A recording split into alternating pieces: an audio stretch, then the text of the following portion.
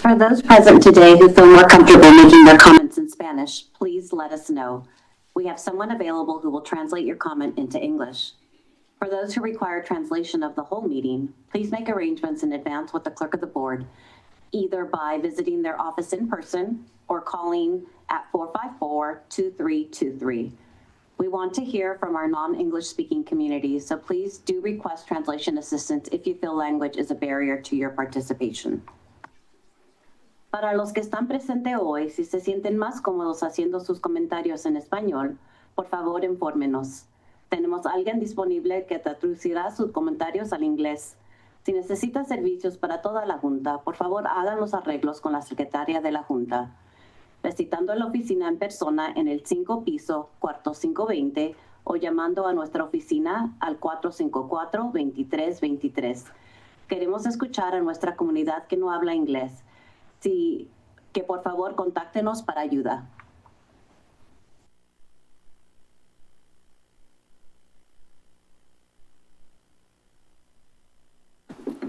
Good morning. I'd like to call to order the May 5th, 2026 meeting of the Santa Cruz County Board of Supervisors. Will the clerk please call the roll? Certainly, Chair. Supervisor DeSerpa. Present. Koenig. Here. Hernandez. Present. Cummings. Here. And Martinez. Present. Next, we will have a moment of silence. Do any of my colleagues want to recognize anybody?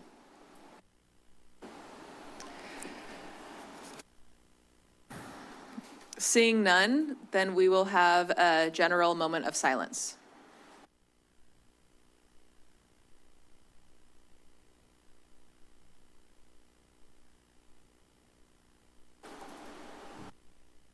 Thank you. Please join me in the Pledge of Allegiance. I pledge allegiance to the flag of the United States of America and to the republic for which it stands, one nation, under God, indivisible, with liberty and justice for all. Thank you. We'll now move on to item number 3, consideration of late additions or deletions to the agenda. CEO Coburn, do we have any changes? Yes, Chair. On the consent agenda, item 34, we have additional materials. We have a revised attachment, which is entitled Notice of Public Hearing for Fiscal Year 2026-27 for CSA 12 Annual Charges, and these replace packet page 5572. Thank you. Next on, now's a moment for my colleagues to remove any items from the consent agenda and put it on the regular agenda. Requests? Seeing none, we will now move on to public comment. I'd like to invite the public to make comment on any item on the consent or closed agenda or any item that is subject matter within the jurisdiction of the board. If you wish to speak on an item that's on the regular agenda, I'm going to ask that you speak on that item when that item is heard. However, we did have a request from a number of people who reached out and said that they cannot wait to speak on item number 10, the wage theft ordinance, due to work obligations. So if you cannot wait, you will be welcome to speak during the general public comment period today. If you're here to speak on our general proposed budget item, that will be heard after this public comment period. If you intend to speak, please form a line in front of me so we have a sense of how many people are here to speak today. And if you're participating via Zoom, please use the button to raise your hand or dial *9 on your phone. Madam Clerk, how many people do we have on the phone? Currently, we have 2 speakers with their hands raised. Thank you. Given that, I will set the public comment period for 2 minutes each. Welcome. Good morning. Interesting, I didn't find out about this meeting until 8:15 last night. The United States became a corporation in 1871, and the metrocratic system came in 1856. I want to read this. I read it into the record last week. It had to do with the county's AI. I just think this is a very creative way to sum up AI. The Hegelian machine wants in. There was a time when people were told not to worry. Surveillance was for safety. Digital systems were for convenience. Smart infrastructure was for efficiency. ESG was for responsibility. Digital identity was for inclusion. Blockchain was for trust. Global coordination was for resilience. Artificial intelligence was for productivity. Each piece arrived with its own polished slogan, its own expert class, its own humanitarian wrapper. But when the pieces are laid side by side, the shape that emerges is not simply modernization. It looks increasingly like architecture of control. You know, I became an Eagle Scout June of 1985. I don't know what I really know about anything, but I really appreciate that experience. I will say that maybe my behavior as a youth could be aptly described as a hooligan. But my observations that our governments are run by a banking class and the elected officials may not be able to support the people as well as they could have. Let's say that changed in 1856. So I didn't pledge allegiance to the corporate flag, but I would love to pledge allegiance to the flag for America, which is right outside this building. It doesn't have that gold pirate fringe. Besides that, I may be able to stay for the third item about the military weapons. I want to compliment the Sheriff's Department again, because when I looked that up, it was on the first page of 31, where in the city it was 99 pages, and I don't remember where it was. Thank you.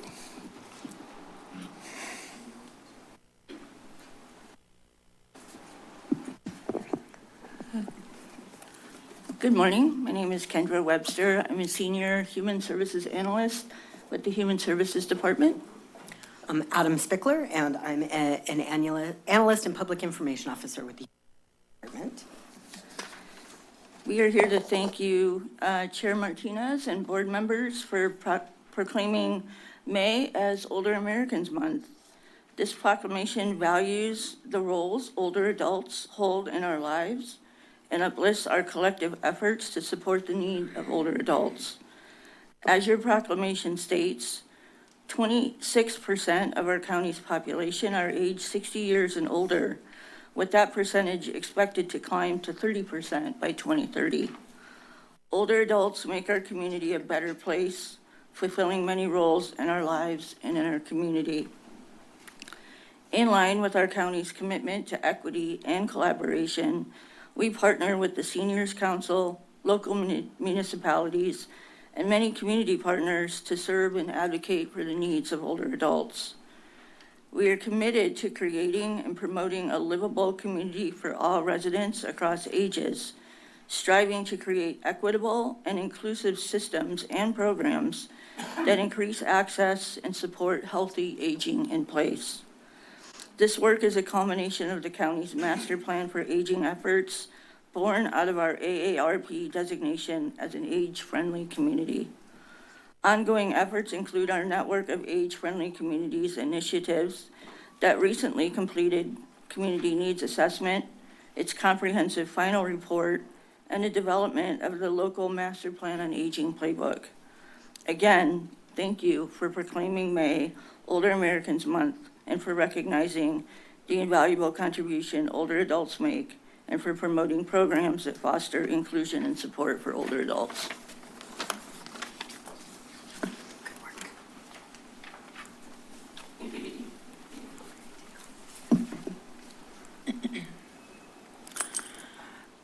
Good morning, Chair and members of the board. I am Rosie Ortiz, Associate Human Services Analyst with the Employment and Benefits Services Division of the Human Services Department.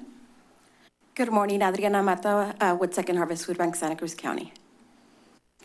I'm here to thank you for the proclamation recognizing May as CalFresh Awareness Month. This proclamation helps elevate the importance of food access and the critical role that CalFresh plays in supporting the health and well-being of our community.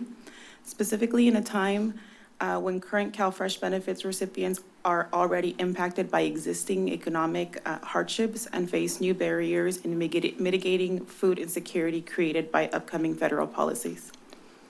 The Human Services Department works with valuable state and community partners to expand the reach of CalFresh to those most in need, educate residents, and remove barriers that discourage eligible households from accessing CalFresh. With that, I will pass it to Adriana. We would like to extend our sincere gratitude for your recognition and support through the CalFresh Awareness Proclamation. We are proud to stand alongside the county in advancing awareness and deployment enrollment and support of our neighborhoods through outreach and engagement in vulnerable neighborhoods. CalFresh brings over $68 million of federal funds to our county. And at times when many households continue to face economic pressures, your commitment sends a message that food insecurity and dignity matter. Thank you for allowing us to be here today.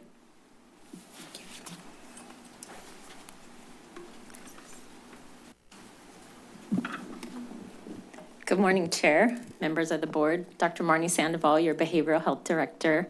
I want to thank you for the opportunity to speak this morning and for recognizing May as Mental Health Awareness Month. Mental health is essential to the well-being of our entire community. Here in Santa Cruz County, we see every day how stress, trauma, and isolation can affect individuals and families. But we also see incredible resilience and how meaningful it is when people receive timely, compassionate support. I want to acknowledge the dedication of our behavioral health staff, our community partners, and the many individuals with lived experience who help guide our work.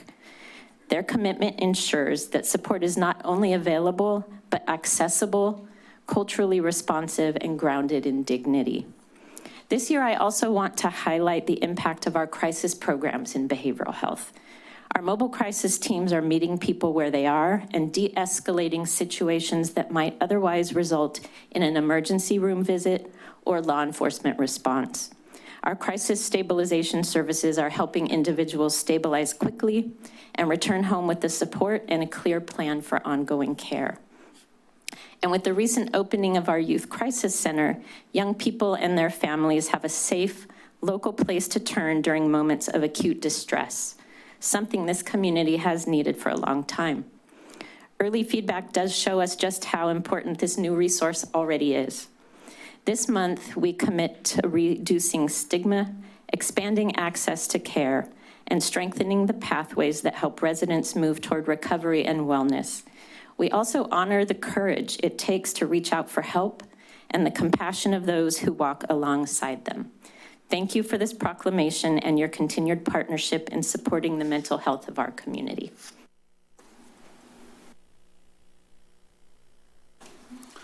Good morning, Board of Supervisors. My name is Liam McLaughlin. I'm a organizer with SAU 5-1. And today I'm just here to offer strong support for item 10, the responsible construction and wage theft ordinance. Our city workers and public workers are in strong solidarity with our trades workers who are doing the work on the ground to build more workforce housing, to pave our roads so people can get to work easier. And yeah, we're in strong solidarity with the trades. So we came here to express that today. Thank you. Okay. Let's see here. My name is Dawn Embry. I have lived in Pleasure Point going on 45 years. I am fortunate to own a home here. I am here to speak for myself and my community in regards to the proposed woman surf statue in Pleasure Point. The community has been working fully together to have our voices heard and represented. Some members of our community formed a Save the Dirt Farm webpage, which currently has over 1,000 signatures and rising in opposition to the statue at this site. About half of those are for no statue, and the other half want it at a different location. There are 100+ comments at the site to express community views. Though the statute is not being voted on today by you, I am here because Supervisor Koenig and all of you on this board are our representatives. You are here in a more powerful position to listen and hear us as members of our community and to speak and stand up for us. I am reminded of a few former supervisors who did just that. We were working to preserve the Pleasure Point Roadhouse. Mark Stone of Scotts Valley said, "If it is important to the community, I will vote in support also," and he did. Jan Butts, also a former First District supervisor, helped the county to purchase and save the S-turn monarch butterfly windbreak natural space and for the community. The current dirt farm location is an important, vital part of the Pleasure Point identity. We are deeply asking all of our government bodies to work with us to find a solid alternate location. Please, please work with us. Thank you. Good morning. Pardon me. Good morning. My name is Linda Amador. I'm here to talk on that same topic. My message is of the adage, there's always two sides to the story. This is a tale of the two surveys. One survey processed through our local supervisor's office. One survey gathered by the Pleasure Point community Dawn just spoke about. One side of the story tells of one individual's vision backed by an appreciative county government thankful for the free gift of art. The other side of the story shows a remarkable coming together of the community in support and preservation of the free gift Mother Nature created. Pardon my throat. The unique part of this story is there is common ground, and it can be found. Both sides do agree Surf City is our recognition, a vital part of our history. And yes, of course, we all agree women of the water are to be honored. So where do these two sides differ? It's a don't throw the baby out with the bathwater situation. In other words, let's work together to find a more suitable location, a location where traffic, erosion, and public safety are not at jeopardy.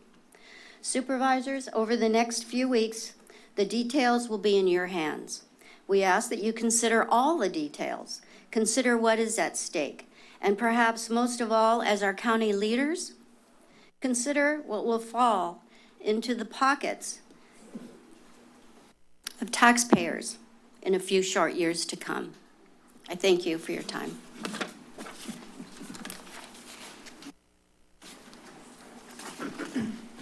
Good morning, Board and Chair Martinez. My name is Emily Feenan. I'm the Director of Nursing for the Public Health Division in the Health Services Agency. And I'm Angie Butters. I am the Director of Nursing over HSA clinics.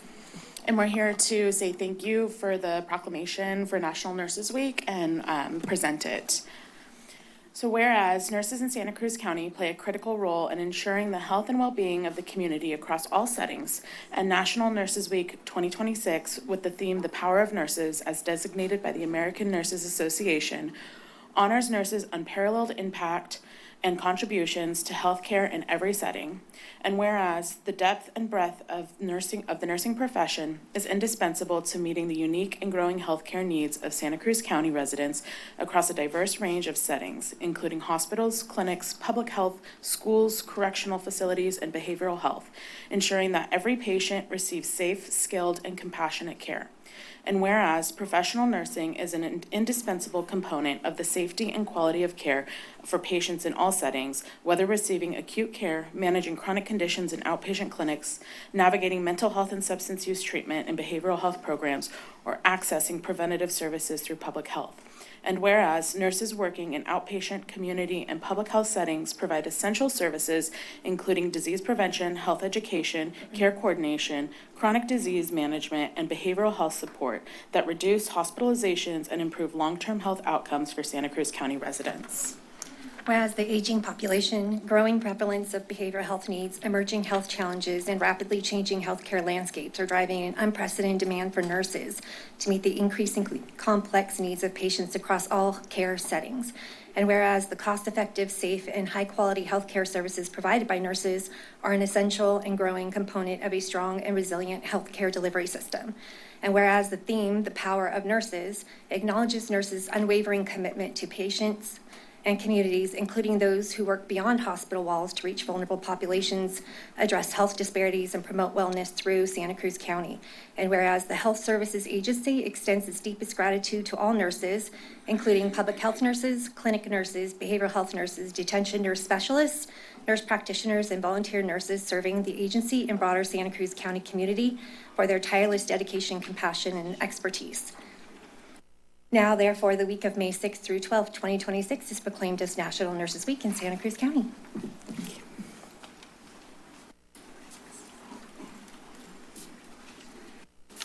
Hi, I couldn't have had a better opener. I have tireless dedication, I guess. I love that for me.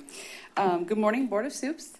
Thank you for having me. It's Nurses Week, as you just heard all about, and it feels right to be standing up here as a public health nurse, doing what nurses do best, which is advocate. When we advocate for better working conditions for ourselves, we're advocating for better patient outcomes. I'm here for 2 reasons. One is to thank you and the CEO for working together to avoid layoffs so we can keep serving our community. And the other reason I'm here is to beg. I've worked at the Homeless Persons Health Project Clinic for almost 5 years. We're a small clinic, but we've always had an outsized impact as a safety net service. We took on the pandemic, the fires, the atmospheric river, and we take on the emergency that I think we can all agree is homeless healthcare every day and provide the very definition of direct service out in the field. We also fill a crucial public safety role during communicable disease outbreaks, which disproportionately affect the homeless population. We see hundreds of the county's most vulnerable people, but our staff has dwindled perilously and our workloads are very unmanageable. In the past 2 years, I'm going to throw some numbers out here that might not be super clear, but we've lost 2.5 nurses, leaving 4, 2 primary care providers, leaving 2.5, and 3 MAs, leaving 4, largely due to the increasing workload and burnout. This is almost half of our medical team. I realize that attrition is part of the plan to avoid layoffs, but allowing billing positions and those that directly support them to sit empty doesn't help the budget. The current hiring freeze is only allowing us to fill one of those primary care provider positions. Our nursing soup position empty with the loss of an 18-year, sorry, I'm talking fast because I'm almost out, 18-year veteran public health nurse is sitting with the CEO who is not approving it.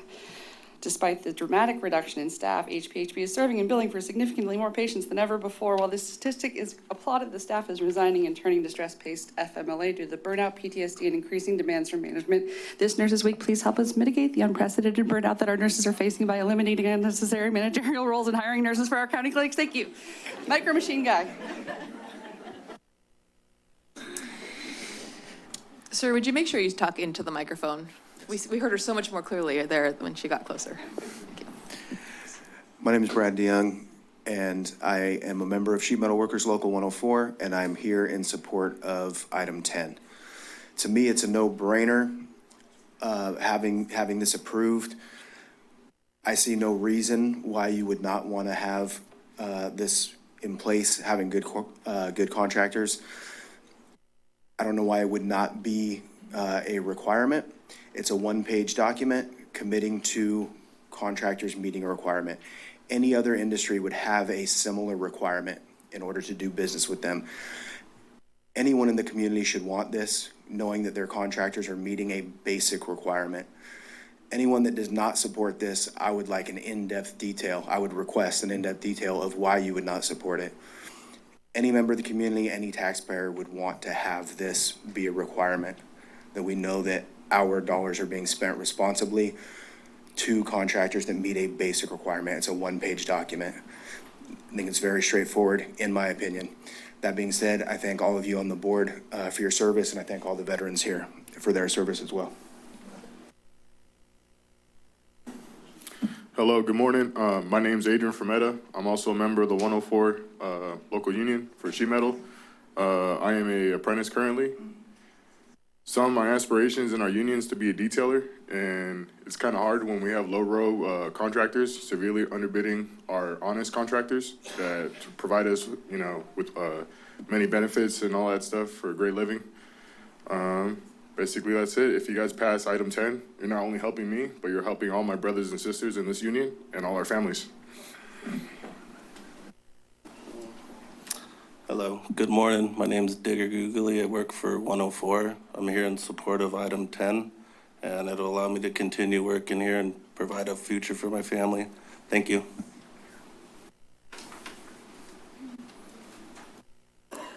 Good morning. My name is Joseph Carbajal.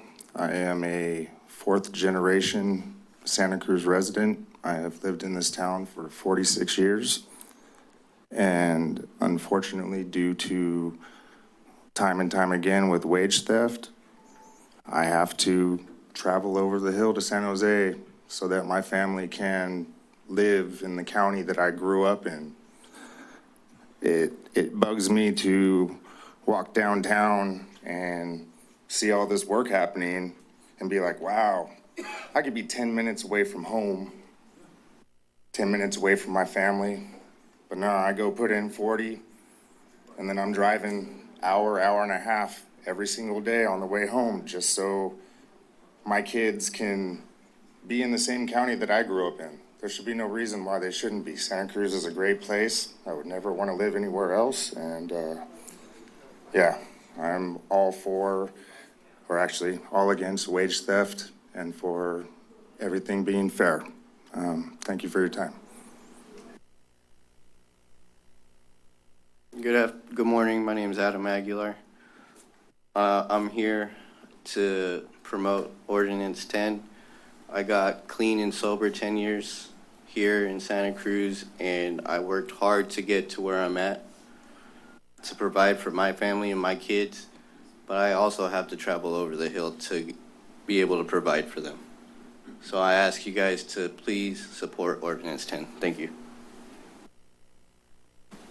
Hello, my name is Jacob Bernez. I'm here to support Ordinance 10. I'm also with the sheet metal workers. I think at this day and age, I think everybody deserves fair wages and non-union or union. I think that it's time that we hold contractors accountable for what they do.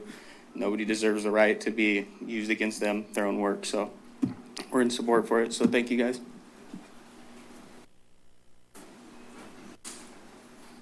Good morning, everybody. My name is Abraham Castro. I am also here against wage theft. Wage theft is a very serious issue, as we all know. I had to recently move out of Santa Cruz because of this. I am personally affected from it. I have been working 20 hours a week because of it, and it's a serious issue, and I wish you guys would, do the right thing. Thank you. Hi, my name is Chris Coatsworth. I'm a member of Sheet Metal Workers Local 104. I'm in favor of item 10. Wage theft, I'm a resident of Santa Cruz County, has also had me working over the hill for most of my career. Takes a lot of time away from family and a lot of other things I'd like to be doing. And I don't like it when I see a project being constructed and you find out later that the people doing it got hurt from it by having money taken out of their pocket. Thank you. Bye. Good morning. My name is Frank Hewitt. I'm a business representative for District Council 16. I represent floor layers, painters, tapers, and glazers that live here in Santa Cruz.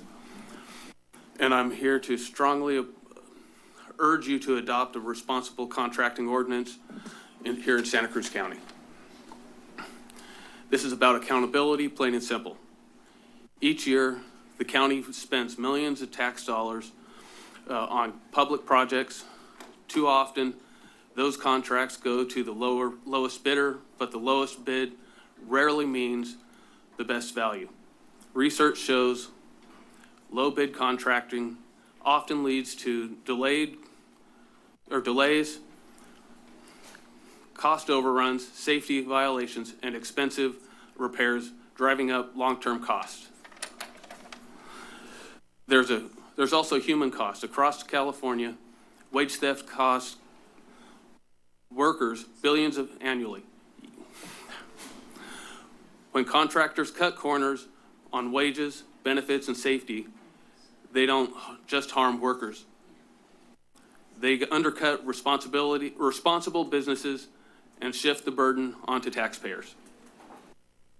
A responsible contracting ordinance fixes this. Thank you very much.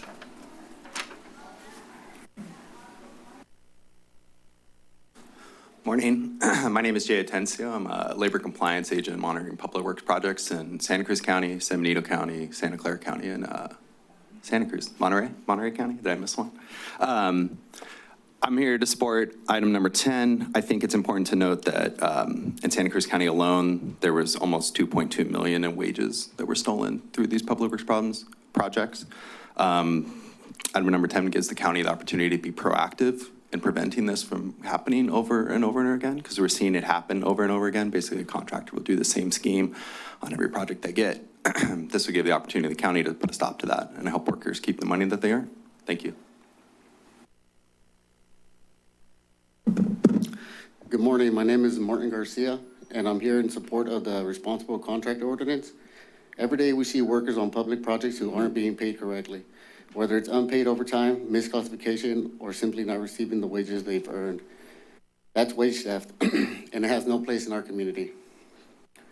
When the city invests taxpayer dollars into public projects, it should be going to contractors to follow the law, treat their workers fairly, and play by the rules. This ordinance helps ensure exactly that. It levels the playing field for responsible contractors and protects workers from exploitation. This isn't just about wages. It's about accountability, fairness, and making sure public dollars support high-quality work and stable local workforce. I urge you to support and pass this ordinance. Thank you for your time.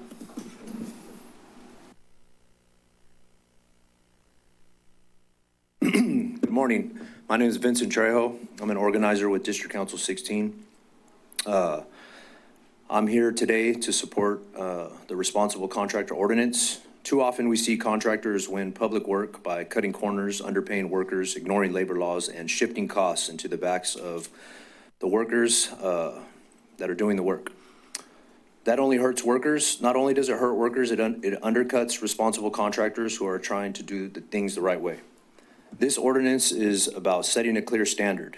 If you want to do business with the city, you need to follow the law, pay your workers properly, and become accountable. It protects workers from wage theft and ensures that taxpayer dollars are spent on quality work performed by a skilled and fairly paid workforce. I respectfully urge you to pass this ordinance and stand up for working people in this community. Thank you.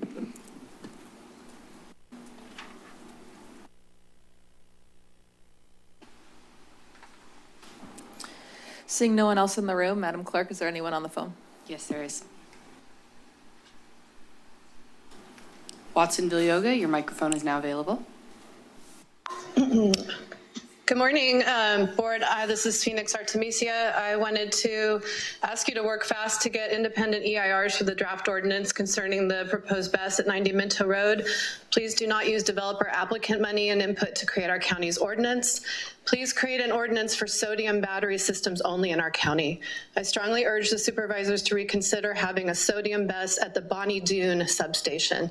Previously, the Bonnie Doon substation was seen as inadmissible because of being in a wildfire zone, which is why it is so offensive that it should be okay then next to place a flammable lithium chemistry BES in a low-income neighborhood of mostly Latino people in Watsonville. Green resilience does not include preying upon an already burdened, marginalized community. To be green and resilient, you must also prioritize protecting the sensitive ecological systems at College Lake and Pinto Lake, rare natural lakes in our county. I respectfully urge you when communicating with the public as well to please make sure you are being transparent with us by not calling 90 Minto Road unincorporated Santa Cruz County, which depersonalizes the intense impacts this has on our people of color and lower income. In unincorporated Watsonville, I pay property taxes which fund schools, fire, and police broadly in the city of Watsonville as well. I'm not okay with the face and personhood of unincorporated Watsonville being misnomered as an abstract like unincorporated Santa Cruz County. I'd like to share a bit of hopeful info about the sodium BES currently in use in Colorado. This information is from peakenergy.com, the developers of this NFPP battery chemistry. Purpose-built for the grid, designed to run for decades. The sodium system is built for longevity, has no moving parts, no fan, no chiller, no fluid systems, and is passively cooled. It's the first commercially available sodium battery energy storage system built for grid scale deployment. It assures 4 hours of power. It has high safety, low cost cathode material for sodium ion batteries, designed for energy storage and low mid-range electric vehicles. It resists thermal runaway, making it safe for massive, passively cooled.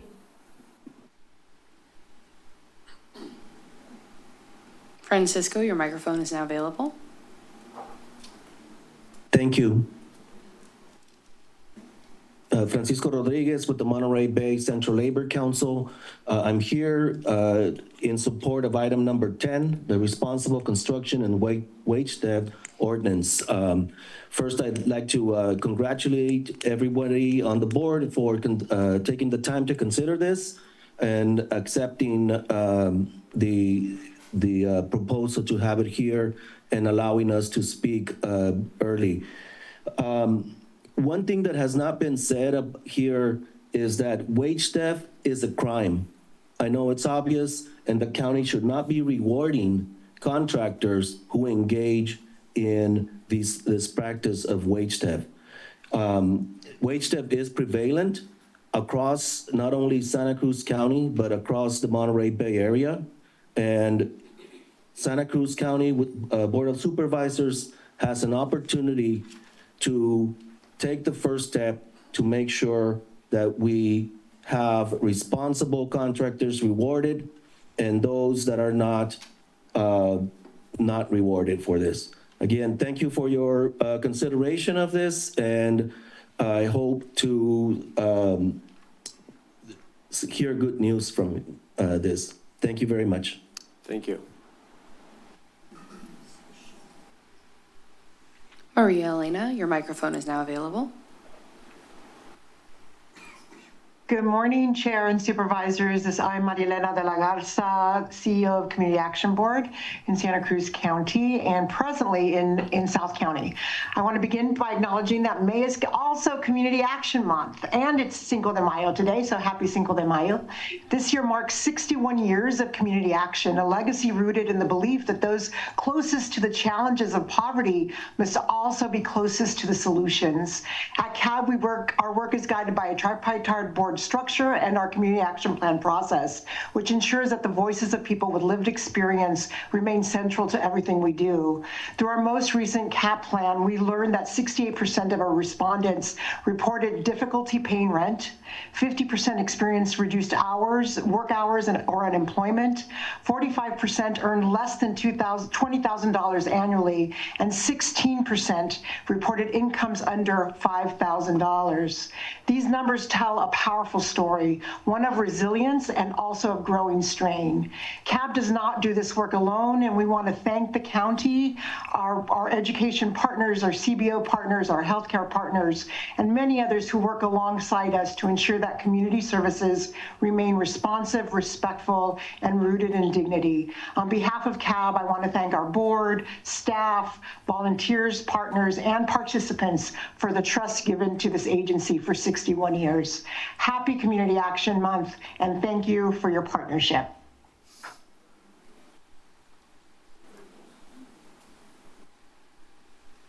Call-in user 915, your microphone is now available. Good morning. Can you hear me? Yes, we can.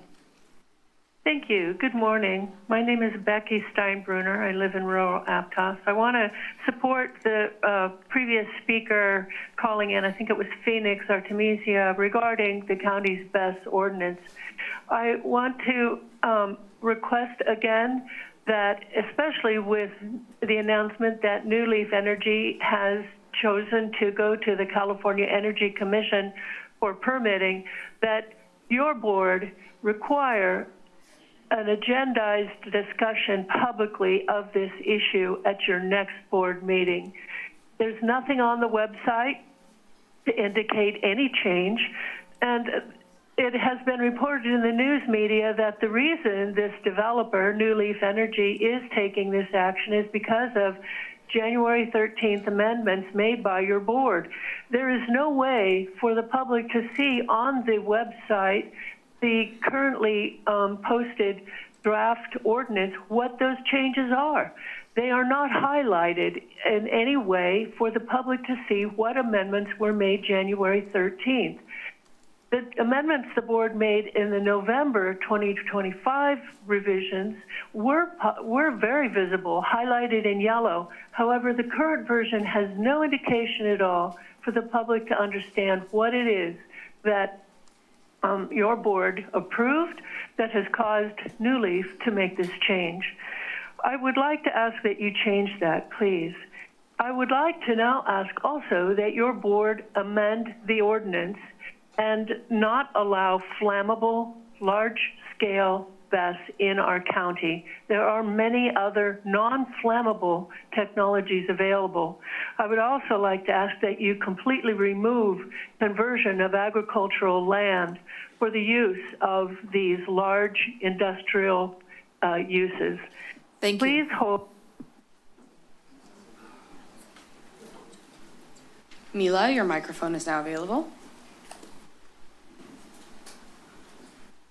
Yes, hello.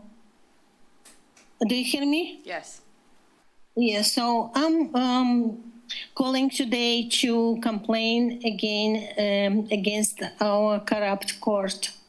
And I have a hearing today at 1:30, and it is about my daughter again, and county council is out of due process. I want again to conserve my daughter. And she was not allowed to be present at the hearing. I am not allowed to be present at the hearing. And it's again between only county council and the judge and some attorney that got assigned just yesterday. This is all like not good, doesn't look good at all, and it's violation of human and civil rights. And I don't know how long we still gonna have it, why we cannot have a normal process. And for the peace and quiet and happiness of our family, why we have to suffer for 15 years already. And it's so difficult to stop. I don't know why my family got such attention from county council who is after us and doesn't want us to be happy. So I'm asking again, today is a court hearing at 1:30 in Department 5, and we need the hearing that opened to us, to family. I'm not asking to open to the public, but I'm asking to be open to the family. And I hope that finally we will have what we ask for, because it's not too much. It's just for fair hearing. Thank you very much. Thank you.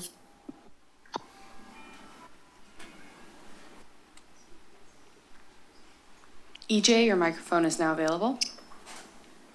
Thank you. I appreciate that. I just wanted to reference something that was spoken about earlier, that I believe the organization was CAB, and they were talking about the folks that are really going through poverty and really trying to bring themselves up in life and in the community, and they're having a hard time doing that based on their finances. And then I want you to consider if those folks that have that little bit of money coming in that they're trying to figure out what to do with, I want you to consider what if that money gets stolen from them by the folks that said they were going to pay them. And what you're considering today, and I believe it's item 10, is to help put a stop to that and hold those folks accountable to ensure that whenever they are making that choice to build their business pro forma on stolen wages or misclassification of workers, that they're actually held accountable and they're not able to continue that practice and affect your communities and your family. Wage theft happens in every single jurisdiction all over the state of California and the country. And as a sheet metal worker myself, I know that we have over 200 cases open right now with the state of California for things like worker misclassification and just straight up wage theft. A lot of times this is happening on private projects, typically large scale, like housing projects. it happens all the time. And when you really look at the books on this and you talk to the district attorney's offices, oftentimes what you'll find is that it is built into their pro forma. It's not a one-time thing. If they're doing it once, they're doing it all over the place. So in order to really help protect your communities and really make sure that your workers in your community are taken care of, I really hope that you support this ordinance, and we're excited to see something like this move forward and really help protect those workers that call Santa Cruz County home. Thank you. Chair, I see no further speakers online. Thank you. I'll now bring it back to the board for comments on the consent agenda. I will start on my right with Supervisor Hernandez. Well, first of all, I want to thank everyone that came here and gave their public comment. It's important to have your voice heard in front of the board. Also, I want to, item number 35, really glad that we're getting this rehousing funds for CAB. Certainly needed in South County. And along with number 42, PVUSD summer programming. You know, it's always important to have, you know, programming for young people in South County. A lot of times the parents work full-time and you know, so these summer programs are important to kids. And we have a big population of young people in South County. It's about 30% are under 19. So programs like that are important. And that's it for my comments. Thank you. Thank you. Supervisor DeSerpa. Thank you. Thank you to all the veterans that are here today, and also for our laborers that are here today. We appreciate your input. Item 22, the Capitola Library Renewable Energy Project, which is a solar project funded entirely by the Friends of the Capitola Library. Thank you to Tony Campbell for her leadership in raising $453,792 to fund entirely the solar project on the top of the brand new Capitola Library, the rebuilt. So we really appreciate that. Item 36, really appreciate the fix of Eureka Canyon Road from storm damage. Thank you to Public Works and for all the contractors out there who made that happen. That item was $669,882. Additionally, there are many. May celebrates a lot of our community, including what we heard today. It also includes Asian American and Pacific Islander Month, Jewish Heritage Month, Mental Health Awareness Month, as we heard, Older Americans Month, National Nurses Week, as we've heard. International Workers' Day was May 1st. Today is Mexican Culture and Heritage Day, Cinco de Mayo. Mother's Day, happy Mother's Day to all the mothers out there. Upcoming, soon we'll have Memorial Day for our fallen service members. Also included is World Bee Day, Community Action Month, National Foster Care Month. We appreciate so much our foster and resource parents in this county. And also Correct Your Posture Month. So everybody take a deep breath and sit up. I thought that was pretty cute. And I think I'd like to make one more comment, and this is regarding a decision by the county to conclude the services of attorneys with Mitchell and Dudley firm. I want to thank the CEO's office for being willing to hear testimony isn't the right word, but to hear the concerns of community law enforcement, judges, et cetera, upcoming. And so I really appreciate that. I thank Mitchell for his many, many years of serving our community and defending the rights of people in our community, and for all the staff who have done such a great job defending our citizens. Thank you. Supervisor Koenig. Thank you, Chair. On item 22, I also want to extend my gratitude to the Friends of Capitola Library for the many hours committed to that project and to selling all of those used books to fund it. I also want to acknowledge and thank Michael Hettenhausen in our capital projects division for his good work on that project. It's certainly looking particularly prescient now to have the Capitola Library at net zero energy use at a time of rising energy prices. So I'm glad we're well positioned there. On item 34, adopting resolutions for CSA 12 wastewater management charges. Just thank you for this this report, I mean, I think it includes some pretty fascinating numbers. The fact that 24,250 parcels in our county use some kind of on-site wastewater treatment system or septic system. That's a huge percentage of our housing units. And just also some of the fees associated with non-standard systems are pretty eye-watering. The fact that we charge $339.61 to 118 parcels. And those are the folks who have a non-standard system. And those are the folks who've actually already engaged on their own an on-site system service provider. So already paid out of pocket for a private inspection. And for the folks that don't, the charge is $1,360 a year, and that's on top of already having paid for a non-standard system that could cost as much as $100,000 or $150,000. So I really think this is an area of policy we're going to have to come back and look at more closely. Also note that there's a strong emphasis on compliance and monitoring in the current program, but less clear reporting on measurable water quality improvements or a reduction in system failures. So just flagging this as an area that I do think we need to come back and re-examine our septic policy to see where we can ease up on some of these requirements. Finally, on item 35, approving the First Amendment to Agreement with Community Action Board in the amount of $283,000. I do want to just thank the Community Action Board for all their good work. I think this is a great program to keep people in their homes, prevent homelessness. And it is just a little frightening that the early exhaustion of funds here suggests rising housing instability locally, and hopefully the increased funds will help to meet program demand. Thank you. Supervisor Cummings.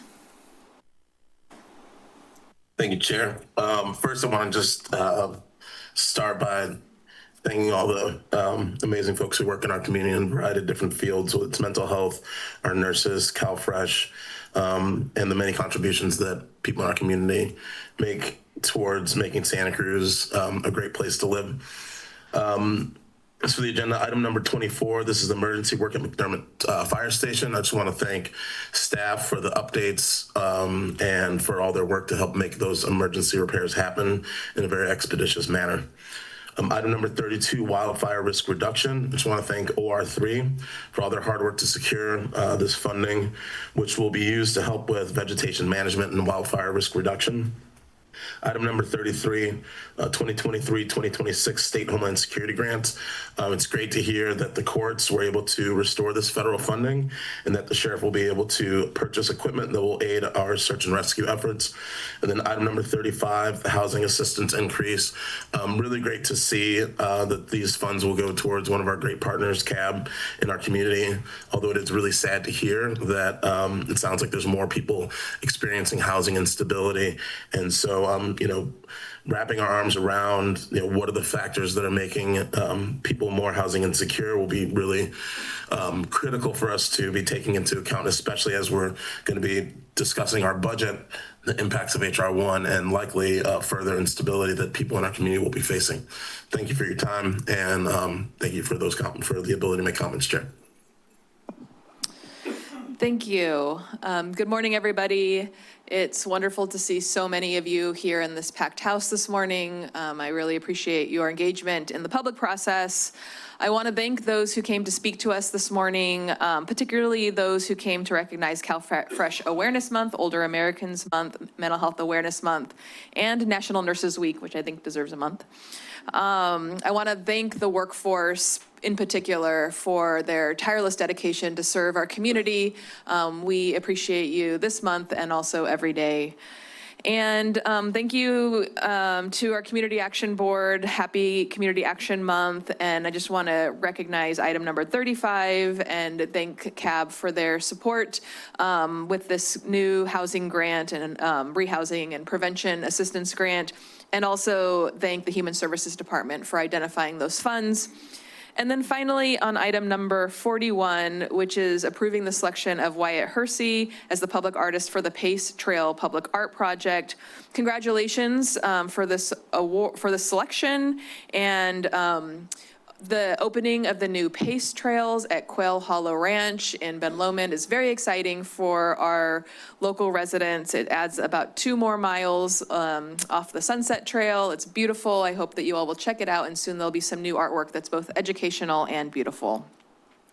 So with that, I will turn it over to Supervisor DeSerpa for a motion on the consent agenda. I so move. Second. We have a motion from Supervisor DeSerpa and a second from Supervisor Hernandez. Madam Clerk, will you please call the roll? Supervisor Hernandez, Aye. Koenig, Aye. DeSerpa, Aye. Cummings, Aye.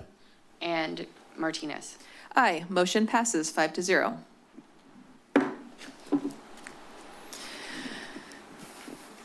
We'll now move on to item number 7, our first item on the regular agenda, which is to hold a public hearing to consider, accept, and file the county's proposed fiscal year 2026-27 budget and continue the budget public hearing to June 10th, 2026, and take related actions.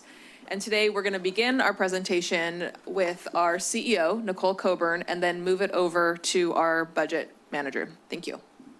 Thank you, Chair Martinez and members of the board, and good morning.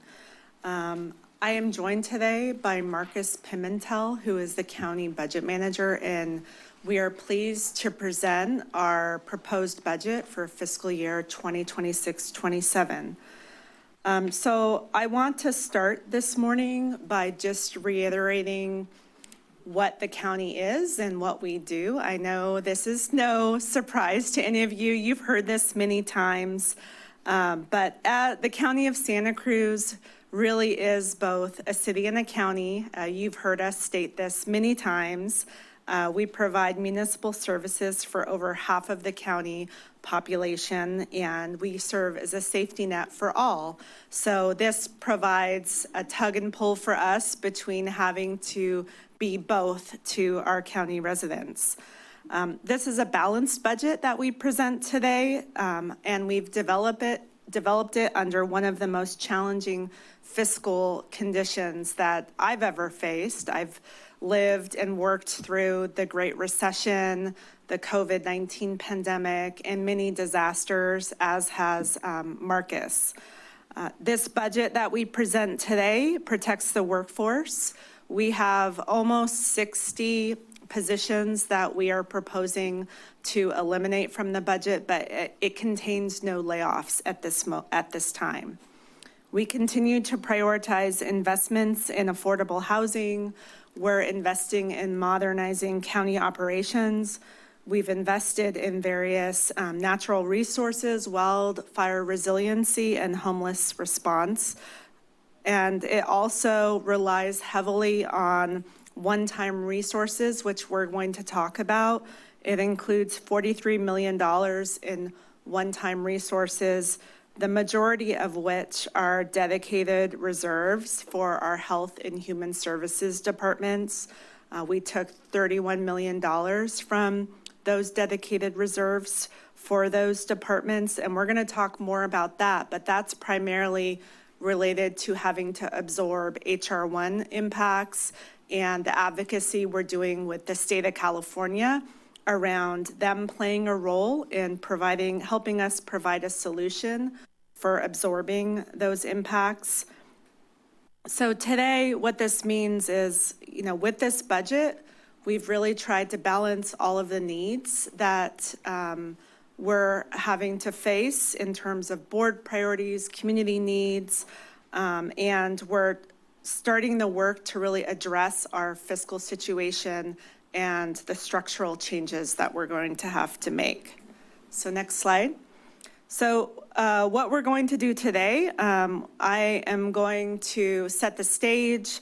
Marcus is going to then talk about what's in the budget, how it's been balanced, and some of the more technical elements of the budget. And I'll conclude with some of the risks and the path forward and the recommended actions.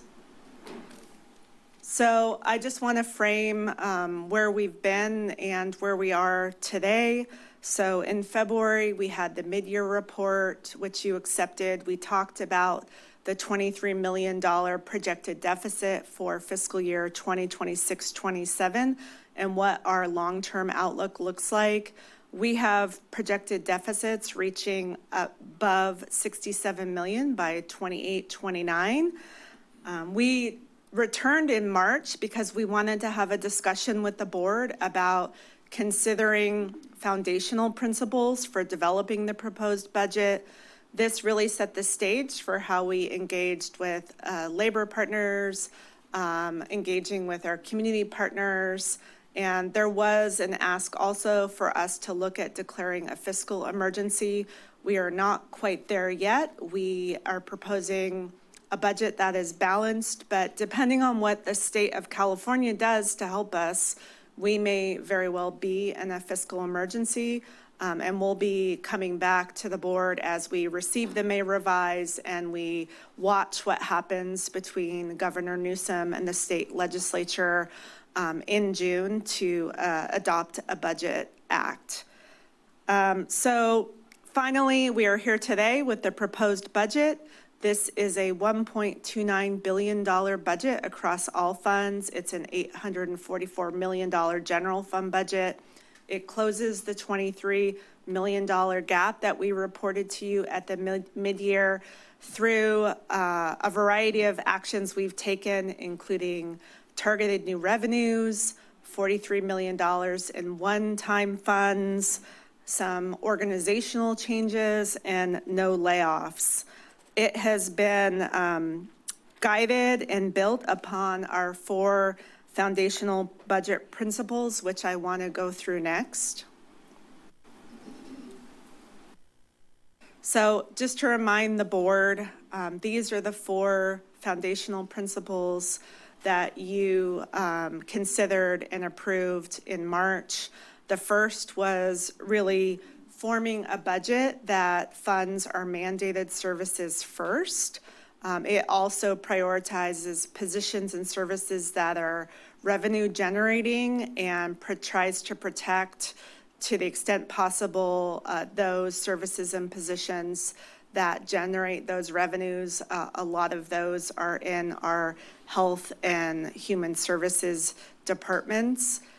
Secondly, it prioritized balancing the impacts in county departments and other sectors so that there was not a disproportionate share absent some policy rationale. So we're trying to balance both where we see reductions in county departments and where we see reductions in community.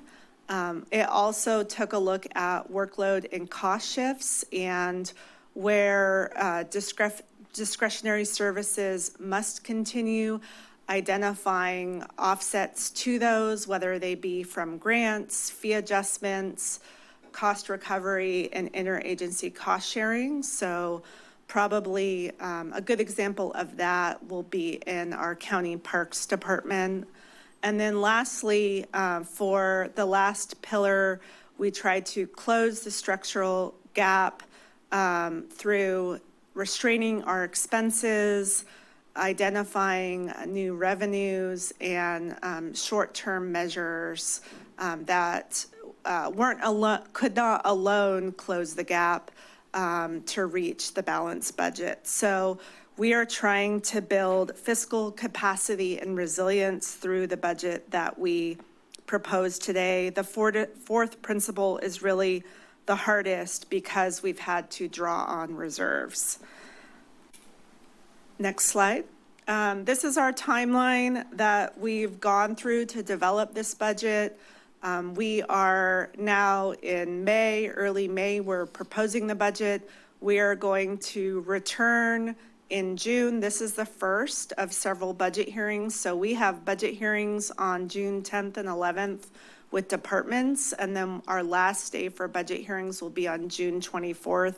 That's when the board would be asked to approve the proposed budget, and then at year end in July, going in September, we go through a series of actions to close out the fiscal year, roll over encumbrances and contracts from one fiscal year to the next that continue, and we will return with the final budget in September for board action and adoption.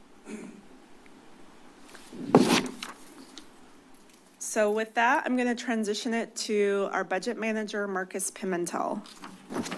Thank you. Thank you, Nicole. Marcus Pimentel, your county budget manager. This is a challenging budget, as our CEO explained. It's probably one of the worst, not quite the worst, but it's one of the most challenging, with the federal policy changes that continue to impact our operations and our inherent, that we've documented over the last several years, our inherent underfunding, systematically underfunded in property tax allocation, the erosion of some of our revenues and sales tax, combined together with the federal policy changes, it's really put us in a disadvantaged position. You layer in what was almost an annual emergency disaster of one type or another that we've had to respond to with a very small workforce and very limited reserves. It's really put us at one moment in time when we're very, very constrained with our ability to move forward with a long-term solution in this moment. So that's why some of the nature of this is atypical in the use of reserves. While it's in this moment, it's very typical. When we look around our county peers, they're not only tapping into reserves, they're going with a bigger allocation. We're trying to be prudent in not going as big as some of our peers. So it's just a challenging moment that we're in. And yet we're also continuing the work. You might remember just a year ago, we were considering and then ultimately approved a budget that had nearly 70 positions reduced, about $11 million of value that was added back, largely in our health services agency. That was work that we did last year with knowing the challenges that we were facing now. And we were in front of you this year with another equivalent size of workforce reduction. So that's the stage that we're in. And I want to take a moment, because it's too easy to celebrate some good work that's being done by my peers around me. But we did publish our online budget on time.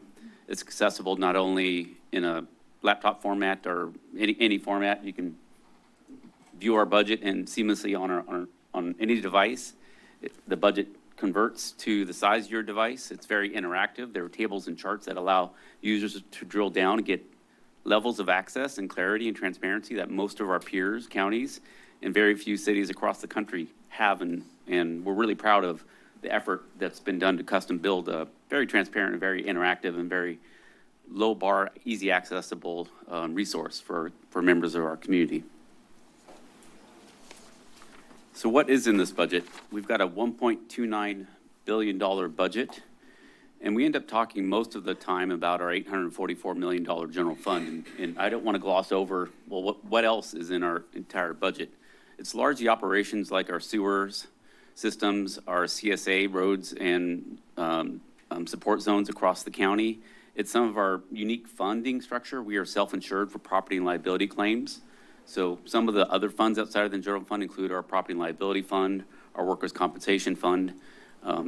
We include the remnants of the former redevelopment agency in the $1.29 billion budget, now called the Redevelopment Successor Agency, valued at about $15 million. So while there are bigger amounts beyond the general fund, those are restricted funding sources for a very unique, narrow purpose that we can't use that in any other way, versus the general fund, which is $844 million of some mandates, certainly, as an extension of the federal government and the state government in delivery of healthcare services, and the delivery of Medi-Cal, and delivery of countywide services. There are a lot of mandates in that $844 million, but there is some discretionary component of it. So that's why we end up spending most of our time around the general fund. Included in our total county is 2,682.28 FTE. That's our full-time equivalent of positions. We have a lot of staff across the county, might work in different levels of staffing, half-time, part-time, full-time. And so we end up with an equivalency number of funded staffing. We're down 57.88 positions. That's a net number. There are a few ads that we'll talk about a little bit later. We're still looking at a reduction of about 70 positions across the county, but netted to 57.88. And as CEO Coburn talked about, and I'll talk about in a little bit more, we are reducing our reliance on reserves down to 10.4%, just above the board's minimum threshold, short of our policy threshold or target of 15%. Again, more discussion on the reserves, but from a budgetary standpoint, we're relying on that to balance our budget. Our aim and our goal is that we avoid using some of those reserves because they're critical to delivering insurance of services. They've proven critical in the response to emergency disasters. So we'll talk a little bit more just about those uses. And it's imperative to say that there's an intent behind the use of reserves, largely HR 1, largely to sustain Medi-Cal services, Medicare services, health and human services, but it's also to protect our core public safety services. And you'll see that in a coming slide about the investment we're doing to avoid layoffs across our public safety and sector. So we're avoiding layoffs, and that's a bonus right now in this moment in time.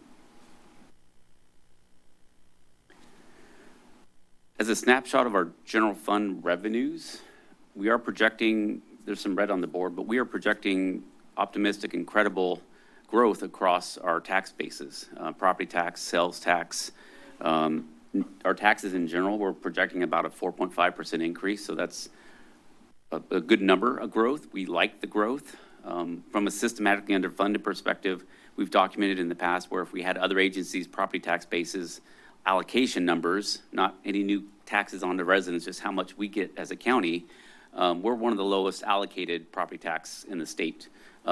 Most 90% or so above of counties get a greater share of their local property tax. We get 13 cents on the dollar. We're way near the bottom. As a comparator, compared to like the county of Monterey, could be 30 to 40 to $50 million a year of revenue if we just had the same allocation factor. No change in tax rate, no new taxes, just to how it's allocated. So we are systematically challenged in our tax base, but we are still projecting some growth in our property tax revenues. We are projecting growth in our sales tax. Just the growth is not great enough to offset some of the economic factors that we're facing. We are projecting a decline in our investment earnings. That's an economic factor as market interest rates, as the federal FOMC is considering a rate reduction. We're building that into our assumption that over the next 18 months, beginning July of 2026, we may see a rate reduction that will reduce some of our earnings capability. And as we're using reserves, our cash balance is lower that we're able to invest in. So we are seeing a little bit of an impact in use of money and property. Our intergovernmental revenue, we are seeing small declines in our federal resources and state resources, but we're largely doing a budget adjustment in our Office of Emergency Response and Resiliency, where we used to project out and book total grant revenue. And this year we're starting at zero and recognizing revenue as it comes in instead of undervaluing or overvaluing the revenue. So that's just a budget change. That's about 9.3 million of the intergovernmental decline. Hey, Marcus, I want to know you see their sales tax is softening. And so as part of that, it's important to point out we lose sales tax revenue to outside our county because of the distribution centers. So that is something that we want to try to look at, and that we're trying to figure out how we can partner with, whether it's the League of Cities or others, to try to advocate to get more of that back. I think we're losing about $10 million annually. There's different elements of that, but it's just the online that everybody's doing. Our state regulations haven't caught up to this model that's already been around for almost 20 years. They're a little slow, and that's penalizing us because we have a very small share of retail space in the county, which some of the allocation models penalize us for having less retail across the county.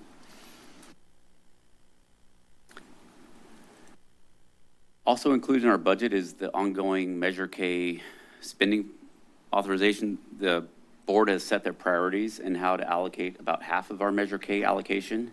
And so we're retaining those same allocations in this current budget. We do have a Measure G sales tax that comes in and supports general departments as a general revenue source.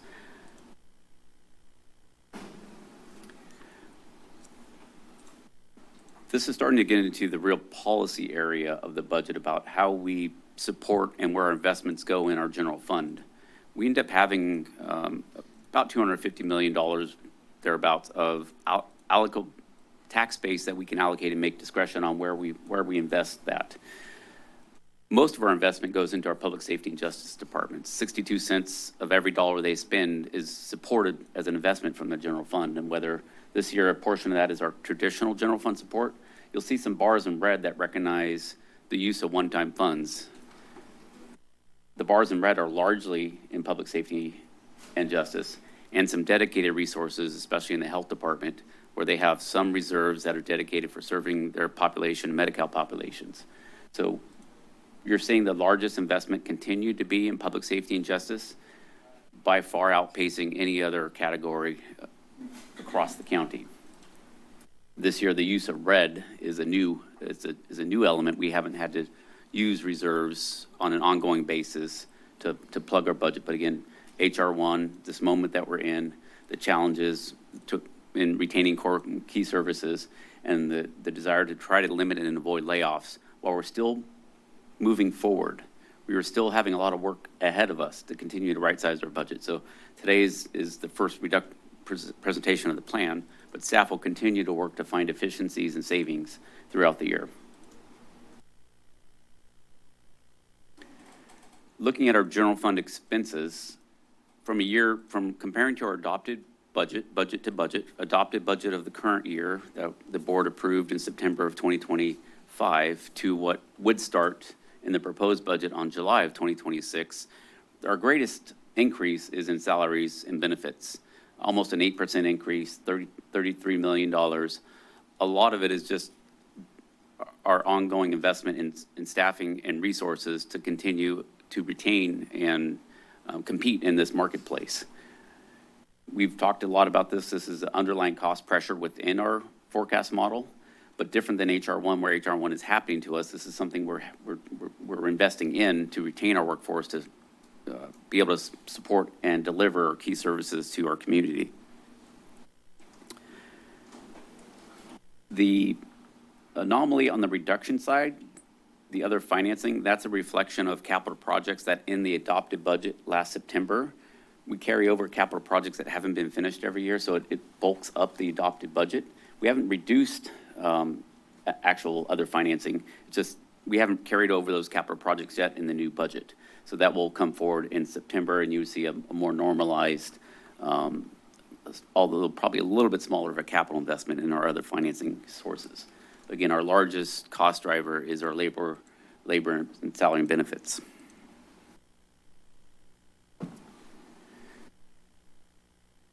We're now slicing this in a different way, and you saw the investment a few slides back of where our general fund support goes. This is now looking at the cost of departments and how they're funded. So if you look at our Health and Human Services Department, they have by far the greatest spend within the general fund, eclipsing $500 million annually, but they have a lot of green behind them. They're almost 90 cents on the dollar funded by federal and state revenue sources, versus some of our other departments who are more reliant, again, on the general fund, less green, less charges for services, less intergovernmental revenue. As a way of illustrating the difference within our public safety sector, 28 cents on the dollar is from state and federal funding versus 86 cents from Health and Human. So you can really see how the Health and Human Service departments leverage federal funding to provide and deliver and sustain services here, and why it was so critical to continue some of those services, use some of those red bar reserves to sustain their services. And in fact, some of their reserves are intended to sustain services in times like this. So there's a specific one-to-one correlation between the use of their reserves in Health and Human and sustaining services. The public safety commitment is just trying to limit the minimum staffing, taking it even lower across all of, whether it's our sheriff's department or district attorney, our public defender, any of the public safety departments. We're trying to retain our core services.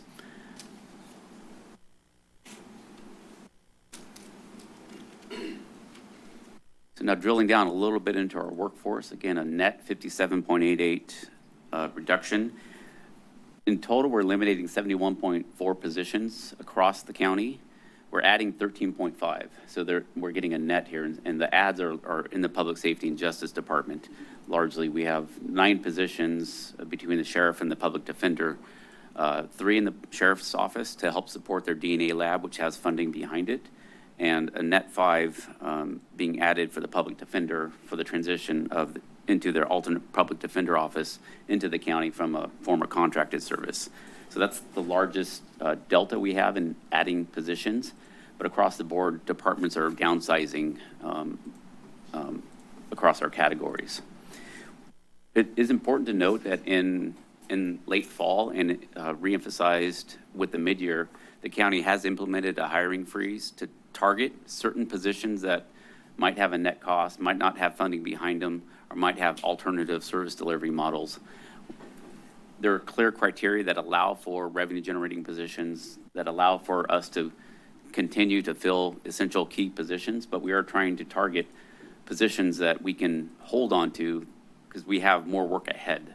Our aim is to avoid layoffs, and by doing that, we'll need to continue to find more vacancies that we might be able to find opportunity and hold and find different ways of delivering services moving forward. So how we balance the budget is a combination, as we talked about in our mid-year, of cost reductions, revenues, and one-time resources. We've talked a lot about our one-time resources. We've covered a little bit of our cost reductions. So I want to focus in our revenue actions.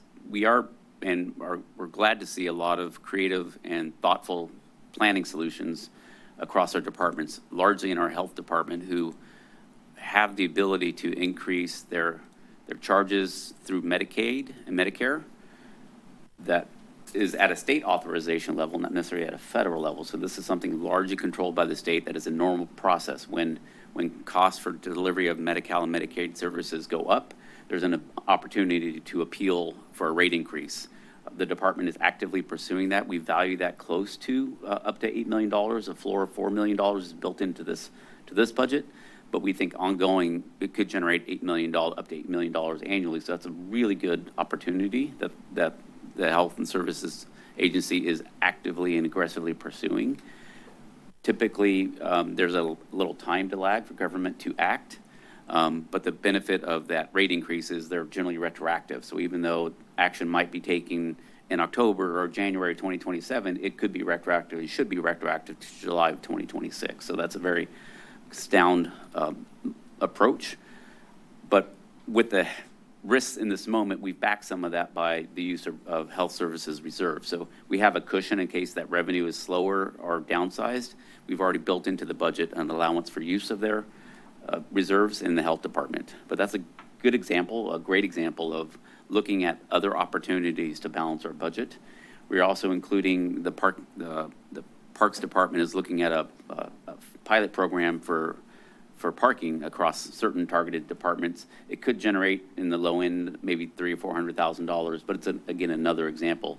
And this board has taken recent action in the last year in looking at targeted areas within our planning department of fees that are below market or below cost and finding opportunity to increase those. So those are examples on the revenue side. In moments like this, it takes a combination of everything.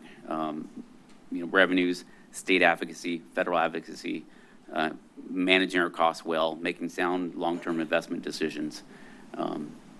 So the third pillar that we've talked a lot about, and I'll talk a little bit more in the next slide about the use of reserves. Again, it's a planned use. Our aim would be not to avoid limiting how much is actually pulled out of our reserves, because we're at a very thin level from our current reserve structure. Again, looking at our historical risks from aging infrastructure, aging facilities, environmental risks, disaster risk, our kind of isolated economy, we have a lot of risks that come up that could be a pressure on our reserves. So we're really at a delicate position pulling that down. But it's something that, again, I think our peers are looking at, and it makes sense in this moment, especially with HR 1. And the governors may revise as soon as this Friday, but no later than next Thursday. That should land and give us a little bit more insight into what the state may or may not do. So looking at our reserves, when we came into the budget last year, we weren't quite at our target of 15%, but 12.5% was a good place to be. We were making incremental progress to bring up our reserves. Again, I've mentioned the need for disaster response. I've mentioned the need for aging facilities. That's been demonstrated in the last year. In 2024, we issued nearly $90 million of debt in a very atypical need. We had disasters in 2023, storm disasters that impeded roadways and destroyed roadways across the county, largely in our mountainous areas, that required investment. And FEMA, Federal Highway, are months, if not years away from bringing that funding here. Typically, counties wouldn't issue debt for disaster response, but we had to in the moment because our reserves we could not rely on our reserves, especially when about half of our reserves are reserved for, half of our reserves are reserved. About half of our reserves are dedicated for the use of health care services. So we couldn't necessarily use that portion for roads. So we actually have a very small amount of what we call board-directed discretionary reserves. So that's a great example of, because we don't have sufficient reserves, we issue debt that we're going to be paying over the next 30 years at a rate that, while is attractive in the market, it's just an ongoing cost we have to use and rely on. The budget plans to go down to 10.4% in our reserves in the current year. When we dive a little bit deeper into that 10.4%, a portion of our reserves are dedicated, have some restrictions around them or some uses limitations. The really true board restricted reserves are going to drop about $10 million. And what that really means, we're getting closer to, one payroll cycle. It wasn't too long ago, our board directed reserves were able to fund about 4 payroll cycles. We're at 2.8 in the current budget. We're going to be decreasing down to closer to 2 payroll cycles in the 26-27 budget. So that's where we start, is an illustrative example where we start getting a little nervous about getting down to those levels.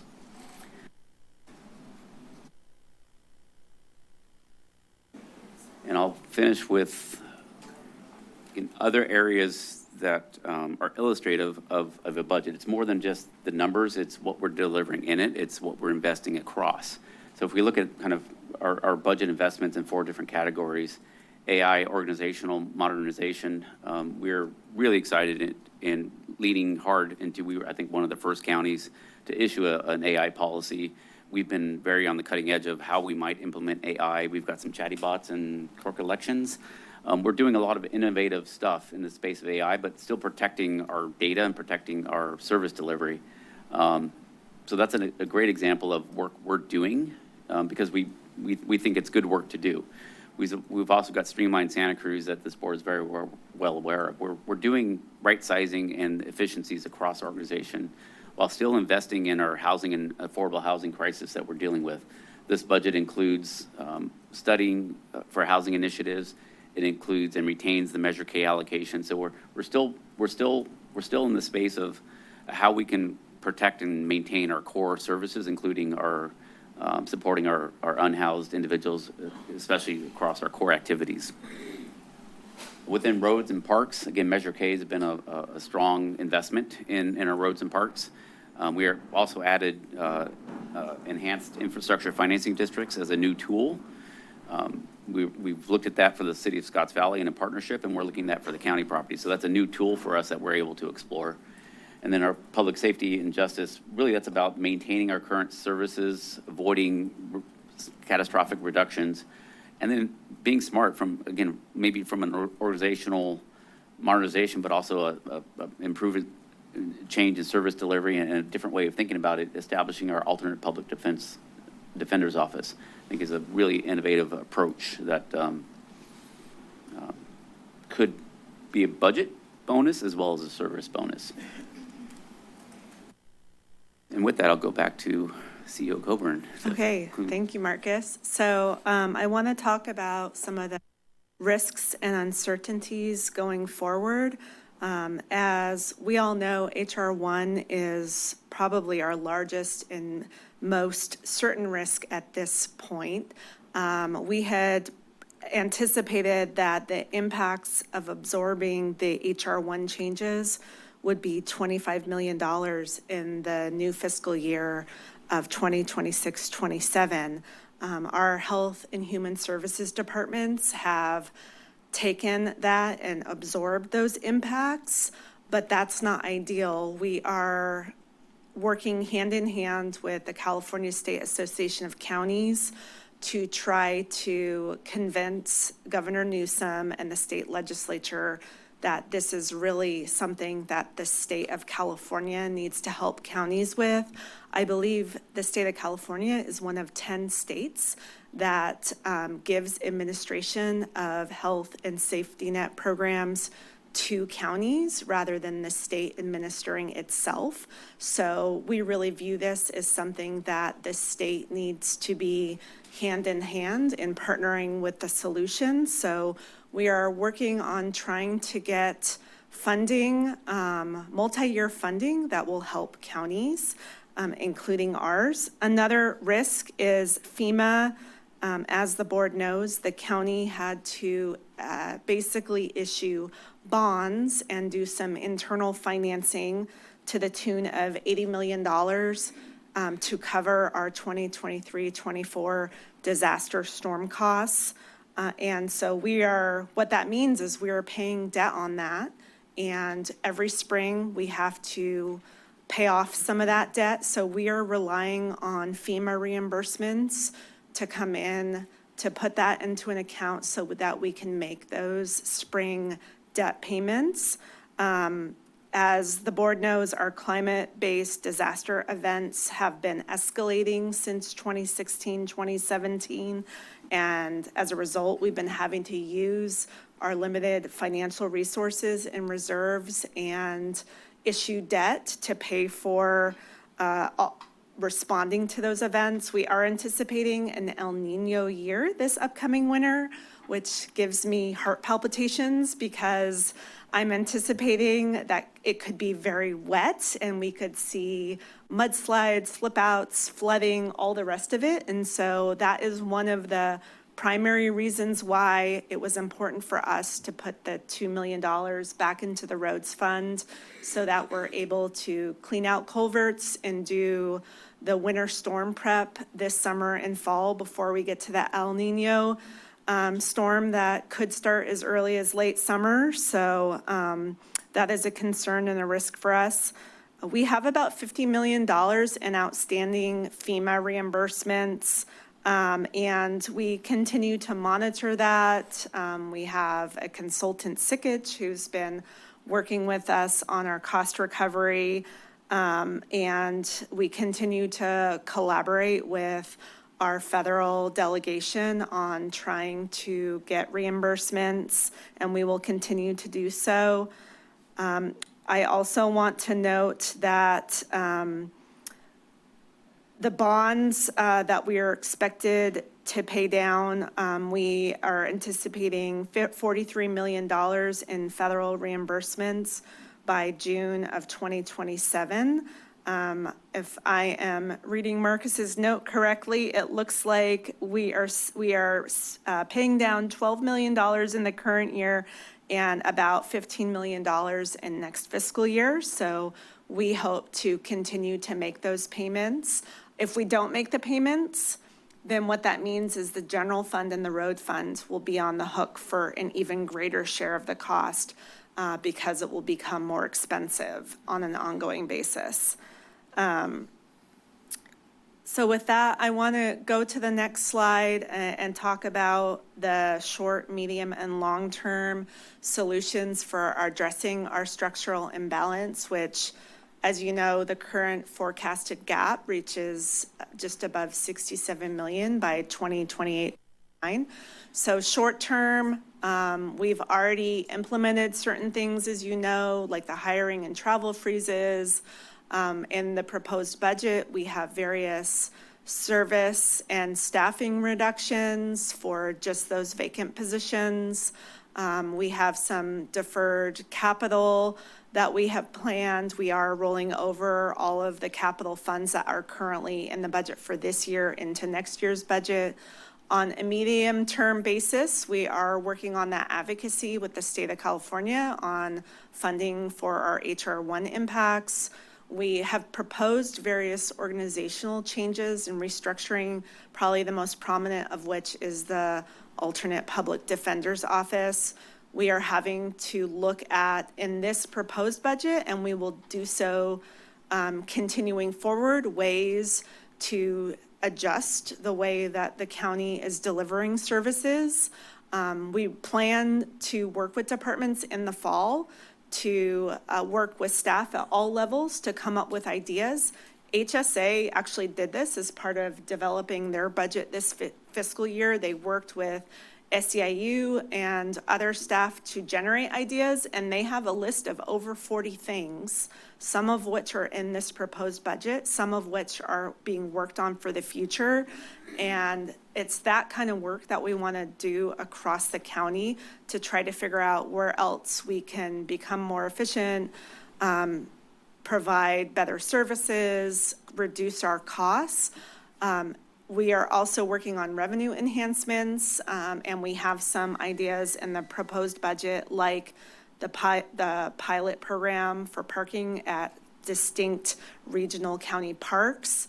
We are also pursuing a reimbursement rate increase for our health centers, which could bring in significant money on an annual basis to the tune of, I believe it's over $3 million annually. And then Marcus and I are going to be working with Supervisor Koenig on sales tax and property tax allocation reform. So those are just some of the short and midterm things. Obviously, long-term, we need to address our structural imbalance with our costs exceeding our revenues on an ongoing basis. There might be pension strategies we can employ. We need to look at how we might get more of the property tax base and how we're going to deal with covering disaster costs in the future, depending on what the federal government does with FEMA reforms.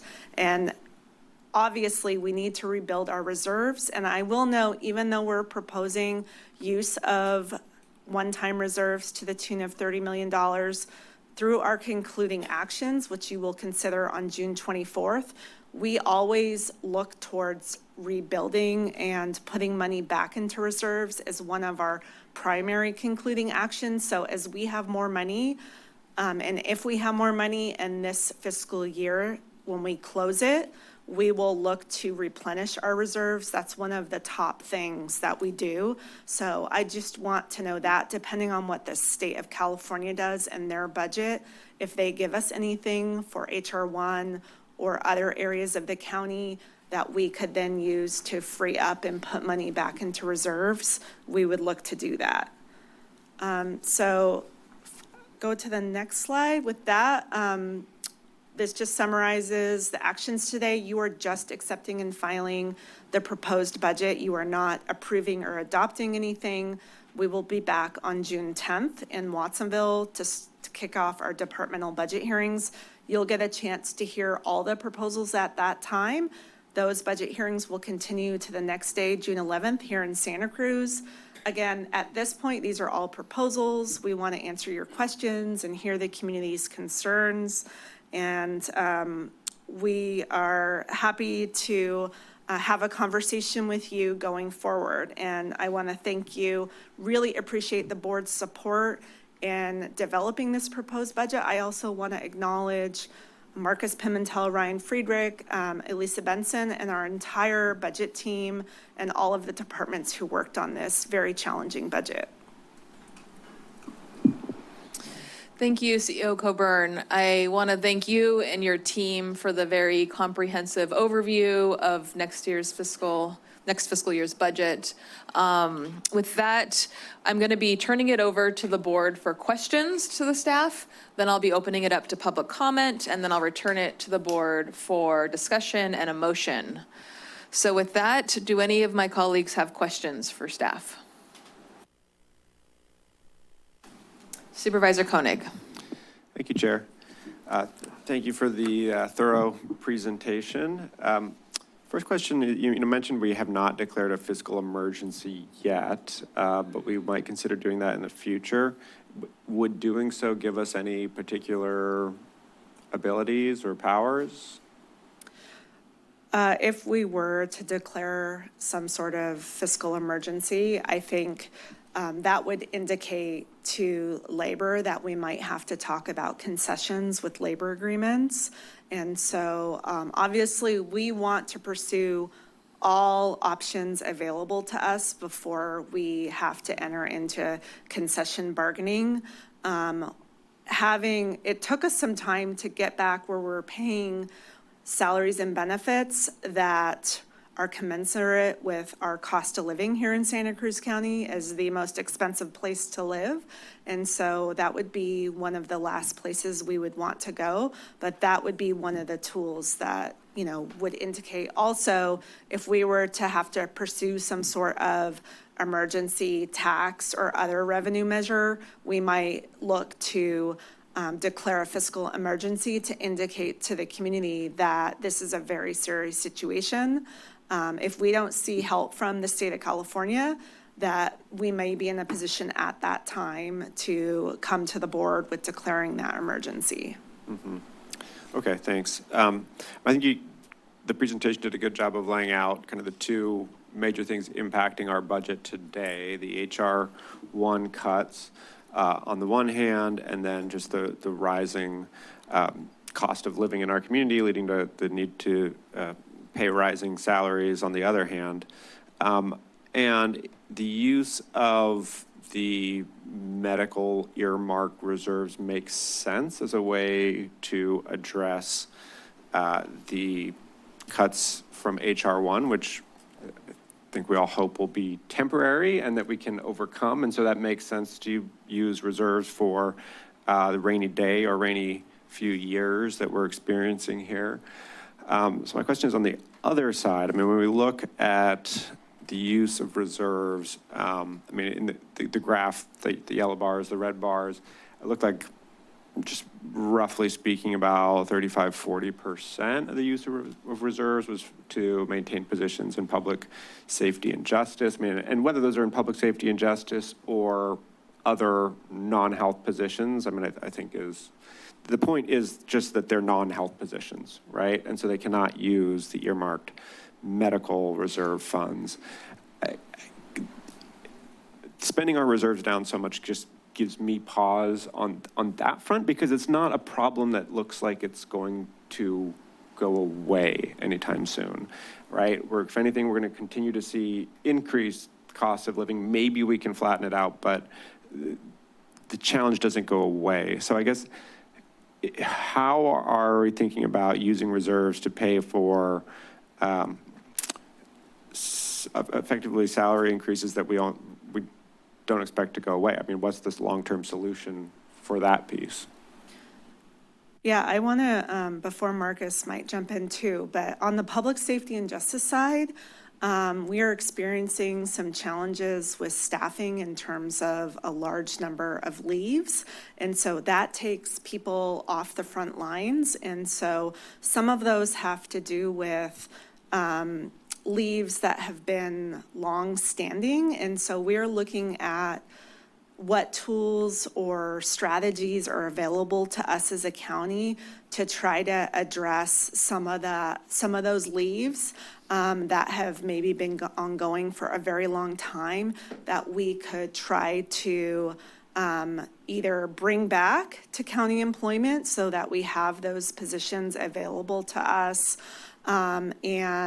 or figuring out if maybe some of those people they're ready to separate, or whatever situation they have going on, we can address that. So that is some of the challenge there. We wanted to be able to provide the staff to our public safety and justice departments that they need to continue to serve the public and meet the board's priorities. And so long-term, we agree, we need to try to address some of those costs, and I wouldn't want to be using reserves for public safety and justice on an ongoing basis. I view this as a one-time thing as we're trying to figure out what's going on with some of the leaves and staffing situations that we could bring and help stabilize those departments. Okay, so you're viewing it as a abnormal situation with the above normal number of leaves. All right. It was highlighted a couple of times, just the risks of our aging infrastructure, the fact that we're going into a super El Nino year that's been predicted, which of course El Ninos are typically correlated to some of the biggest impact on our road system and other infrastructure. I see that there's $2 million allocated for roads from our Measure K budget. Is that the extent of general fund budget allocated for roads? Yes. Okay. I mean, I think in last year's budget, we had $3.5 million. So, I mean, that represents a 43% cut to what we're investing in our road infrastructure at a time when we all, seems like there's general consensus, we should probably be going above and beyond. That gives me pause. I think that we're, even as the report on storm damage that we had at our last meeting demonstrates, we're seeing less reimbursements from the federal government. I mean, we could even see dramatically less. Maybe they might not even declare a disaster for some of these major rain events that we experience, and that could be extremely problematic for us.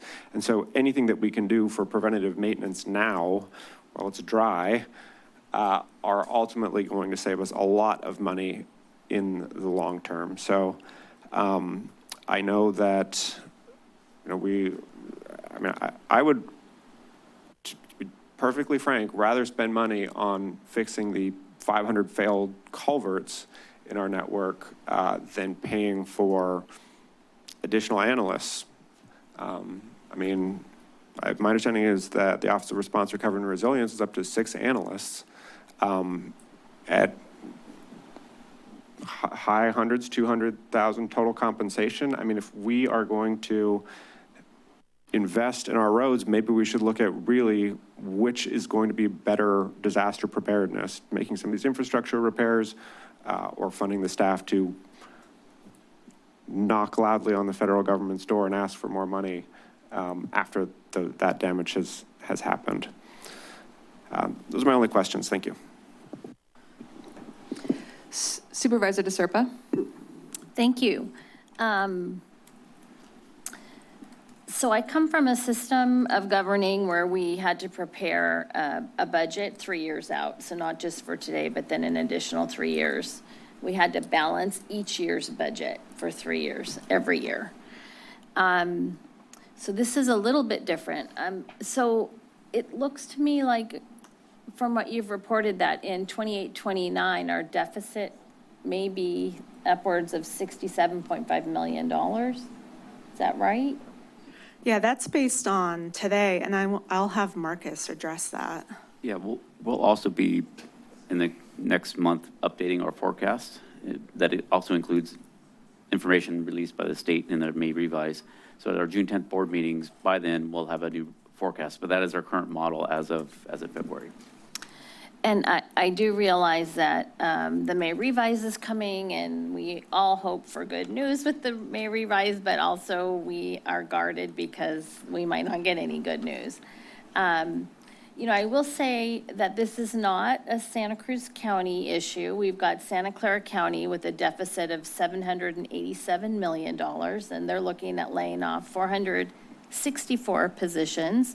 San Francisco County has $642.8 million deficit, laying off 500 positions. Monterey County, next door to us, has a $40.6 million deficit. San Mateo County looks to me like it has $119 million, but they might be an outlier because they're, I think, in some type of a lawsuit regarding some reimbursement from the vehicle licensing fee that they didn't get this year. Yolo County, which is a similar county to ours, has a $35 million deficit. They're laying off 118. And I was so pleased to see that we were creative in attempting to balance our budget this year. But I have similar concerns to Supervisor Koenig in terms of dipping so far into our reserves. I mean, a 10.4% reserve it's a far cry from 15%. And given what we know about upcoming El Nino year. I am worried about not having those. I'm sure you are too. I'm sure it's weighing on you. So a question about the FEMA reimbursements used to pay. I heard you say, I think, Nicole, that the money coming in, trickling in from FEMA is going into an account to make the payment on what we owe every spring. Because what is the actual payment that we owe? I know that comes right out of the general fund currently, but. Yeah, our debt service is about $3 million a year. $3 million a year, and that started just this year in 26? Yeah. And what that current conversation was, we were just talking about, again, going back to why did we issue what was initially $90 million of debt, some of it internal. Oh, I know why. Yeah, we had to make those repairs. The federal government yeah. wasn't there and wasn't responsive. So yeah. now we're starting to see the trickle in of some of their reimbursements right. from 2023 and late, the winter of 2022. So that's the timing delay. If we would have waited, those roads would have been. Oh yeah, there's no question we had to do it. But we're getting, while we would like to see $50 million all at once 3 years ago, it comes in trickles. So that's my next question. We're getting about $10 to $12 million a year, and we're using that to pay down debt. Oh, we are. We're actually lowering. So we're our not total making debt. the payment. We're actually paying down the principal with that money. Correct. Okay, good. That's what I had thought I knew, but I just wanted to double check. Okay. And I like Supervisor Koenig. I have the most, I think, road miles in my area, and that's the biggest complaint from our constituents is our failing roads and culverts, et cetera, et cetera.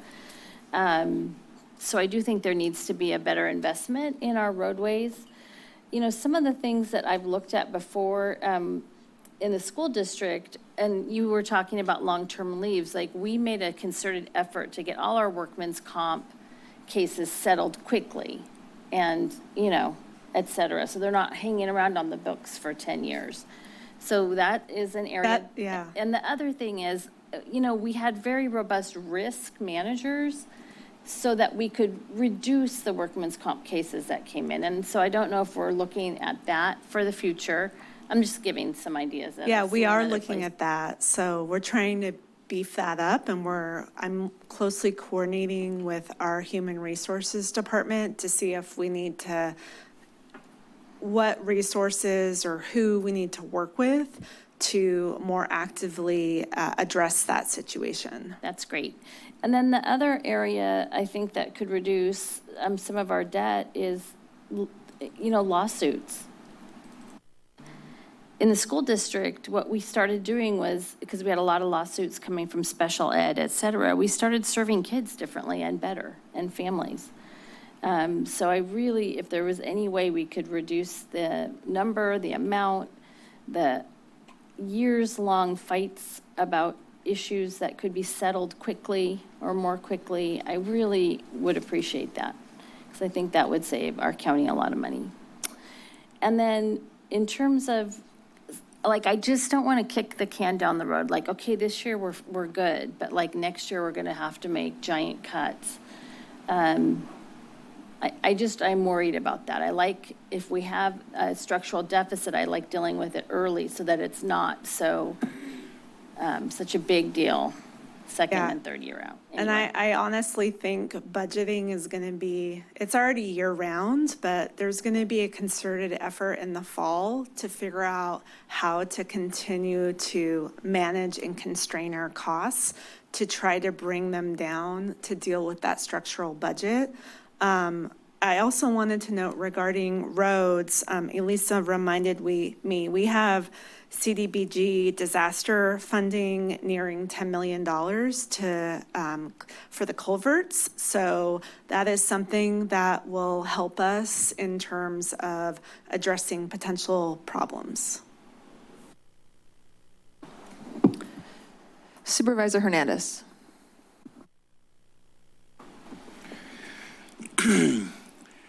With our reserves at 10.5, I do think that reserves are reserves, right? They're rainy day funds, and that's We just heard earlier that this is one of the worst budgets that we've had, and I think it's absolutely, it'll be critical to use these rainy day funds during this time. And I think that some of the positions that we're looking at, analyst positions, will eventually help us as we move into more of the revenue generating or economic development items that we've been discussing, or that we've seen here, that how we want to increase that. Whether it's legislative positions, economic development, planning, housing, I think those will all help us move in that direction to being a county that's more revenue generating and help us in the long run with our budget. I wanted to ask, we have prioritized safety net items, and of course our workforce too.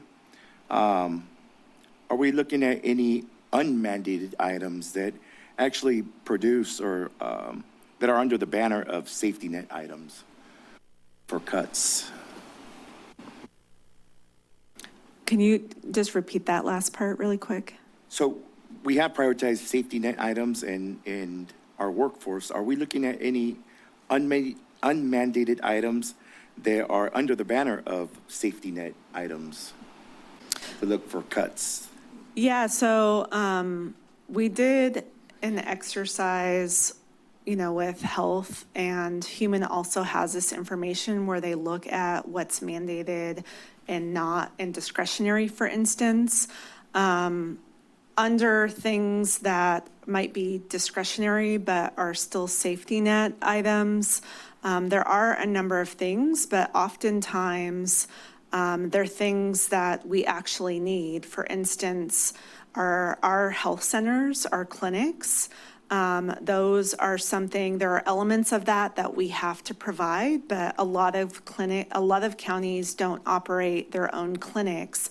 So that's just one example of where we're providing a safety net service that we have chosen as a county that's important, that is meeting some mandates, but also providing service that are value-based. And there's other examples across the county of things that, we have chosen to fund because they're important to us, but they are also discretionary. I think even if some of these things are unmandated, I still think we should still prioritize things like food insecurity, housing,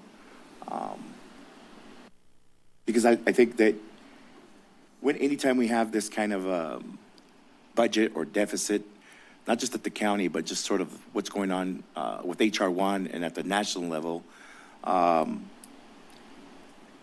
food insecurity becomes a serious issue in our communities, and so does housing. So I just want to make sure that we do continue to fund that despite our budget constraints. Supervisor Cummings. Thank you, Chair. I have a couple questions. I'm going to save most of my comments for after we hear from the public. But I'm just curious because we keep talking about, whether the state, the may revise, whether it's good or bad for counties, but what does that actually mean? If the state revises good for counties, what are we talking about versus if it's bad?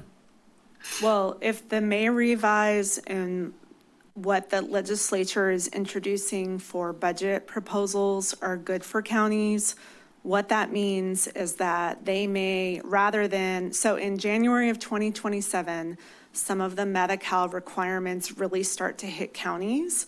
That was conveniently timed then because it's after the mid-year elections, but what that means is fewer people will be eligible for health care, and counties will pick up a greater share of the cost for CalFresh.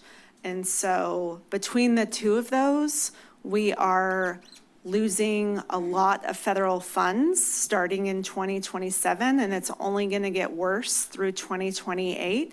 So if the May revise in the state budget is good for counties, it will provide state funding to either delay implementation of some of those Medi-Cal requirements, like essentially the state will pick up some of those costs for counties. And/or they'll also pick up and provide counties funding for part of the cost share for the additional redeterminations and the other things that counties are going to have to do to figure out if someone can stay on Medi-Cal and CalFresh. So they are helping to provide the funds to offset the increased cost share or the reduced funding.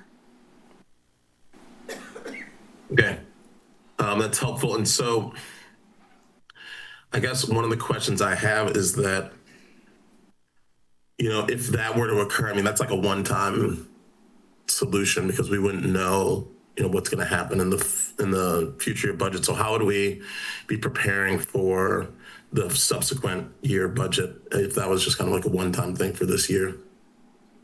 So our ask of the state is for a multi-year solution. And if they're only willing to fund it year by year and they only indicate to counties that they're going to put money in next year's budget and not have a multi-year solution, then we will have to come back and figure out what that means for us. As the board knows, we're working with Senator Laird, who has introduced a bill, SB 1078, that would allow the county to levy a countywide sales tax above the current cap. And if that bill were to be passed fully by the legislature, it's already been passed by the Senate and signed by the governor, we may be coming to the board by the deadline in the first week of August to put that measure on the ballot, because absent any state help, we will become a self-help county and need to raise funds for the HR1 impacts and the impacts in the community. Thank you. I'm going to save the rest of my comments till after we hear from the public, so thank you. Thank you. I want to begin my questions just sort of talking about the sequencing of these updates that you're talking about, CO Coburn. So we know that the May revise is expected in the next 10 days. Then by June 15th, the legislature is supposed to reach a deal. Between that, earlier and then also later are our budget hearings. So how might these decisions impact our actions in the next fiscal year? I think when we pass a budget, if there's a significant change, how will you come back to us, or what can we expect? Yeah, if there's a significant change, we will incorporate that as part of the final budget that we bring to the board in September. And so we would likely, even ahead of that, potentially in August, have a report to you to indicate what that major shift was and how we are going to propose adjusting the final adopted budget for the county so that there are no surprises. And I think reporting to you early on, as soon as we know what those shifts are, is probably, I think, would be most helpful to you and us. Great, thank you. And regarding the use of the general fund reserves, you're hearing a lot from us up here about that. I do sort of share the sentiment that we are in a rainy day. So this would be an appropriate time to use some of our reserves. But before we make that decision, it would be helpful to understand how that might impact our bond rating. Do you have any sense of what going down to 2.5% might do to our rating? It's multifaceted. The planned use of reserves itself may not trigger a rating reduction. It'll largely depend on what our long-term perspective is. I mean, speaking to the comments that I think we've heard from the board, we're responding in the moment. This isn't a 5-year plan. This is a momentary plan where we effectively, almost weekly, evaluate options within the county. So building that longer-term solution, what will we do over the next 2 to 3 to 5 years, will bring more confidence to rating agencies. So if done isolated and we just put up our hand and say we're done, I think we would expect a rating reduction. It depends on how we deliver that. Again, the plan to use the reserves is different from actually using reserves. And this board has demonstrated a history of very strong fiscal prudence and making decisions in the moment that are hard, but that balance and sustain operations. It's just, that's going to be a bigger lift of all of us over these next 18 months. Thank you. I appreciate that. And I do appreciate you sort of beginning the presentation talking about how this type of investment couldn't happen again. You know, it's a one-time use because of the time period that we're in. I really am appreciative of your staff's ability to put together a balanced budget that preserves our workforce. I know that that was very difficult to do, and will take a tremendous amount of rigor from the departments and from the board as we sort of navigate the budget hearing process. But I'd like to hear a little bit about our community partners. How have we been and will we engage our CBO partners and contractors through our budget process? Yeah, so we've held a number of convenings with our community partners so far. I think we've held a couple specifically focused on HR1 impacts, and then another one just recently as last Friday on some of the immigration related impacts. But we've been listening to them and considering what they've been telling us, and I think it's reflected in this proposed budget. We had choices to make. We could have recommended to the board that we cut core, that we fully eliminate versus reduce certain contracts. And so I think our values in terms of supporting our community partners and CBOs are reflected in the budget in terms of wanting to try to continue this next year of core and continue certain things that aren't mandated but are really important to us, like CalFresh outreach by Second Harvest Food Bank and Community Action Board and others. We chose to keep these things in the budget, and we will look to restore them if resources become available to us. But we really need to see what is in the state budget and then what we end up having to do as a county. Thank you. And I know our community partners are encouraged to participate in the upcoming budget hearings. Can you talk about our efforts to hold those in different locations? Yeah, so we, for the first time, other than when we used to do night meetings on our community grants, we are going to be holding budget hearings both in South and North County. So our budget hearing on June 10th will kick off at in Watsonville at our 500 Westridge, our South County Government Center Community Room. The next day on June 11th, we'll come back to Santa Cruz.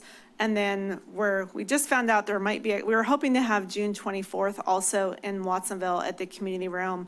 There may be a conflict we're running into, so we're sorting through that. But we will a message to the board if and where we're able to have that second South County budget hearing. Fantastic, thank you. So now I will turn it out to the public to hear public comment on this item. If you'd like to speak to us on the item, please form a line in front of us, and we'll get a sense of how many people are in the room. So far, I'm seeing about a handful. How many people are on the call? Currently, there are 3 speakers with their hands raised. Thank you. With that, I'll set the public comment period for 2 minutes each. Welcome. Good morning. My name is Moisha. I'll try and articulate articulate this as best as possible. I'm actually here for the veterans. You guys got a big problem because this problem is going to magnify tenfold. Tax revenues eventually in this county, they're going to go down because people can't live here. The planning department, they're ineffectual. You guys put uprights in the bike lanes. The street sweepers roll over them, knock them off, damages the machine. So you got that cost. You guys can't maintain the islands. We look like we're getting to a second world point. The street sweeping in my neighborhood is ineffectual, so there's buildup of weeds and dirt and everything else. That goes into the drainage, puts burden on our sewer system. Runoff with new buildings is an issue.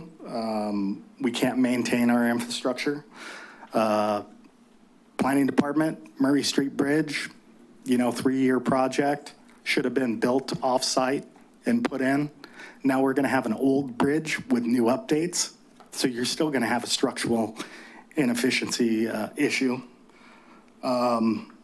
Seagulls, migratory birds, yay, the wharf's rebuilt. Should have never happened. The seagulls are migratory. They're gonna come back again and again. And the problem's never gonna go away. So you gotta take care of your maintenance.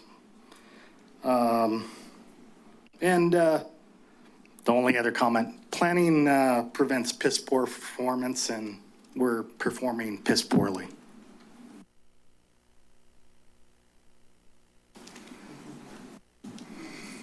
Hello. My name is Mitchell Page. I have a private law firm that contracts with the county. Sorry, bend over. We've been contracting the county for a long, long time. I'm providing excellent work. As it happens, my office has never been better in terms of quality. The service we provide is a mandated service. It may be the only constitutionally mandated service you're dealing with. I'm not asking you to spend more during a crisis. I'm suggesting that you look at the budget projections, and we will be able to, I don't think it's the time now, but we can sit down with appropriate parties and discuss how the projections for the taking of this contract into the Maine Public Defender Office has an ethical bump in the road. Probably not going to come to grief, but it exists and should be discussed. But the projections of what to be spent in that office to replace our service are not accurate. They're woefully short. They don't take any account of downstream changes in expenses to the county beyond that office. Before I'm done, I want to remind the board that though it looks like you've done a wonderful job of preserving actual employees for the county, 15 people will be losing their employment by this change in my office, 15 local citizens, not counting investigative staff. One thing is certain with a private contract like this, we don't come back at the end of the fiscal year and say, oh, we've had a cost overrun, we need more. So you will be getting that request because the budget projections are low. There are savings that we provide in terms of avoiding downstream expenses that we hope to explain to each of you before we're done and work with the staff about that. Thank you. Zero. Thank you. Good morning, Chair and Supervisors. I'm Helen Yoon-Story. I'm the COO for Community Action Board of Santa Cruz County. And as you know, we're celebrating Community Action Month this month in May. And for over 60 years, we've been a trusted partner in providing critical safety net services, including housing support, workforce development, youth and family and community resources, immigration legal assistance, and crisis response for thousands of the county's most vulnerable low-income residents every year. In this deeply challenging year, we share your concern about the funding landscape and understand the federal and state pressures and impacts. We also greatly appreciate the county staff's work in drafting a balanced budget for 26-27 that shows a commitment to sustaining safety net services and keeps core funding whole while aiming to protect against the impacts of H.R. 1. Prioritizing direct safety net services for local residents this year is absolutely critical. We've heard that a number of times. We are hearing every day from folks who are struggling, even now more than ever, with basic needs such as rent assistance. And we know that they need equitable care and prioritization in this budget. And so therefore, we do encourage your board's support of sustaining these safety net services in the year ahead. We also want to highlight that CAB has submitted a Measure Q proposal in partnership with UCSC, focus on nature access programming, climate resiliency, ecological restoration, workforce development for some of those most highly impacted by climate change, including farm workers and the unhoused from Davenport to the Pajaro River.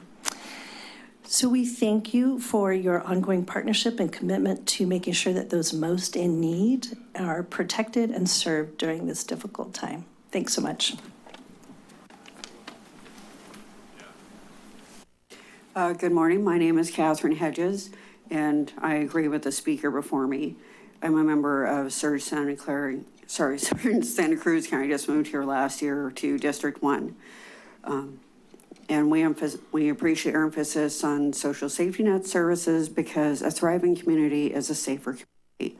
Some of the things we want to make sure we preserve are food assistance and basic medical services, the Mobile Emergency Response Team, MERT, day services for people facing housing instability, the Public Defender's Holistic Defense Model, and community-based services for justice-involved youth, which have been proven to prevent repeat offenses.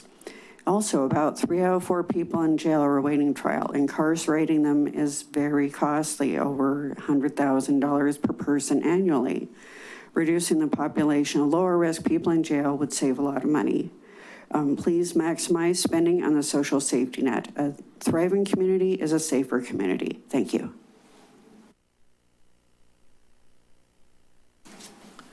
Good morning, Supervisors.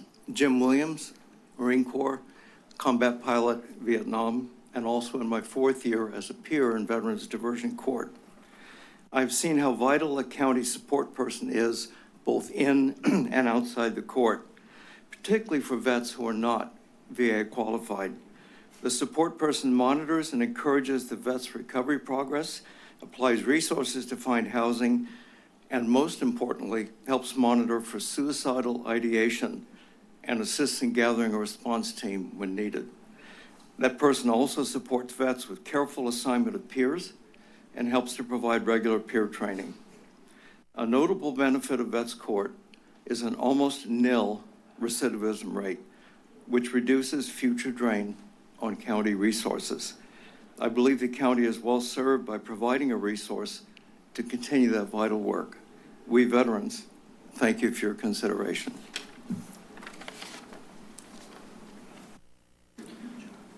Good morning, board members. My name is TJ Brewer. I'm an employee at the Page firm. I work for Mitchell Page. I wanted to speak with you today about the proposition to terminate our contract because what it is going to do is increase caseloads for every indigent defender in this county. I have been an indigent defender in this county since 2018. My wife, since 2016. We both work for the Page firm. What this proposal is going to do is see a shifting of costs from the main office to the new office you are creating, but we're also going to see costs moving to the panel. The panel that is already overworked and charges, attorneys like myself would charge $140 an hour to work on the types of cases that I currently work on at the Page firm.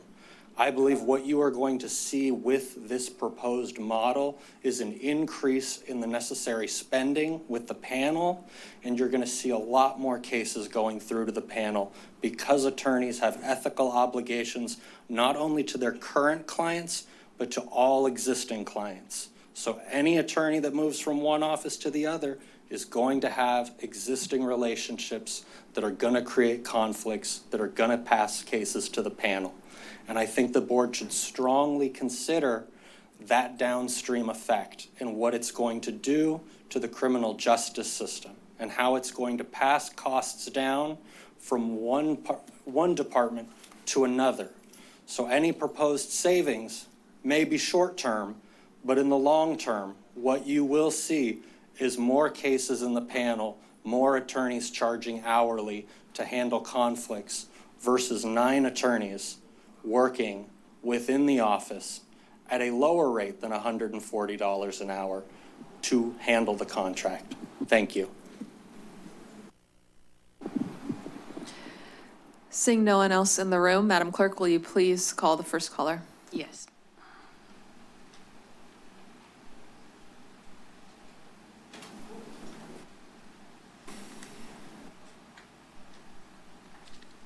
Call-in user 789, your microphone is now available.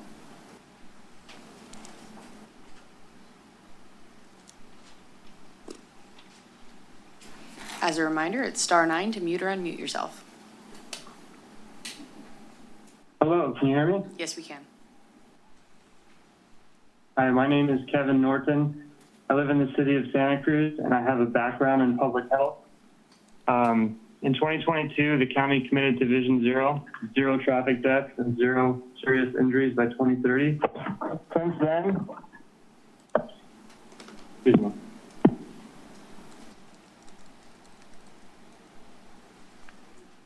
Since then, more than 45 people have been killed on roads in the unincorporated county, and over 3,300 have been reported injured. And that doesn't even include the numbers from this year. We don't have a knowledge problem, we have a speed problem. We know what works: quick build, protected bike lanes, and safety improvements. Quick build projects are low cost, fast, and effective. They can be installed in months, not years. And quick build projects don't just protect people biking, they reduce injuries for everyone. Right now, we're relying on large capital projects that take years or decades and depend on uncertain grants. At that pace, we will not reach Vision Zero by 2030. But with quick build, we don't have to wait. Cities and counties across California are already using quick build to save lives right now. For example, the city of San Luis Obispo created a mile-long protected bike lane for $15,000 and installed it in less than a week. You heard that right, it cost just $15,000. So as you develop this budget, I'm asking you to commit meaningful general fund dollars to quick build safety improvements on our most dangerous streets. This is a chance to act with urgency. With quick build, you can both save lives and improve community health within a year, not a decade. Thank you.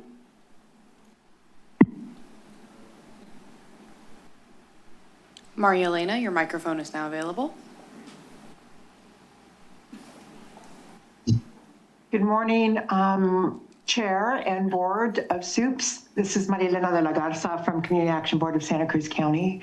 I want to start by uplifting the urgent needs of our immigrant community. Right now, many residents are fearful and uncertain about their access to resources and protections. While we're grateful for the investments made by your board last year, we respectfully ask for continued investment in the upcoming fiscal year as the impacts are not only deepening, but broadening. We're grateful to participate in SHIELD, to lead the Santa Cruz County Immigrant Collaborative, to provide legal immigration services for over 35 years in our community.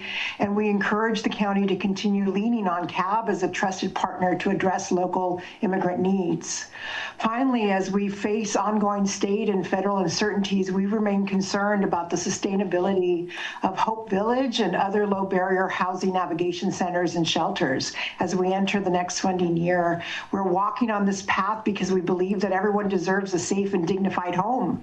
We agreed to partner with you and our neighbor county to operate Hope Village and open those doors. We opened in February. We currently are serving 31 guests who receive wraparound services and a warm bed every night. 1 has already been placed in a job, 3 have already been housed, and 2 are almost housed. We invite you May 18 to our official ribbon cutting. These programs are essential lifelines and their continuity matters. Like you, we are concerned about the sustainability of these services. Thank you to our county partners and department leads for working with us in trust and transparency. And we want to highlight the importance of serving the immigrant community and serving our unsheltered community. Thank you.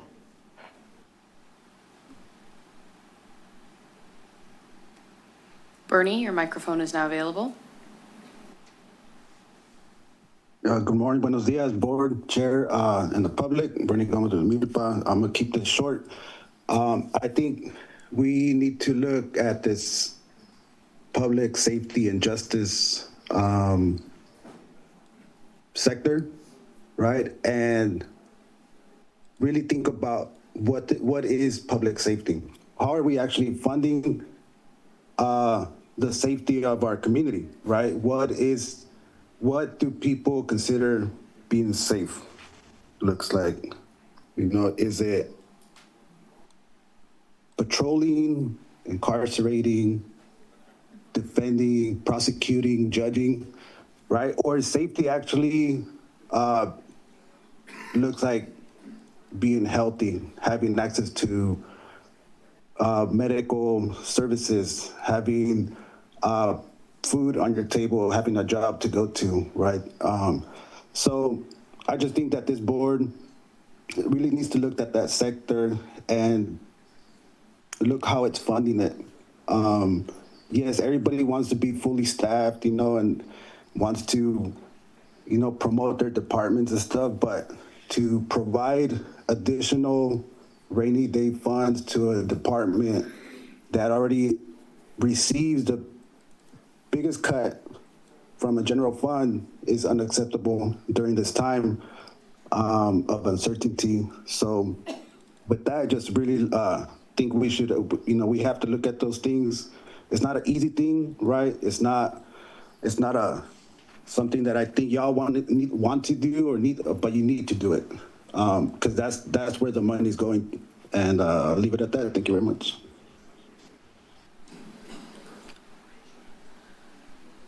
Call-in user 915, your microphone is now available.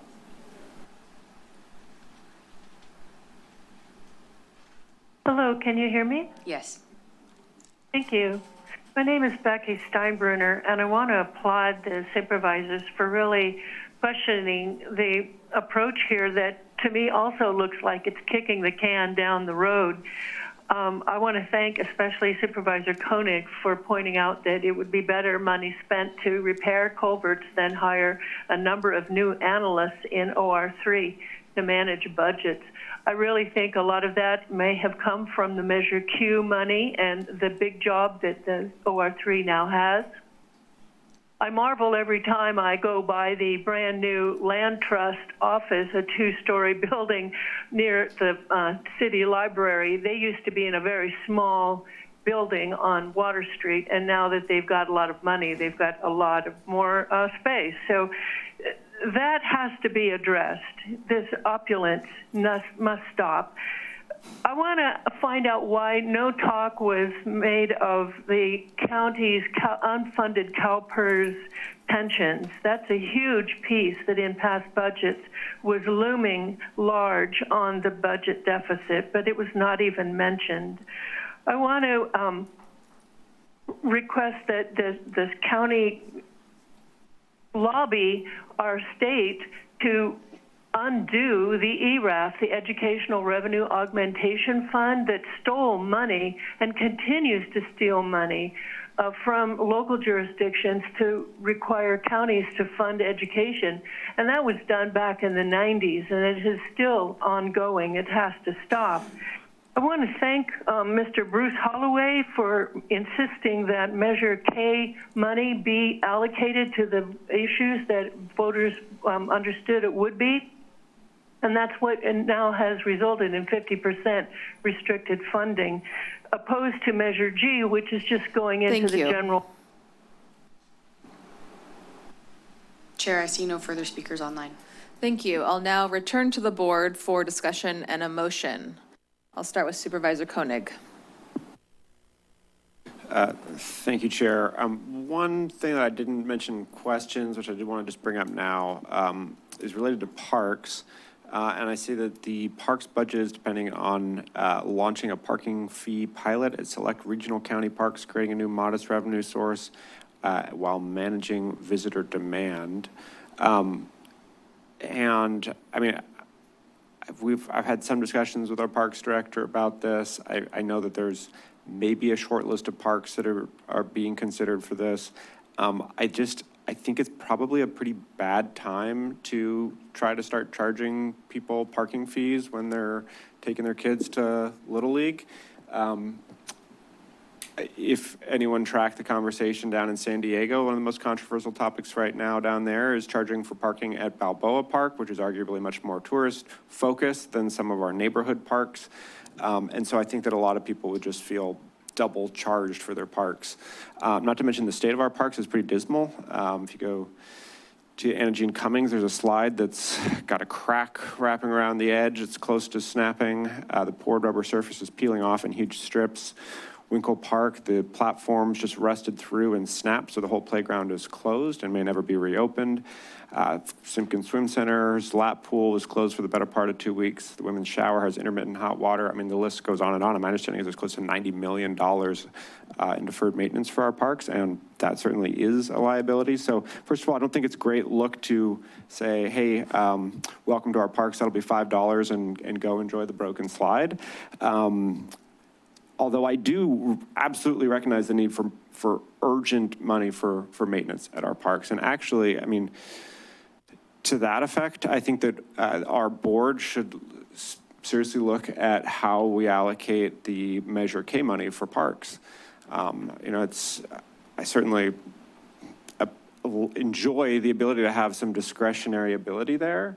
But the reality is that it creates, with 5 board offices having discretionary projects, it creates 1 or 5 to 15 new projects that the Parks Department has to manage. And it means that this deferred maintenance is not getting done. And so, you know, as painful as it is, I would actually suggest that when we look at the parks budget specifically, we look at the option. Well, first of all, I would request that we do sort of a deep dive on some of the deferred maintenance at our parks, and that ultimately we look at the option of allocating the Measure K money for parks entirely to emergency maintenance needs. I don't know if that needs to be made as a motion because it's something that we'll consider at the parks. It can be considered during the parks budget hearing specifically, but I just wanted to put that out there as a comment. As something else that is keeping me up at night. Thanks. Thank you. Supervisor Cummings. Thank you, Chair. I will just start by saying that I wouldn't be very supportive of that because of the fact that I don't have any parks in my district. And so while I do understand there's other districts that have emergency needs in terms of their parks, I would just encourage board members to allocate their funds to support those efforts and work with other board members who might be willing to use some of their funds to help those needs. I will say that for my district, we've been really able to use those funds. We're looking at, a study potentially to get one of our fire stations back up and running as a nationally certified fire station. We're also using that funding to move forward with public safety and environment studies on Cement Plant Road. We're looking at parking improvements that will help increase access at Shark Fin Cove. And so I do think it's really important for us to keep our discretionary funds, especially given that some folks don't have as many parks or any parks in their district. But just to kind of summarize my comments, I just want to start by thanking staff for putting together this budget during an extremely challenging time. And, I think one of the things that it accomplished was really ensuring the workers that we are not cutting jobs at this time. I appreciate the cost savings that have been recommended and the preservation of our employees. As I mentioned, I just want to remind members of our community that we are living in a time of chaos and complete uncertainty. We don't know what the state will do. We know that the coming years don't look good, but we have to try to get through these short-term and hopefully long-term picture will be improved, especially after the November elections of this year. And we'll say that while we're dipping into our reserves, we are in time of an emergency. I'm actually really concerned and somewhat disappointed that we haven't actually declared the emergency yet, because that is our reality. And while I heard staff say something about if we declare an emergency, we have to reopen contracts, that's not a requirement of declaring an emergency. But what declaring an emergency does is it makes sure that the community is aware that we may have to do some things that are unprecedented. We have a bill right now that's moving through the state Senate to increase our sales tax by a vote of the people. And I think that even if we get through the May revise, the reality is that we're likely going to still need this tax measure to go through, or something that's going to help us with some of the long-term challenges we're going to face. The other thing I want to express is that I'm strongly opposed to us bringing in the alternative public defenders work and eliminating the contract of Page and Dudley. Page and Dudley have had a long-term relationship with the county and have been providing really good services for our county. And given all the uncertainty that exists, now I don't think is the time to build out a new division. And given that we've never had a discussion as a board, we've never had a discussion about transferring these services in-house. I just want to express that I don't support moving forward with eliminating the Page and Dudley contract, and would welcome a conversation to try to preserve these services and understand the costs and benefits and trade-offs of those services. I believe this will likely increase the cost and caseloads for county workers, and don't think we should be moving forward with that transition at this time. And then again, I just want to remind us that, we are in an election year, and this November we may see a change in our Congress. We may see a change in the Senate, which could potentially result in major changes at the federal level. So as we weather the chaos, I think we need to be nimble and try to work towards figuring out how we can address the issues now, and then look for longer term solutions moving forward. And I will say to Supervisor Koenig's comments, I do also share some concerns with the parking fee for parks at this moment in time. I mean, gas is like $6.50 or $6.30, $6.50 right now. It's only going up. Everybody's feeling really squeezed right now. So while I'm sympathetic to parks and wanting to help generate revenue that could help support some of their infrastructure, I do question whether having those parking fees come forward right now is a good idea, just because everybody is so strapped for cash these days.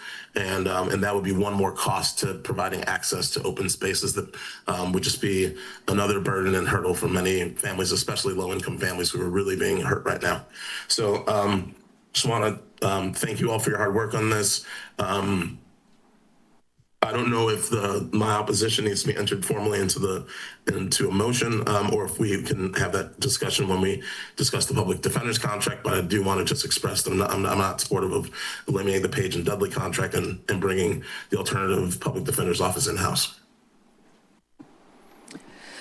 Thank you, Supervisor Cummings. I believe that since we're not taking action or providing direction on a future board, then I don't think we need that in the motion. It's a matter of comment. Do you agree, CEO Coburn? No, we're going to have the public defender's budget presentation and actions on June 10th. And so if the board decides not to include that in the budget, then you could take action at that time and direct us to return with an alternative proposal. Supervisor Hernandez. When the item comes back, we will see kind of the comparative of going in-house and keeping the services of Mitchell Page. Correct. We'll have a thorough presentation on what it means, and we've heard some of the board's concerns and concerns in the community. So I'll work with the public defender and staff to make sure that's all addressed, so you know what that means on June 10th. Thank you.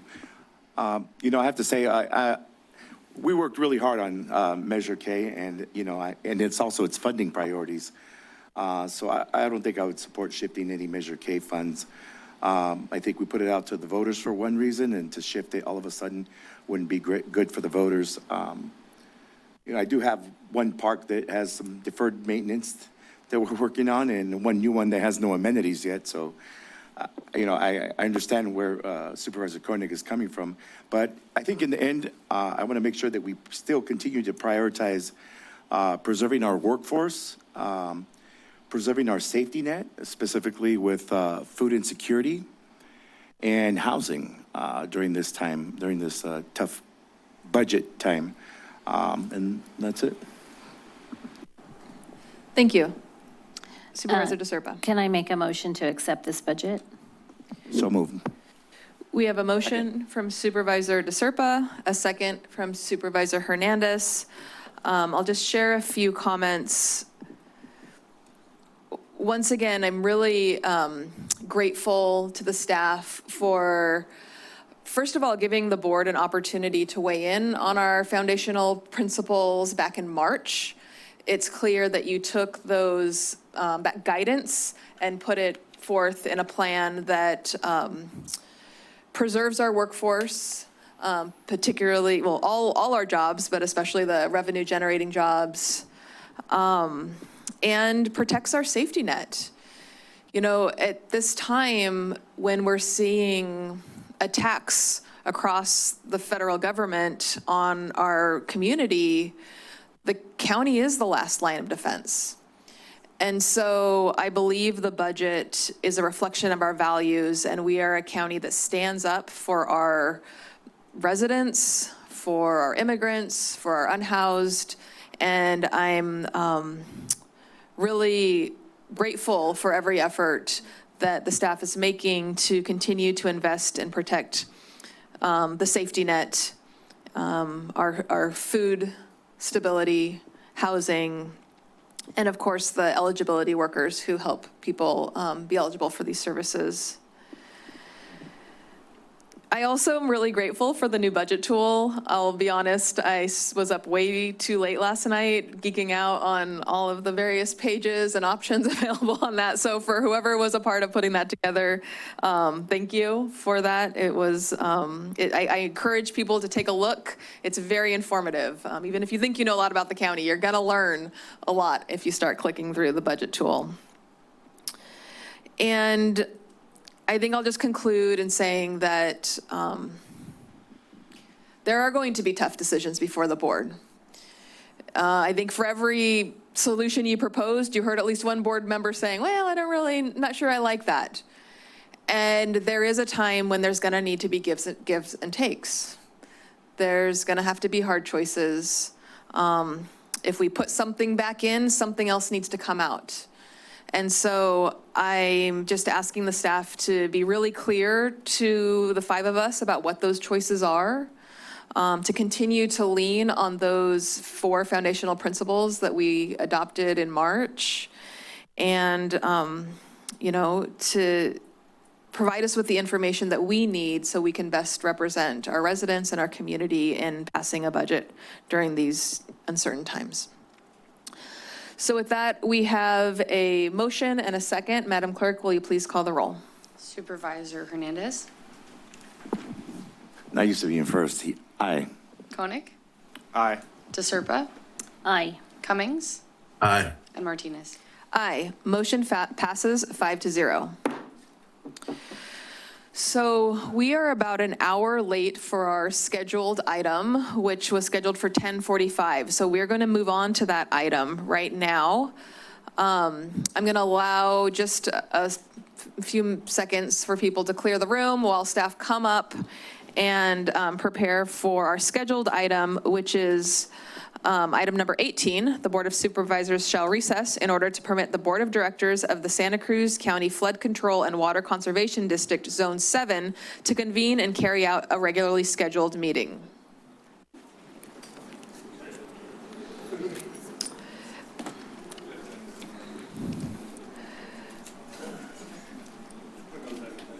Welcome, and chairing this meeting, I will turn it over to Supervisor DeSerpa. Thank you. We did have some members of Zone 7 that were waiting for this item to come online. Are they with us? Nancy Bilasich, for example? Yes, I do see that Nancy is online. Okay. You make sure that she's answering. I'm promoting her at this time, so she will be able to speak as needed.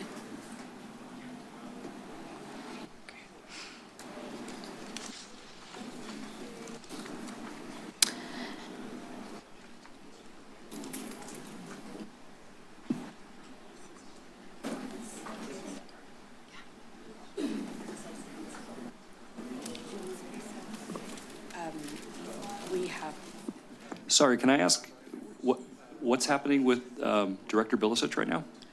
she's one of the non-voting members and she's participating online via Zoom. So we need a quorum but of she's- our membership for Zone 7, and she had been waiting for more than an Yeah, hour to but- get on. So I'm just making sure that we have a quorum. Sure, but she can't appear remotely, so she wouldn't add to a quorum for your Oh. board. That's why you're asking. Got it. Okay, I believe we would be prepared to begin. Okay, great. I call to order the County of Santa Cruz Flood Control and Water Conservation District Zone 7 for May 5th, 2026. Madam Clerk, will you please take a roll call? Yes, Director Koenig, Here. Director Hernandez, Here. Martinez, Present. Cummings, Yeah. Clark, Culbertson. And for the record, we have non-voting member Bilicic online as a non-participating attendee.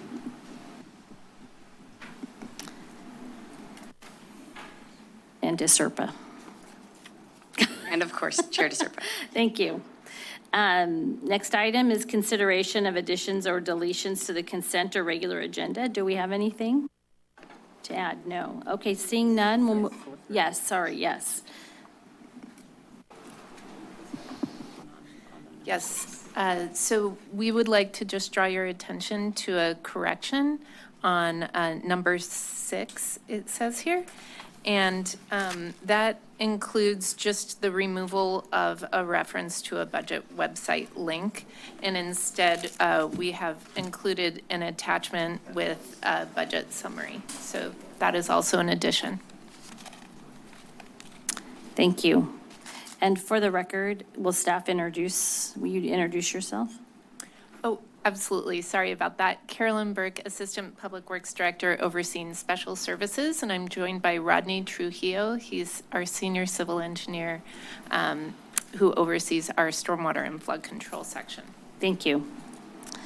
Moving on to item 3, oral communications. This is the time for public comment on items listed on today's consent agenda, items not yet heard on the regular agenda, or matters within the jurisdiction of the Zone 7 Board. Are there any speakers today? Anyone in the public or online? Chair, yes, we have a speaker online. Thank you. Proceed.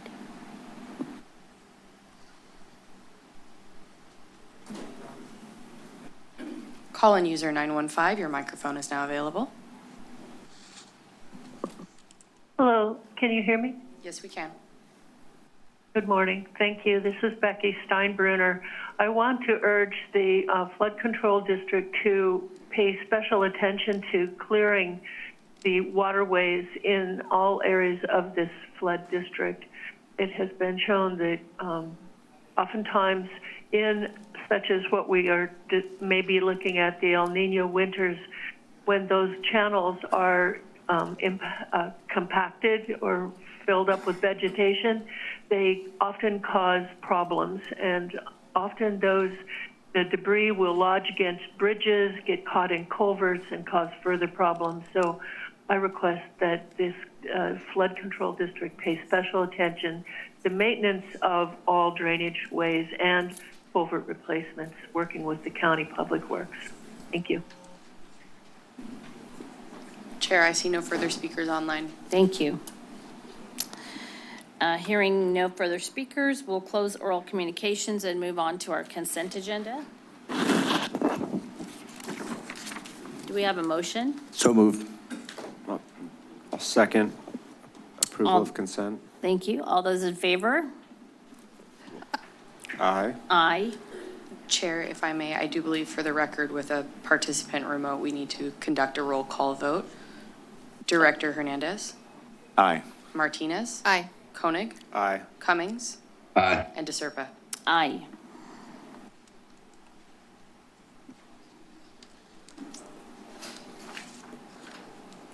Thank you.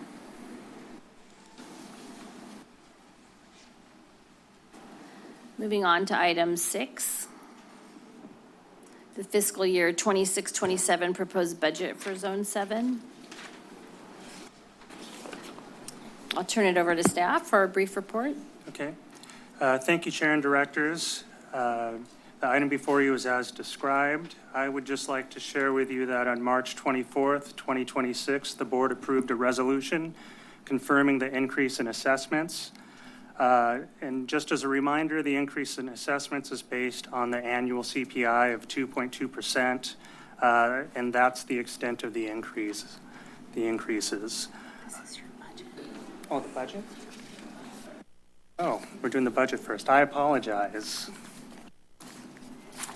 Well, changing gears. All right. Well, the item before you is the proposed budget. I thought we were in a different order. The final budget will be part of the budget considerations at the June County Board of Supervisors meeting. And I'd like to give you a little brief history on this item. On December 6th, 2022, the board approved a cost-sharing agreement with PERFMA, wherein PERFMA would assume responsibility for the maintenance and infrastructure improvements within the district. This agreement called for the transfer of any fund balance retained by the district at that time, as well as 96% of ongoing district assessment revenues. And on October 29th, 2024, the board approved a maintenance agreement between the district and PERFMA for district drainage operations to provide maintenance services to PERFMA for the county side of the Pajaro River flood control system. This proposed budget includes anticipated revenue and expenses associated with the approved maintenance agreement and the transfer of funds to PERFMA per the cost-sharing agreement. The budget for Zone 7 is projecting a total revenue and expenses estimated at $3,158,602 for the 2026-27 fiscal year. Per the district's agreement with PERFMA, the budget includes a transfer of 96% of the 26-27 projected assessment revenues to PERFMA, and that number is estimated as $2,474,819. And with that, the recommended action this morning is to approve the fiscal year 2026-27 proposed budget for Zone 7, Flood Control and Water Conservation District. And that concludes my presentation, unless there's any questions or comments from the board. Thank you. Do we have any speakers to this item, either here in the room or online? Yes, Chair, we do.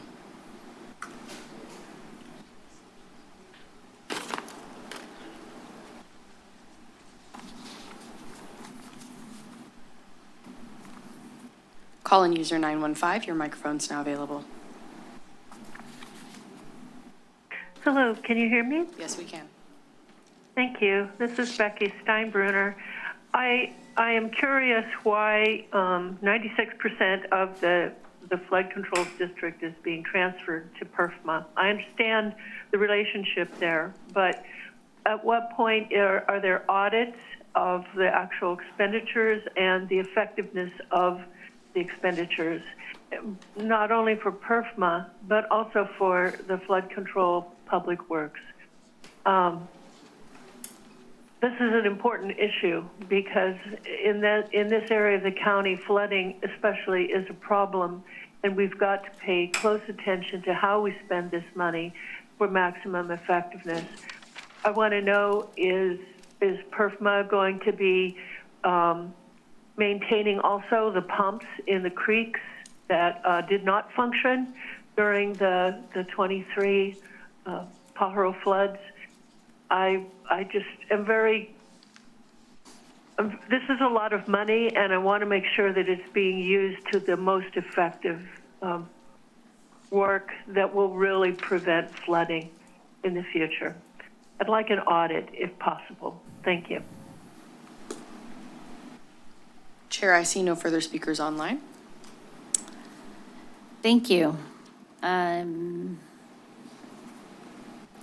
recommended action is to approve fiscal year 26-27 proposed budget for Zone 7 Flood Control and Water Conservation District. I'm looking for a motion to approve. So moved.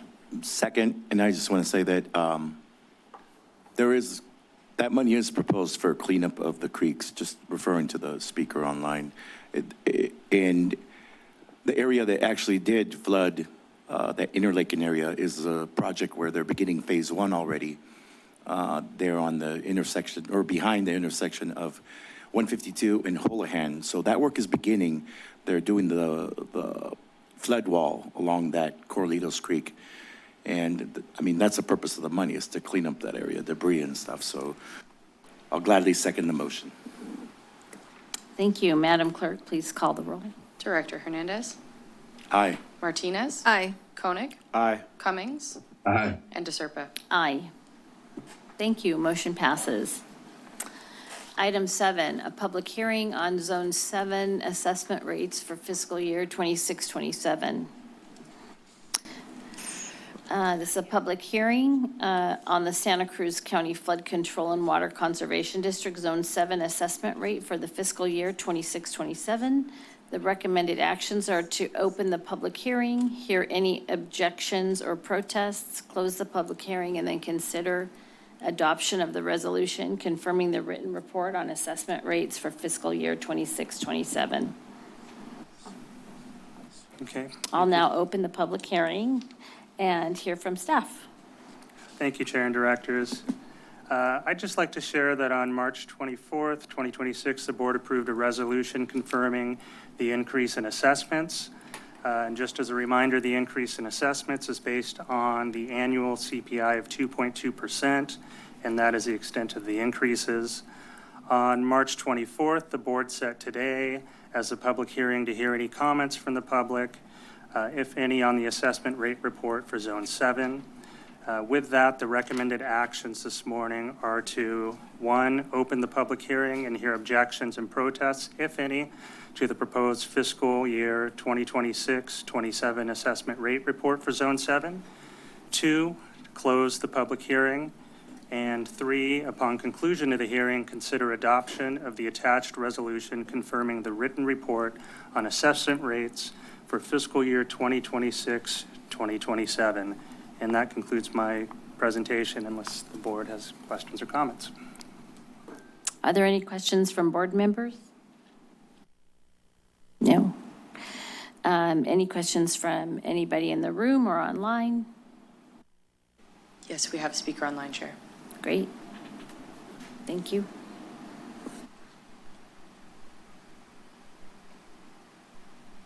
Call-in user 915, your microphone is now available.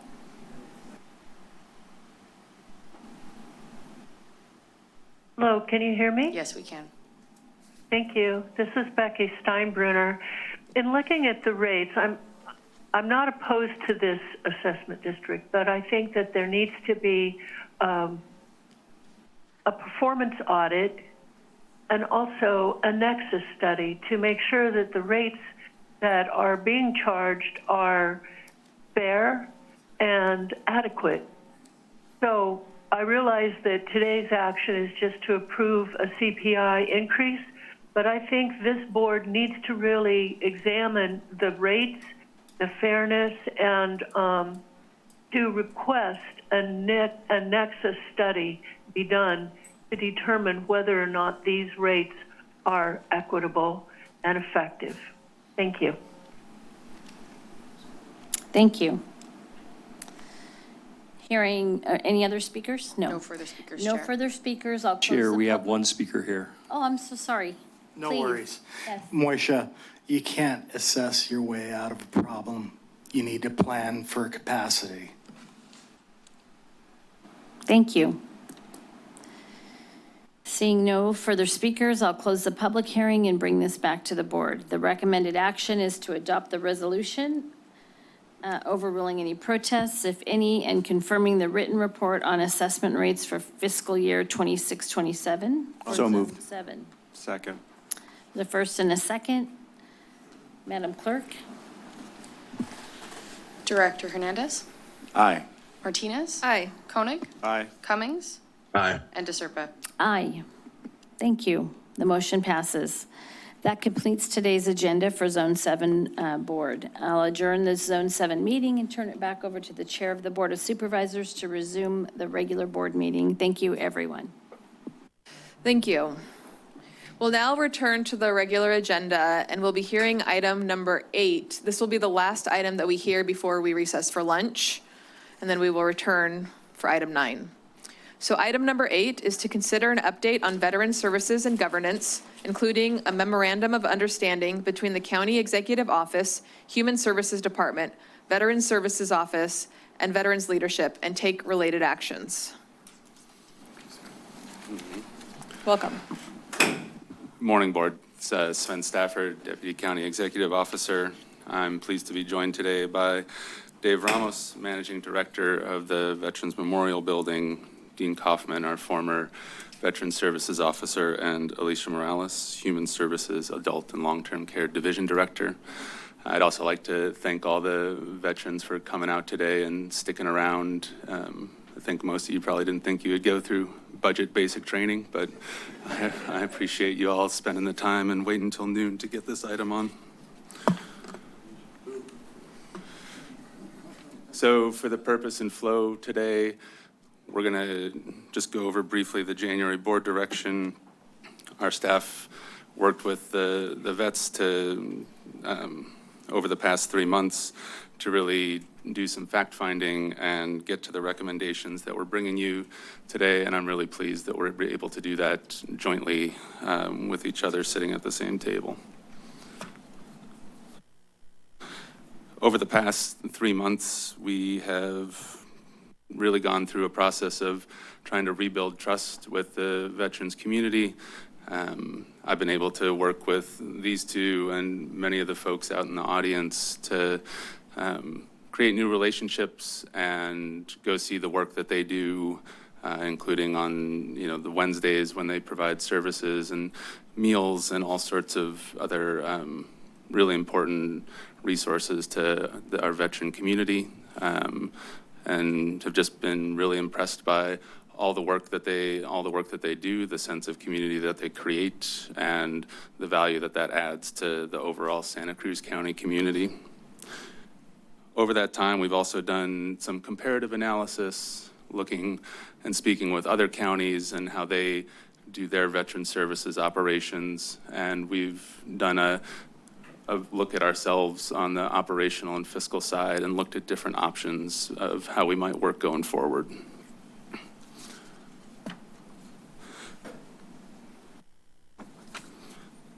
One of the things that we want to highlight is that the Veteran Services Office continues to provide really excellent services in connecting our veterans to the entitlements that they've earned, and that continues. We have relatively good per capita spending on our Veteran Services Office that is fully maintained in the budget, which I think is really an important commitment of the county to keep funding and supporting this critical line of services. In addition, in return for that expenditure, the office continues to bring in new funding at a really good rate. And so those are, connecting veterans to services and supports that they're, again, entitled to, and that does reduce the amount of support that they may be getting through other state and federal programs. The Veteran Service Office in all counties are staff of the counties in which they serve, and so all of those offices and staff are connected to county policies and procedures, as well as to the veterans affairs policies that they have to uphold. There's additional administrative support that we provide through our Human Services Department, including human resources, contracts, fiscal, IT services, analytics, and some additional supports. We do believe that about 31% of our veteran population are engaged in some form of human services benefits as well.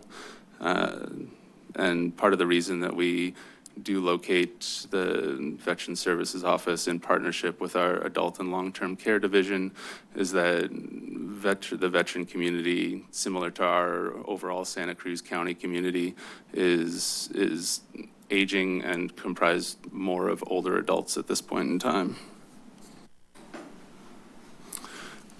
Some of the governance options that we reviewed included these four, looking at a status quo, which we felt like wasn't necessarily working for us, and then looking at an option that included a new memorandum of understanding, which we'll have Director Morales go over a little bit later. The MOU, we're hoping, provides clear roles and responsibilities. We hope to continue to be working with the vets in partnership on providing clarity on administrative costs and the connection to services that we believe is important. And having an MOU will also give us some time to work with our current Veteran Services Officer to establish them and their leadership in helping to serve and steer the office. So with that brief overview, I'm going to turn it over to Dave and Dean for a few words on characterizing what we've been through the past couple months. Thank you, Sven, and thank you, Board, for the opportunity. At this time, though, I would like to recognize the veterans, the community family members, dependents who have been here and stood by through the duration of this, and also take a time to recognize the core veteran leadership team that has helped us develop this on our end. If you'd like to stand up, that would be very nice. So at this time, specifically, I'd like to recognize Michelle Shippen, who is a retired long-term HSD employee. She spent a lot of time in various admin roles, to include the Assistant Division Director for the Adult and Family and Child Services, and also a part of the Veteran Council.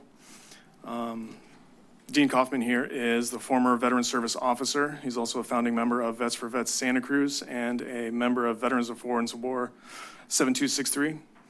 Hutch Collier is the Vice President of the United Veterans Council. He's a quartermaster for Veterans of Foreign War 10110. He's also a board member for the Santa Cruz County Veterans Memorial Building. John Ramirez is a Marine Corps League veteran. He is a member of Veterans of Foreign War 10110.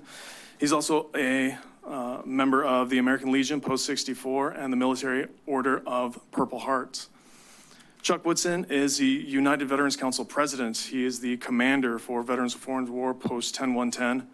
He's a part of the Santa Cruz County Veterans Memorial Building Board of Trustees as the Vice President, and he is a mentor at the Cabrillo Veterans Information Center. Xavier Bianchi is a former Veteran Service Officer here in the County of Santa Cruz. He is one of the founding members of the Veteran Surf Alliance, and he's also a board member of the Santa Cruz County Veterans Memorial Building. Calvin Angel is the local interagency network coordinator for CalVet. And Andre Samayoa is the current Veteran Service Officer, also a member of the Veterans of Foreign War 7263. I myself am the Managing Director of the Santa Cruz County Veterans Memorial Building, as well as a board member for Vets for Vets Santa Cruz, a member of the United Veterans Council, and the founding member and host of the Veterans Take Charge radio show. Thank you. This report was created to better understand comparable counties' alternative structural concepts that support their respective VSOs and by proxy their entire veteran community. The intention with our collaboration on this governance is to begin the process of showing the best circumstance for our County Veteran Service Office. It's helped us to expand our understanding and outlook for improvements on the service and outreach provided to the veteran community. Now, there are two data points that we're in need of further clarification and detailed explanation of, and those are the number of veterans who utilize resources from the Human Services Department as opposed to the Veterans Administration, and the detailed amounts of in-kind services that the Veterans Service Office uses.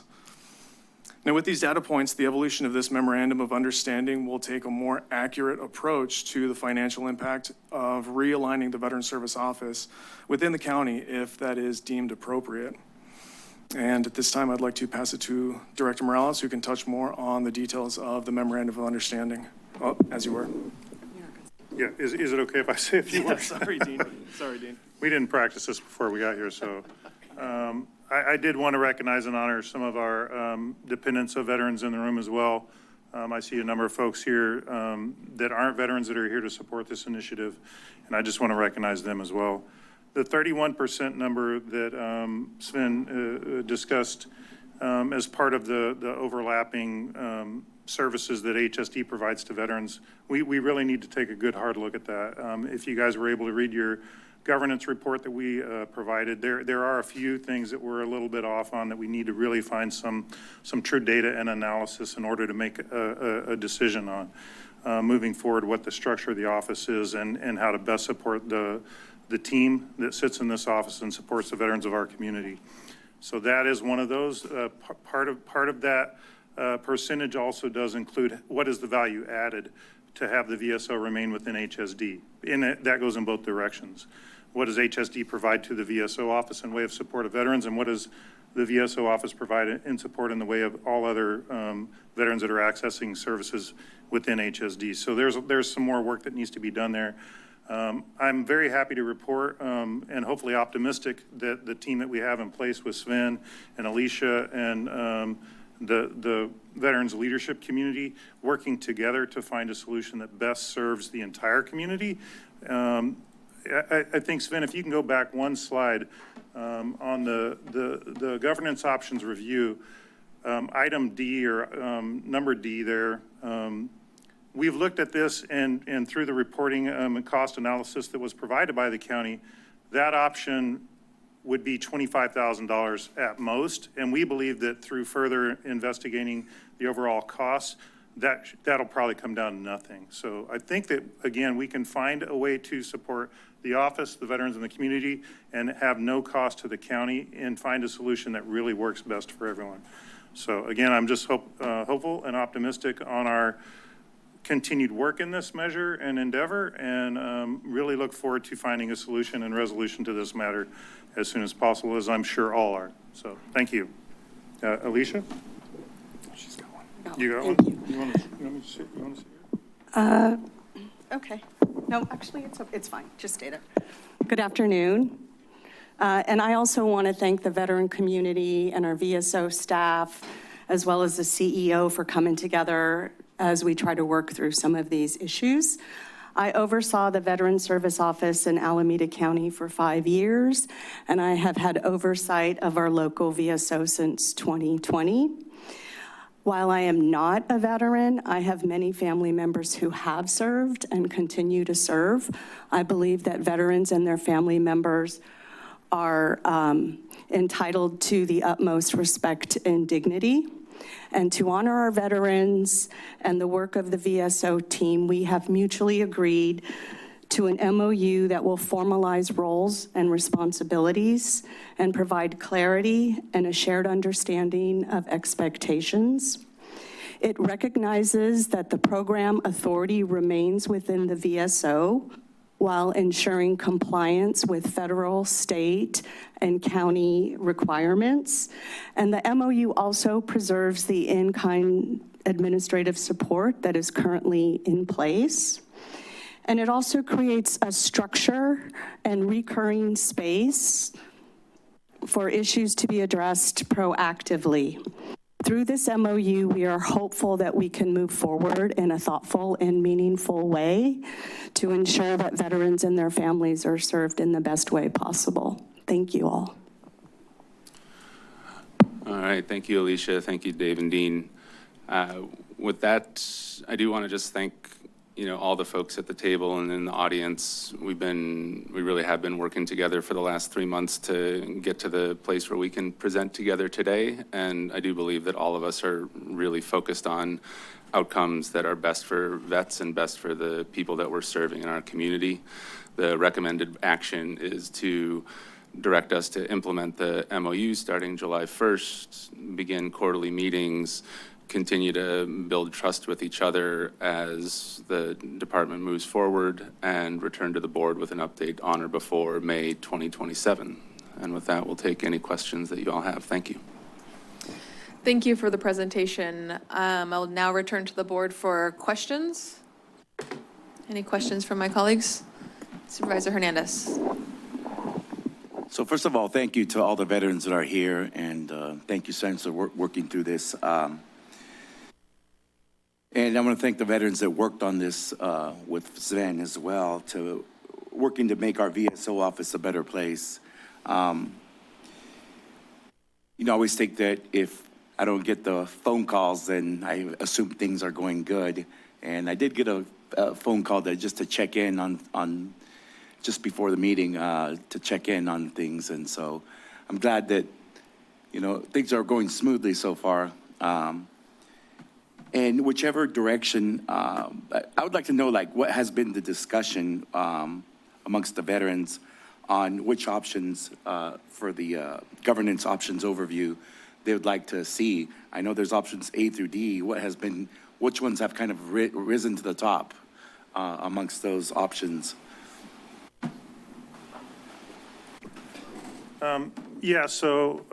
We worked very closely with Sven. Again, there's a number of us on the leadership side, 4 of us that had regular meetings, Hutch, myself, Dave, and Andre, but we had a lot of influence and discussion within a greater veteran community. For now, option B is the way forward to start. So we're looking at an MOU that was included with the governance report that we submitted to the board, or Sven submitted to the report on behalf of our group. So I hope you had a chance to review that MOU, because I think it's a critical first step in rebuilding the trust and finding a way forward that makes more sense. The next step from here, after this MOU and a look at this governance options from our side, is a way to really honor and respect our veterans in this community and find a way to have that office supported in a way like I had previously, right? Where there's not anyone really looking under the hood per se. Obviously the VSO needs to follow all the state, federal, and county guidelines, but that office truly knows how to support veterans. And anytime anyone comes in and really messes with the process, it can take away from the service to veterans. I know Kim and Monica and other board members have commented on the report back around the state, and even veterans that I've served long-term have reported back to me when they leave the area about what the quality of service here is in Santa Cruz and how vital it is to keep that intact. So a new structural option where it doesn't have any cost with the county, and finding a way perhaps it stays within HSD. There's just a lot of things on the table that we need to kind of work our way through. Part of it is understanding that, again, that relationship with HSD and perhaps leaving the office within that, but changing the structure to some level, and or other options that we haven't identified yet. So there's more work that needs to be done. And like I said, I'm just very optimistic and hopeful moving forward. And Sven has shown that the county is, the CE's office, and thank you, Nicole Coburn, as well, for really taking a good, hard, honest look at this and allowing our voice to be heard. So I think we're on a path forward that makes a lot of sense, and I think that yeah, we're doing things in a very positive way. So. Thank you for that. You talked about the statewide sort of rankings, and I've been told from folks from Calvet that our VSO office, despite like the issues that were lingering in there, has always maintained a top 3 in the state for performance. So I'm hoping you guys, resolve the issues and go with was it B you said? And hopefully we could become the #1 VSO in the state. Further questions? Supervisor DeSerpa? really more comments. First of all, thank you very, very much, all of you, for getting together and meeting this challenge head on. This was a very significant issue. So many people care about this. So many people showed up to say, wait a minute, we could do better. And I want to thank all of the volunteer hours that have gone into this. Thank you, Dean. Thank you, Dave, and to everybody who has contributed. We really appreciate it. I feel satisfied with the work that's taken place, that you will be meeting quarterly, is that right? To identify any issues if they tend to bubble up, and hopefully we can sort of get a handle and make our employee satisfaction and our public's satisfaction tip-top, ship-shape. Thank you. Thank you. Seeing no further questions from the board, I'll open it up to the public for comment on this item. If you'd like to speak on this item, please form a line. And I'll set the public comment period for 2 minutes each. Welcome. Hello, my name is Curtis Carlson. I'm a disabled Navy veteran with 10 years of service, and I have worked as a work-study student for 3 years. Dean convinced me to work for the VSO by November 2023, and I officially started my work-study position in January 2024. Working for Dean was a very smooth experience, and the office ran well. Upon Dean's retirement, I started working for Xavier, and we clicked instantly. He encouraged me to get more involved in the veteran community, and because of this encouragement, I joined the Veteran Surf Alliance. However, 2 months after Xavier was promoted to VSO, the mood in the office changed. At this point, the team had lost Travis, Lorena, Courtney, and Dean. The office environment started getting stressful, which began activating my PTSD. As a result of this, I had to terminate my January 2025 contract. I was only 100 hours into my 421-hour contract, resulting in a loss of $5,136. The office was no longer a safe space for me to work, and I could not physically bring myself to go in after February 19th, 2025. After facing significant financial difficulty, I inquired about working for the VSO again in July 2025 upon hearing that the new VSO had been hired. I was told the program had ended, which was confusing and off-putting to all the veterans at Cabrillo College. This January, I started back at the VSO as a work-study again, working for Andre, and it has been a good experience, and the office dynamics have started to get back to normal. Thank you very much. I just wanted to share my experience as an employee at the VSO. Hello, Moisha, U.S. Army veteran, combat vet. I don't think that some people can appreciate the necessity of a VSO, as the federal government has prohibited the organizations such as DAV, VFW, of having their own VSO officers to serve veterans. This is partly a budgetary issue with you guys and control, but the fact of the matter is Health and Human Services have difficulties dealing with the caseloads that they have. Dedicated VSO who understands the federal regulations that govern benefits for veterans and how to navigate the system is a necessity, not an optional thing. Being here for the budgetary meeting, public safety being the largest out of all of the categories is a little bit disturbing. One salaried officer would pay for a VSO if it was a budgetary issue. I think that it's more structural, but autonomy for VSOs is imperative. And at the risk of being a little bit crass, dealing with veterans, it takes a special individual, because veterans have zero tolerance for bullshit.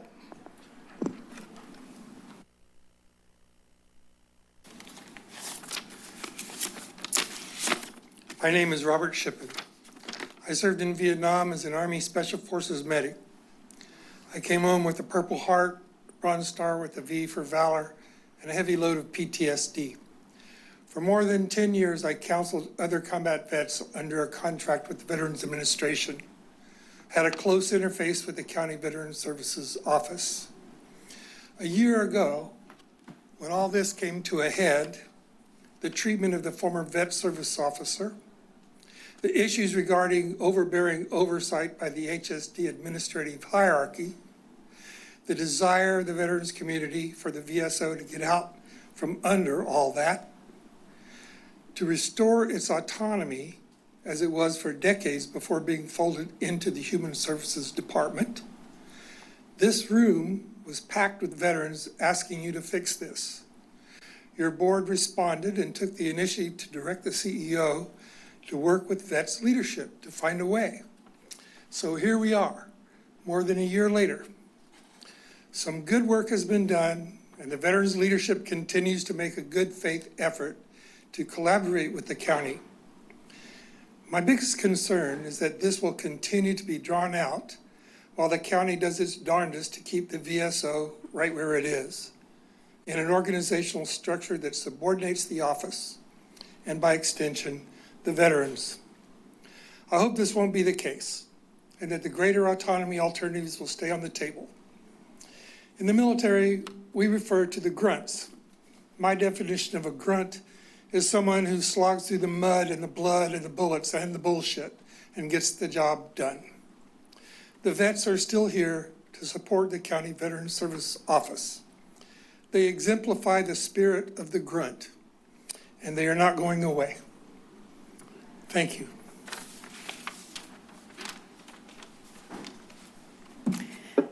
My name is Lorena Vasquez, and I was a Veteran Services representative for this county for 24 years. I served under 7 VSOs. This is my personal opinion. Veterans, their families in this community deserve and should rightly demand that the VSO of this county should be the main person making decisions that benefit all those that walk into the Veteran Services Office. The VSO should not be a puppet whose strings are being pulled by those who do not have the understanding, the passion, and the 100% commitment to serving veterans to the best of their ability. Veterans are very protective of their own and are a special group of men and women who have served this country, many in combat, and they deserve to be assisted in an office that is there for them 100%. You, the Board of Supervisors, have witnessed this when they came in support of Xavier Bianchi, the combat veteran, twice Purple Heart veteran, who was fired as the VSO despite having the full support of the veteran service representatives under his office, under his watch, as well as the VSO, as well as the veteran community and different veterans organizations, because he supposedly was not a good fit. A well-liked, wounded Purple Heart combat veteran, not fit to understand the needs of veterans. His firing clearly indicates the lack of understanding of those above the VSO as to the duty as well as the honor it is to serve veterans.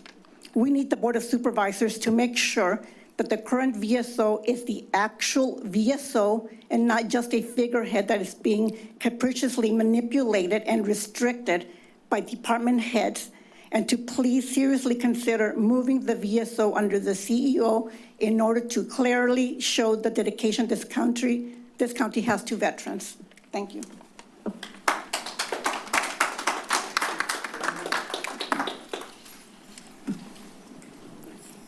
Good afternoon, Board. My name is Steve Curtin.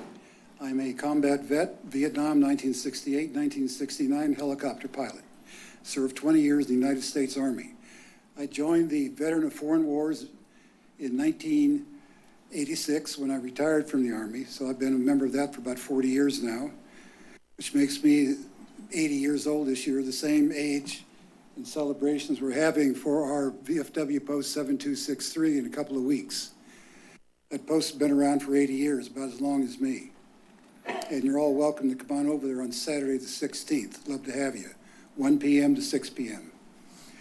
Anyway, back to this. I was here a year ago when this first came to light. You know, up until about, let's call it 23, 24, 25 months ago, The VSO for Santa Cruz County had a reputation as the gold standard for this state. Since then, that is not the case. I'd give it probably a D at best. I want to see it back up to the gold standards, up at A where it should be. All you people here collectively can make that happen. You know what needs to be done. You've been looking at this for over 12 months now. Get it done. Thank you.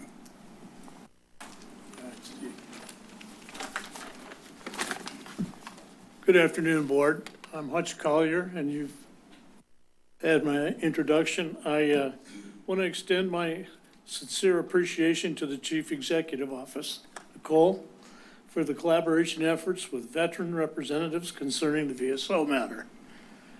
Their commitment to partnership has been highly valued and significantly contributed to ongoing initiatives addressing veterans' concerns. I have some positive observations during this process. Sven has served as the representative for the Santa Cruz Executive Office with professionalism, transparency, fostering trust that facilitated effective communication between veteran representatives and the County Executive Office. The Memorandum of Understanding presented today serves as the appropriate foundation for addressing and resolving our concerns. Quarterly reviews conducted by the CEO will provide oversight to keep the process aligned, ultimately leading to a mutually agreed upon solution. I have some concerns from the veteran community perspective. The VSO needs to be operated as a division within the county infrastructure. 2 levels of HSD management above the VCO create non-value added oversight that hinder the office effectiveness in serving veterans. In-kind costs have not been supported with factual data. Surveys of other counties reveal that VSO offices do operate independently, reporting to the CEO within some cases MOU between CEO and HSD. The veteran representatives are committed to following this process to the successful conclusion. The number of veterans in Santa Cruz County is increasing, not decreasing. Don't minimize this. Thank you. We're here. We're going to see this to the end. Thank you. Hello. Thank you. Thank you all for your attention to this matter. My name is John Ramirez. I'm a Marine Corps Vietnam combat veteran. I came to this county in this area in the early 70s to go to school at UCSC. And within months, I experienced my first episode of PTSD. And it took me several years to get to the point that I could walk through that Veteran Service Office door. And that was in the late 70s. And I owe my life and my survival and my entire recovery process to walking through those doors almost 50 years ago. It's the reason I'm doing what I'm doing now. It's the reason that I was able to live and thrive and operate and live as a contributing citizen to this county. I've lived in every one of your districts at some point, and I owe, again, my success and my survival to the County Veteran Service Office back in that day. And at that point, at that time, it was a standalone department. And it was robust with services that I really needed at that time. There's people in this room who were there to help me. Robert Shippen was one of them, and his wife was one of them. And all these men and women in here have been part of that and part of my recovery process. I now work for the VA. I work in a program called HUD-VASH for homeless veterans. We need the services of this VSO office critically. Thank you.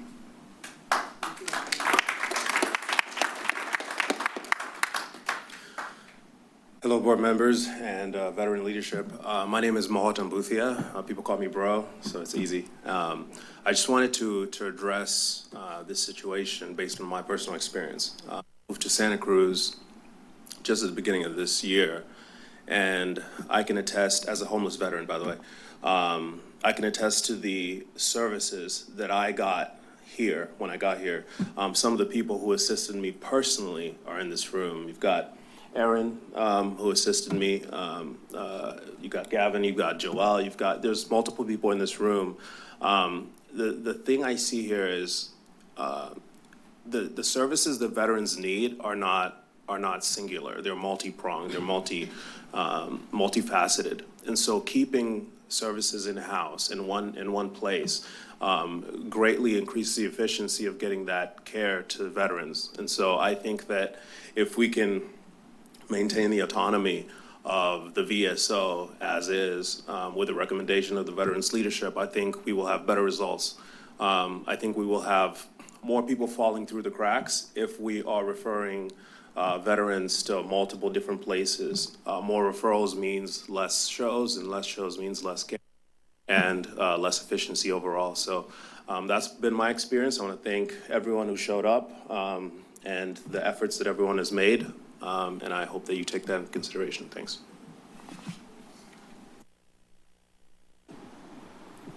Good morning, board. Good morning, veteran leadership. My name is Erin Dunn. I'm a U.S. Army service-connected veteran who has benefited greatly from the VSO. I am also, at this moment, the current veteran advocate for Santa Cruz County. That position is going to be cut. And that's not what I'm here to talk about. I'm here to talk about the issue that is in the room right now, which is repairing the relationship between county leadership and the Veteran Service Office. As a veteran in this county and a lover of Santa Cruz County and the things that I see the county trying to do for people, I'm going to speak as a human from the heart. I didn't prepare a speech. I wasn't going to get up. But I was compelled to move up to the stand today so that you could all know how important this office is to me and to my veterans community out here. I go to hospitals and institutions so that veterans can learn about their benefits. I'm out in the street and on the levee talking to veterans in the morning, and I'm wearing a suit jacket on Thursday afternoon so I can sit in veterans court and support them. The role that this office plays in the lives of veterans extends far beyond what you all see in this boardroom. I am here to tell you and to assure you that the Veteran Service Office does an incredible job of serving veterans in this county, connecting community members to services that they not only earned as veterans, but that they could also access as community members here. I implore you to continue striving towards a solution that addresses the issue in the room today. And I thank you very much for hearing me and hearing us out today as these conversations continue. Thank you.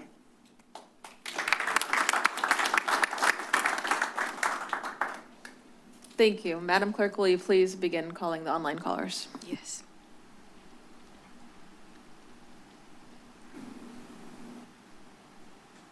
Call-in user 915, your microphone is now available.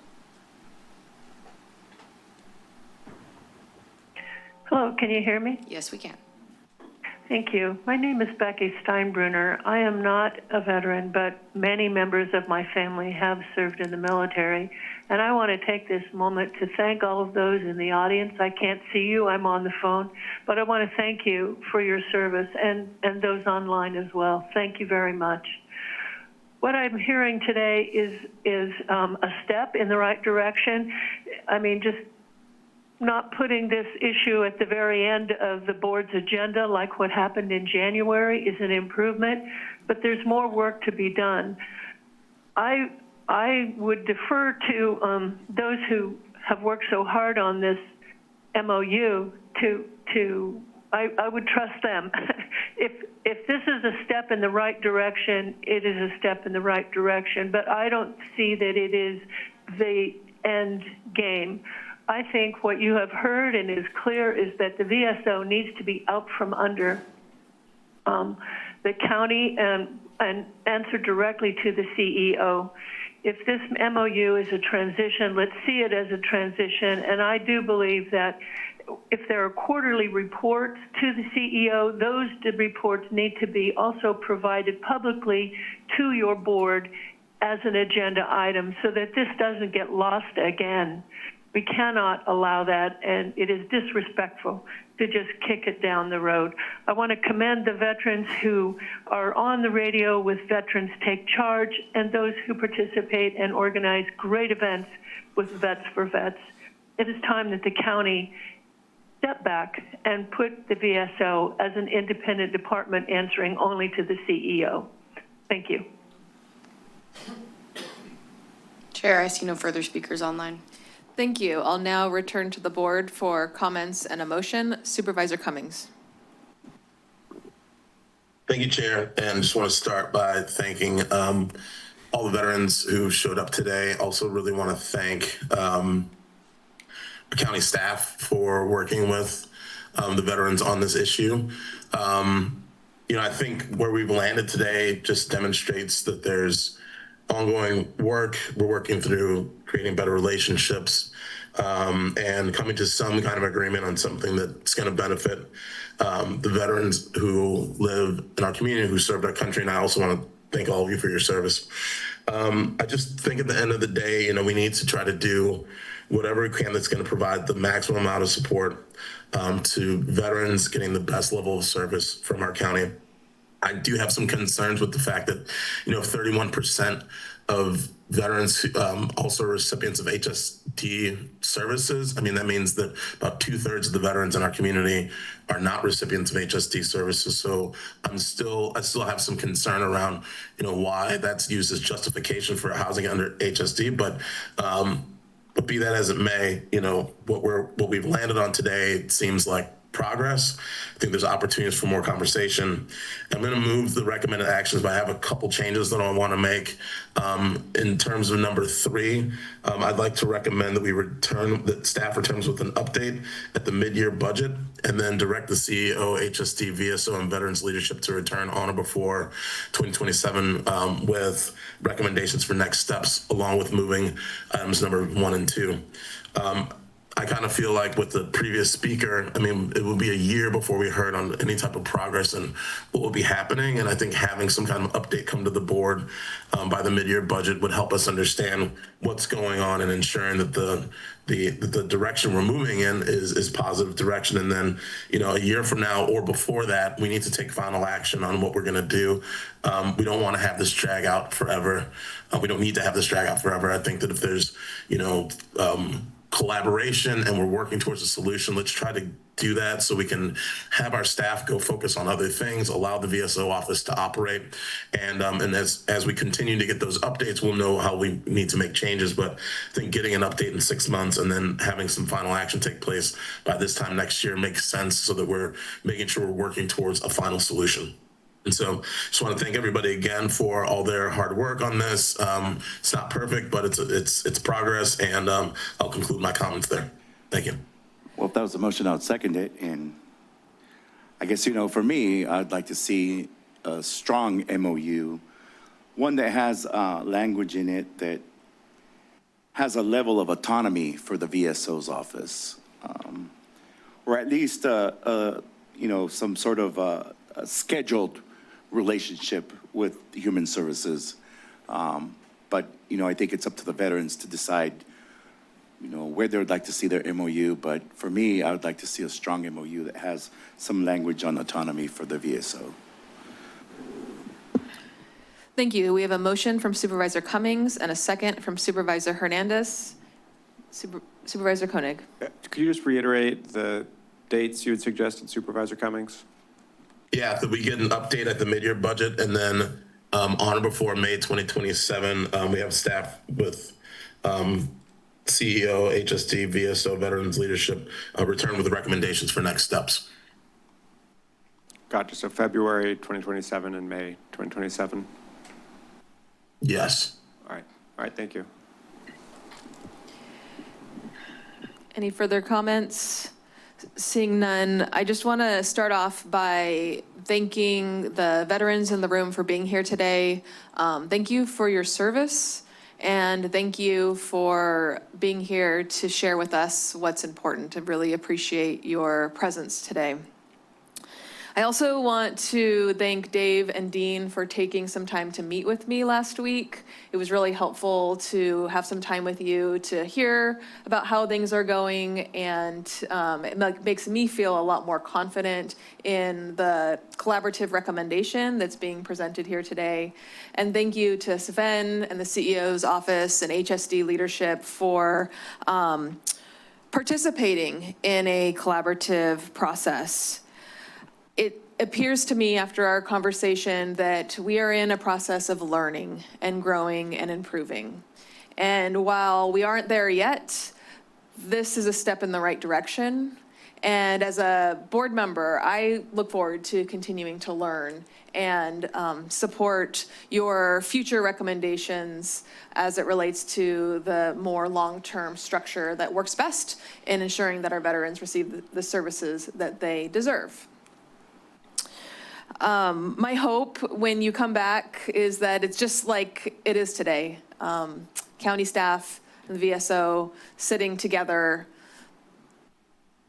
proposing something that you all agree on. That makes our jobs a lot easier. So with that, I'm supportive of this motion today, and will ask the clerk to please call the roll. Certainly. Supervisor Hernandez? Aye. Koenig? Aye. DeSerpa? Aye. Cummings? Aye. And Martinez?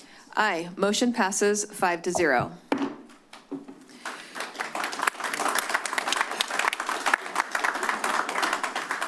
We are now going to recess for lunch, and I'll ask that we return at 1:30. Chair, if I may ask real quick, Yes. I'm wondering if it's possible to move the good contractor ordinance up. Just depending on the level of conversation, I have a hard stop at 3 o'clock, and I'm not sure how long the sheriff's item would go, but I think it would help us get some certainty around that time and ensure that I'm available to be present for that conversation. If we can move that to 1:30.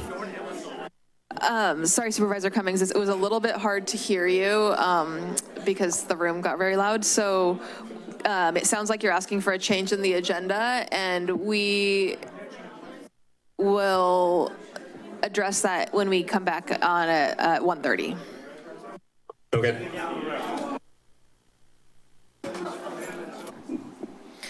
Welcome back. We'll now move on to item number 9. Consider adopting a resolution renewing the county's uncodified ordinance that adopted and approved a military equipment use policy for the Santa Cruz County Sheriff's Office, and make findings based on the Santa Cruz County Sheriff's Office annual military equipment report for 2025 and take related actions. Welcome.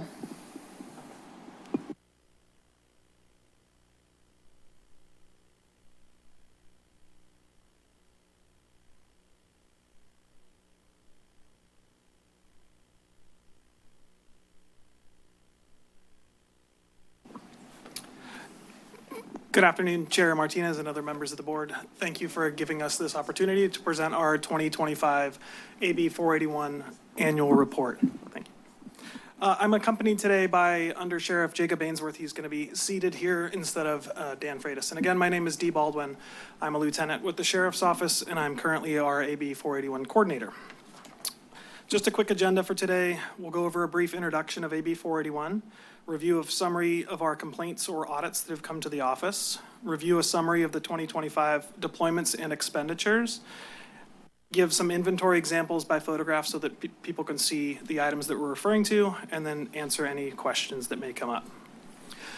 As a reminder, the history of AB 481, this was signed into law in September of 2021 and became effective January 1st, 2022. The law established requirements for the acquisition and use of military equipment. It also made requirements that require board approval be made with a policy and annual audits that come through. The annual reporting requirements have 6 different factors. That includes a summary of the military equipment use, and that's how the equipment was used, the purpose of its use. It includes a summary of complaints. Any complaints or concerns that are received about the equipment throughout the year are documented in the annual report. It also contains audit results that demonstrate our internal audits, violations, and actions that were taken. Annual costs, which is a total breakdown of the equipment type based upon personnel hours and expenditures on those items. The inventory, which identifies the total quantity possessed for each equipment type, and then any planned acquisitions for 2026. The Sheriff's Office did not receive any formal complaints regarding our military equipment, and the Office of the Inspector General did not receive any formal complaints as well. Last year, during our annual presentation, we received a couple of items of feedback, some general concerns from the public about patrol AR-15s not being inventoried and on our list that we report annually. At the beginning of the year, Sheriff Clark made a commitment to include those rifles, so we're happy to announce that those are now in the inventory, and the deployments were tracked from the beginning of July on. As part of that project, we developed, one of the first in the county, a system that allows us to track all deployments of every piece of equipment that we have in the form of a barcode that's attached to every individual item that is falling under this report. So now, to have better accountability, every time a deputy checks out an item of equipment, the barcode is scanned by their cell phone, and then the circumstances of the use, the time, the dates, and the relevant information is logged at that point. This has really increased our accountability and auditing and having a live feed anytime that those items are used. There was also a request last year to better publicize the public meeting that was out. So this year we made multiple social media posts. We put out a press release. We posted it at the office, and we saw a higher attendance at our public meeting that was held late last month. The results of our internal audits, as we continue each year, there's certain items that are deemed no longer serviceable, and we decommission those. So this year, we're working on decommissioning a couple items in our drone inventory. It also allows us to see the equipment and take constant accountability for what they are and the condition that they're in to make sure that we're replacing those that are needed or we're decommissioning those that are no longer needed.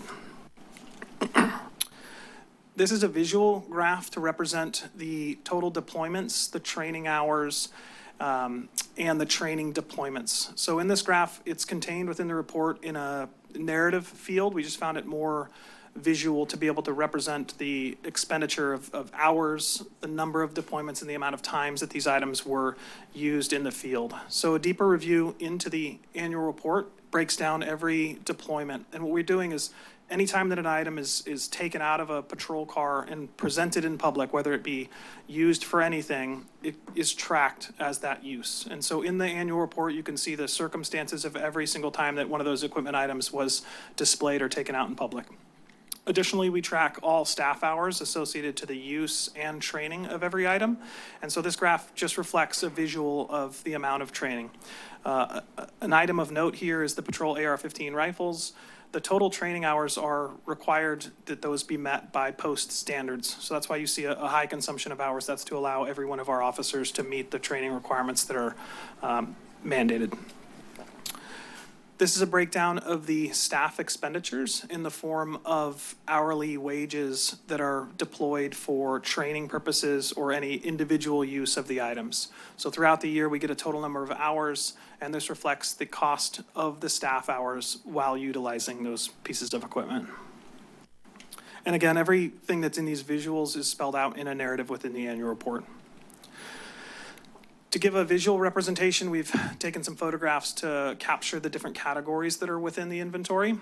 We can begin with category 1, which is our SWAT team's robot. This is a two-way communication device that allows SWAT operators to insert this piece of equipment into an area that's deemed unsafe and establish some form of communication. It also has a video camera on it so we can get information about that internal area without posing a risk to officer safety. We've had this for many years, and we continue to have it functional and a deployable tool that we have.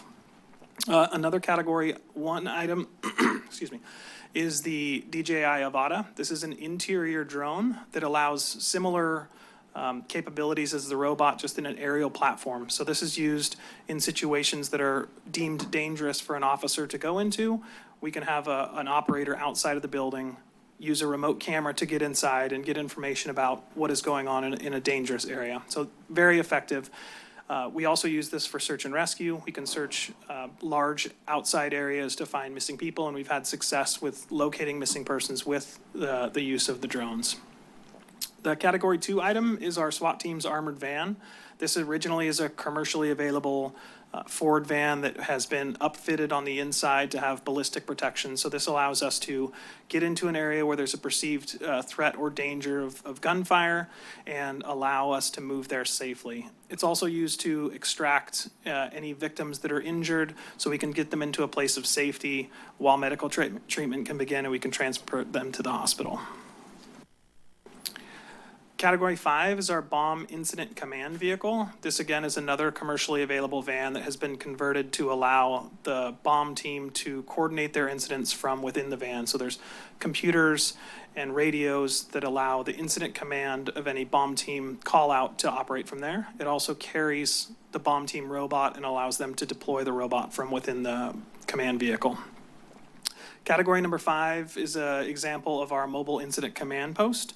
This is a commercially available van that has a series of desks, tables, and computers on the inside. We use this for major events such as the county fair. We deploy this vehicle there for the entire week of the fair, and that's where we run our incident command out of. So all the public safety operations for the fair event are coordinated from the van.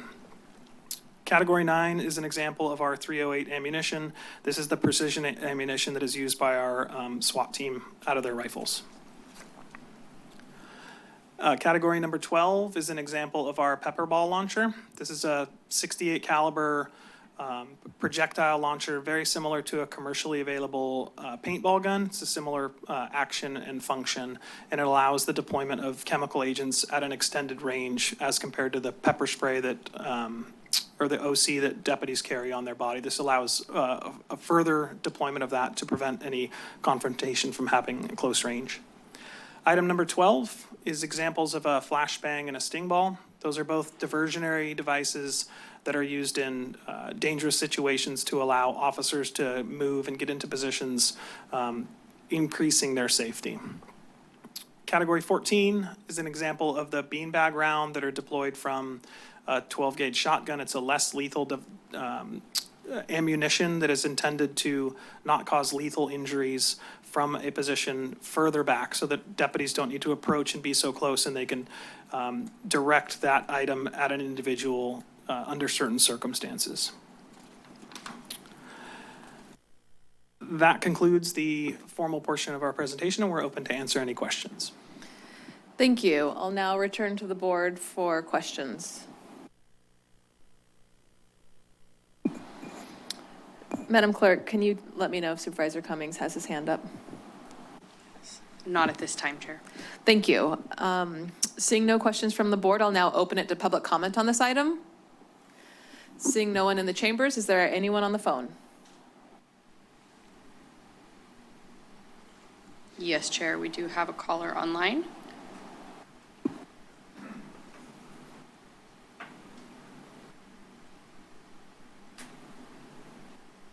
Pamela, your microphone is now available. Oh, thank you. Yeah, I wanted to thank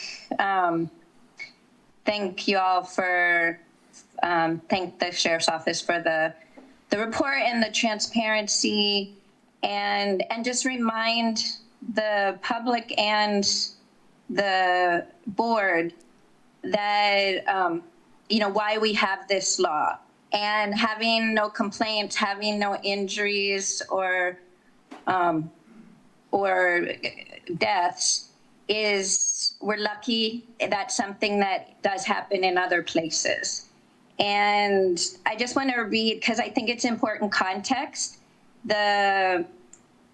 from AB 481, the acquisition or the deployment, especially of military equipment in our communities, adversely impacts the public safety and welfare. That's why we have this law. It increases the risk of civilian death, significant risks to civil rights, civil liberties, physical and psychological well-being, and the incurment of significant financial costs. Military equipment is more frequently deployed in low-income Black and Brown communities, meaning the risks and impacts of police militarization are experienced more acutely in these marginalized communities. And so I just want to also remind the board, I'm a little concerned that there's no questions, and just remind you that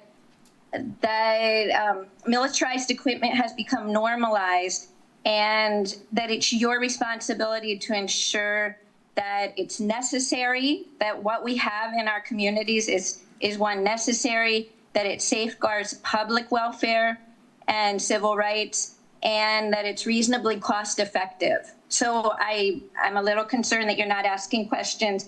And very quickly, in the short time I have, less lethal doesn't mean non-lethal.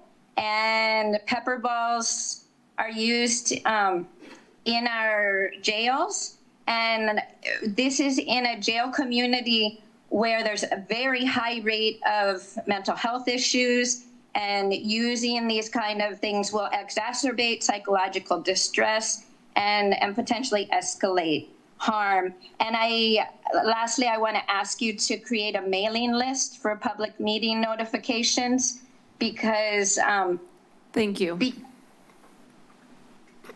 Chair, I see no further speakers online. Thank you. I'll now return to the board for comments and a motion. Supervisor Cummings. Thank you, Chair. I just want to thank the Sheriff's Department, one, for putting the AR-15s on the list, but also for the meetings that you all have been able to hold with the community before this item comes to the board. We know that's something that the community was asking for years ago, and I think that's in part why today we don't have as many people who've been contacting us or who've joined us today. I think that there's confidence in the community around the transparency that you all have committed to, and this is one of the first years where we've had 0 email complaints, or I at least haven't received any. And this issue has been something we've been hearing for at least the past 4 years on the board, and probably 5 or 6 years, the 2 years before when I was on the city council. And so just wanted to thank you all on being proactive with bringing this forward, and I'll be supporting the recommendations today. Thank you. Further comments? Supervisor DeSerpa. Hi, thank you very much for this report. I appreciate a lot of things, but in particular, it's very interesting to see all the dates in the last year. I think it's just the last year, right? Correct. That some of this equipment that you use has been deployed both in training and then in real life situations where there was a danger to citizens or to yourselves. I think sometimes people get sort of immune to what they see on the news or what they see on social, and there's so much more that actually happens behind the scenes that nobody really hears about. Like, I was surprised to see the pepper ball in the jail, but I also know that there have been several attacks in the jail where we've actually had staff terribly injured as a result of those attacks. So I do understand the need for this. I want to thank also the sheriff and yourselves for meeting with the ACLU and being responsive to their concerns. Again, listing out the AR-15s. I think that was helpful to the concerns expressed. And so, as always, appreciate all that you do and all the deputies that are out there putting their life on the line every day for our community. Thank you. Thank you. Supervisor Koenig. Yeah, I also just want to express my gratitude. I mean, this is, I think, the first time we've had this hearing when we didn't have multiple people in the room complaining about the process. So I think the fact that you've listed the AR-15s and had just better outreach ahead of the public meeting really demonstrates a commitment to continuous improvement by the sheriff's office. And it seems like we've arrived at a pretty good place. Thank you. Thank you. Thank you. I think I'm just going to echo what you're hearing from my colleagues. I want to really appreciate Sheriff Clark and both of you and your teams for working with our community members to be more transparent and accessible. You know, I personally meet with Sheriff Clark at least once a month, if not more frequently than that. So I get my questions answered on a regular basis, and it feels good to be able to walk through this community and know that our community feels confident and has trust in the actions of our sheriff's office. So with that, I would be happy to accept a motion to move the recommended actions. I'll move the recommended recommended actions. I'll second. We have a motion from Supervisor Koenig, a second from Supervisor DeSerpa. Madam Clerk, will you please call the roll? Certainly. Supervisor Koenig, Aye. DeSerpa, Aye. Cummings, Aye. and Martinez. Aye. Motion passes 4-0. Thank you. We'll now be moving on to item number 10, which is to consider the potential adoption of a responsible construction and wage theft ordinance and take related actions. This item was brought to us by 3rd District Supervisor Justin Cummings. So go ahead, Mr. Cummings.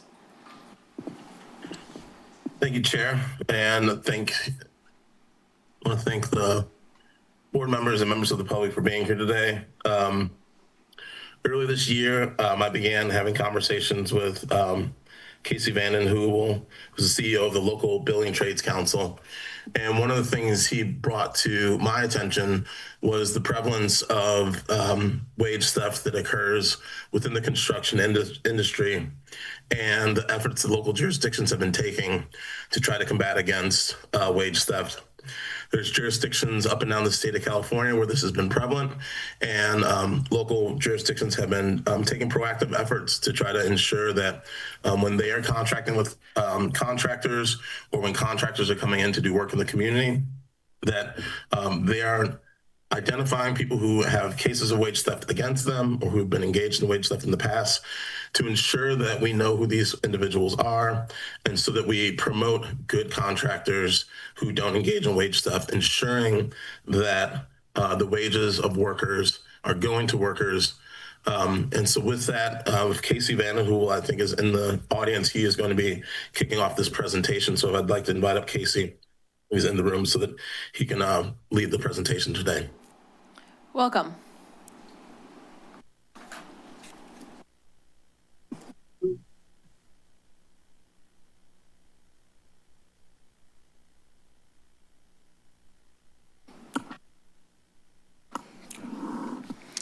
Good day, board.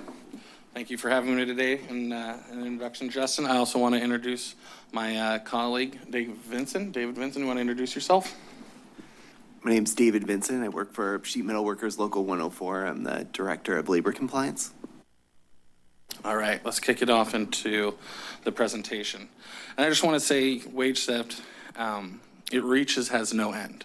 And it affects everybody in our community, and not just the workers, but our families that are in this community.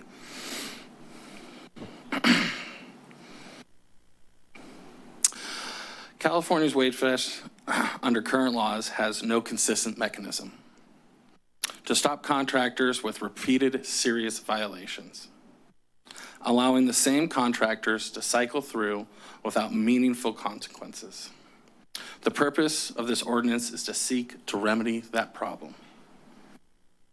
With 1 in 6 workers affected, billions lost, and 2% being paid back, this affects not just workers and communities, but most importantly, their families.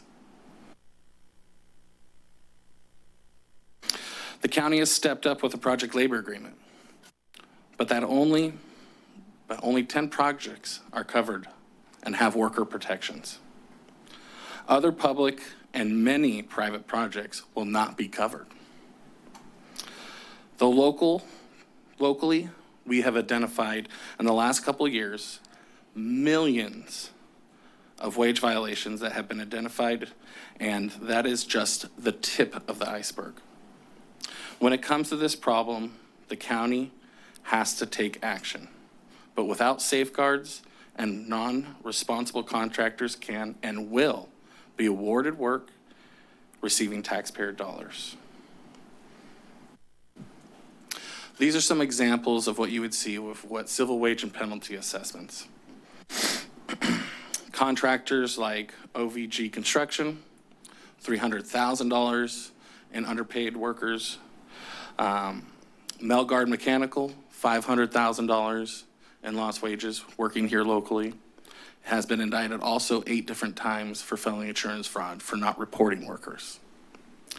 Another one I'd like to highlight, just down the street on the Ocean Street apartment complex, Grant Construction, subcontractor, $800,000 in underpaid workers. And these are just projects that we've been able to find and identify that workers are brave enough to come forward on. Imagine all of the other workers that are not coming forward. And a majority of these non-responsible contractors or low-road contractors utilize immigrant labor. And that immigrant labor is even more hesitant to come forward to report wage violations. This represents millions of dollars in wage theft violations on paper. Imagine what it looks like off paper to the working families in this community and around us.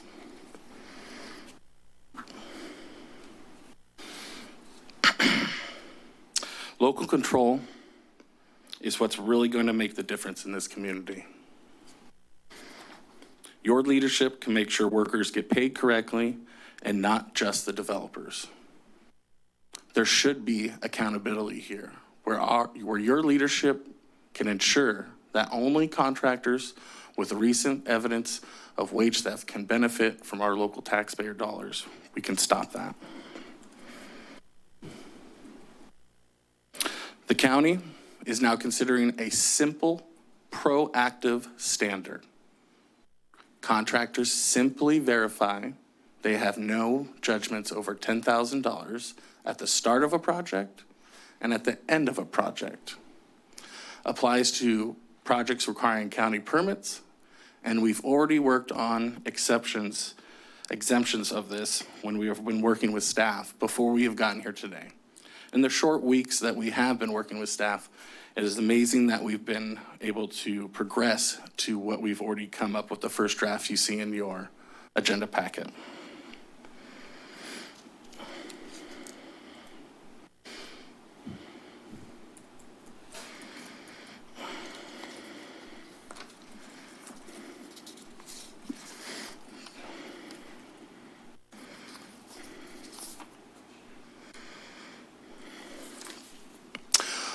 Easy to implement is one of the easiest things about this.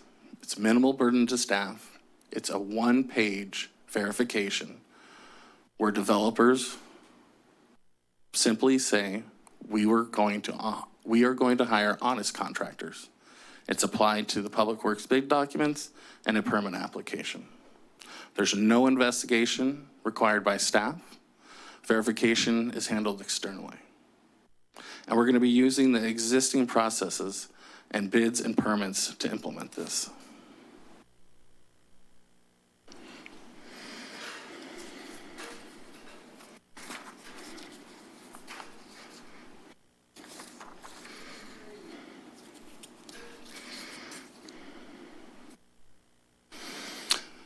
The county is building a basic, reasonable standard.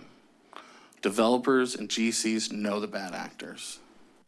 But the reason why they use these bad actors is because it's so enticing to take a lower bid. When the state is not enforcing these rules and they can kick the can down the road, why not? It levels the playing field, and the only thing this really does is promote honest contractors. You know, when I hear things that say, oh, we need these contractors, that is a farce. Do we really need low-road contractors to build in our community? Because those honest contractors are being pushed out. The bottom line, others have failed workers to protect workers and honest contractors. But this leadership does not have to. It's simple, it's enforceable, it's a local solution. So I ask you today to approve the recommended actions, consider establishing this ordinance, direct staff to continue working on drafting the ordinance with the building and construction trades, and to bring back the board for consideration. Direct the clerk of the board to place the ordinance on the agenda for the first reading no later than the second meeting in September. And I'm confident we would have an amazing ordinance to bring to you just in the short time that we've had great progression with staff on the edits. The time is now to stand up and lead.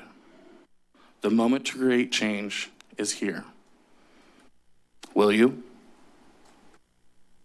Thank you. Thank you, Casey.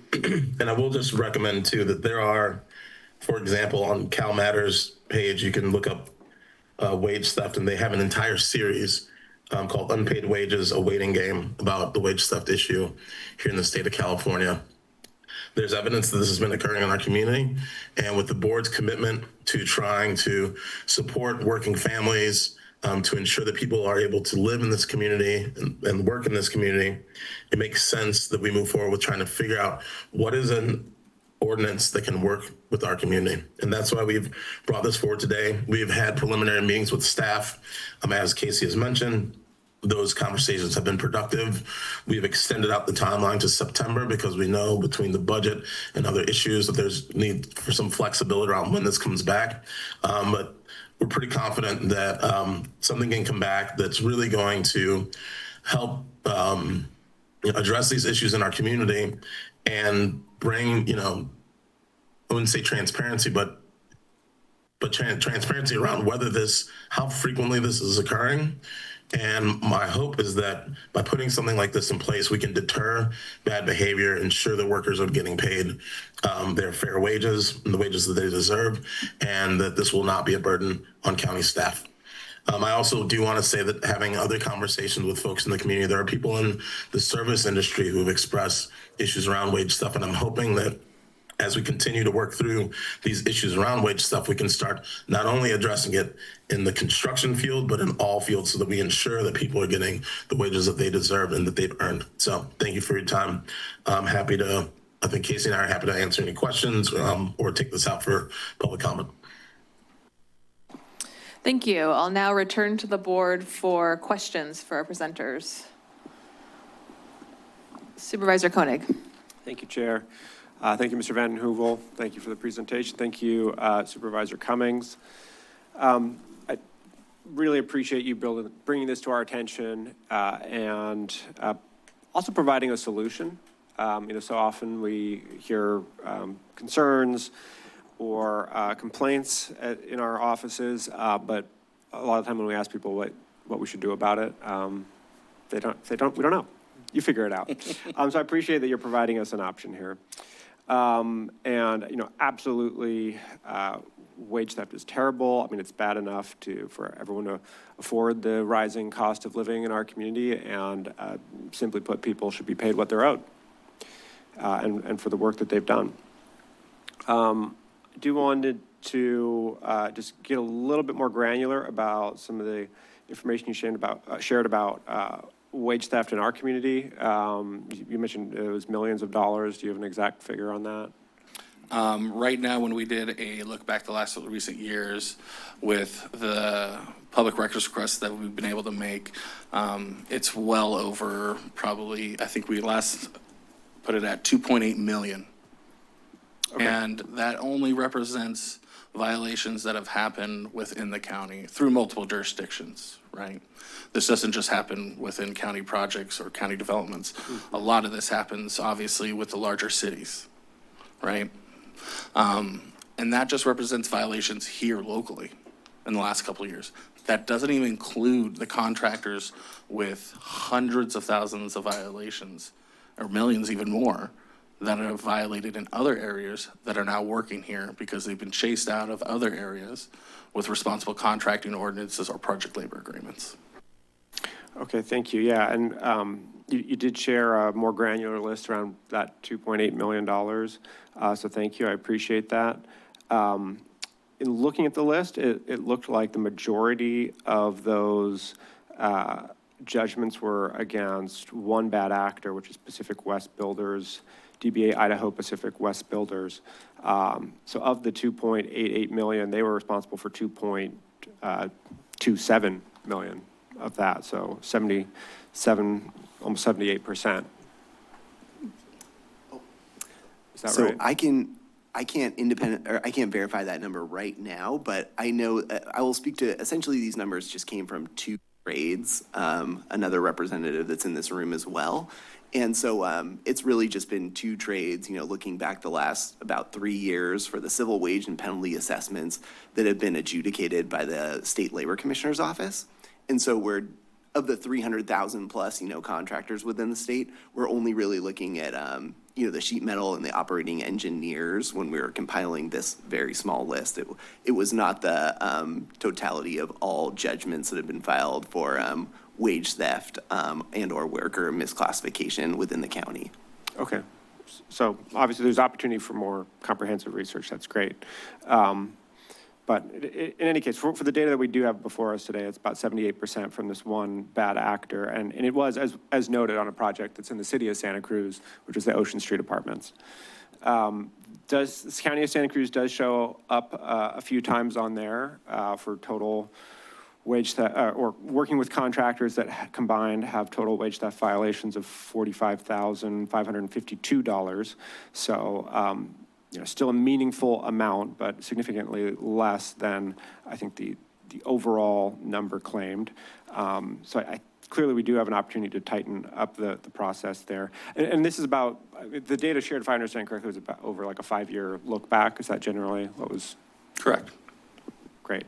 And I understand there might also be a situation with a subcontractor working on the juvenile hall project today that has some wage theft judgments against them. So I think there might also be opportunities to tighten up our process with to extend to subcontractors and not just contractors on county projects. Yeah, that's all my questions, so thank you. That's why we need to fix that sales tax and property taxes so you guys can get some more money to build those projects. Further questions? Supervisor DeSerpa. Thank you. Thank you for the presentation today. So there, on some of the slides, I have a couple of questions because we're in a budget crunch right now and maybe over the next few years, looking forward to the May revise. But I see that there was a bullet point that said like no internal enforcement or external enforcement. Like, can you talk? External verification.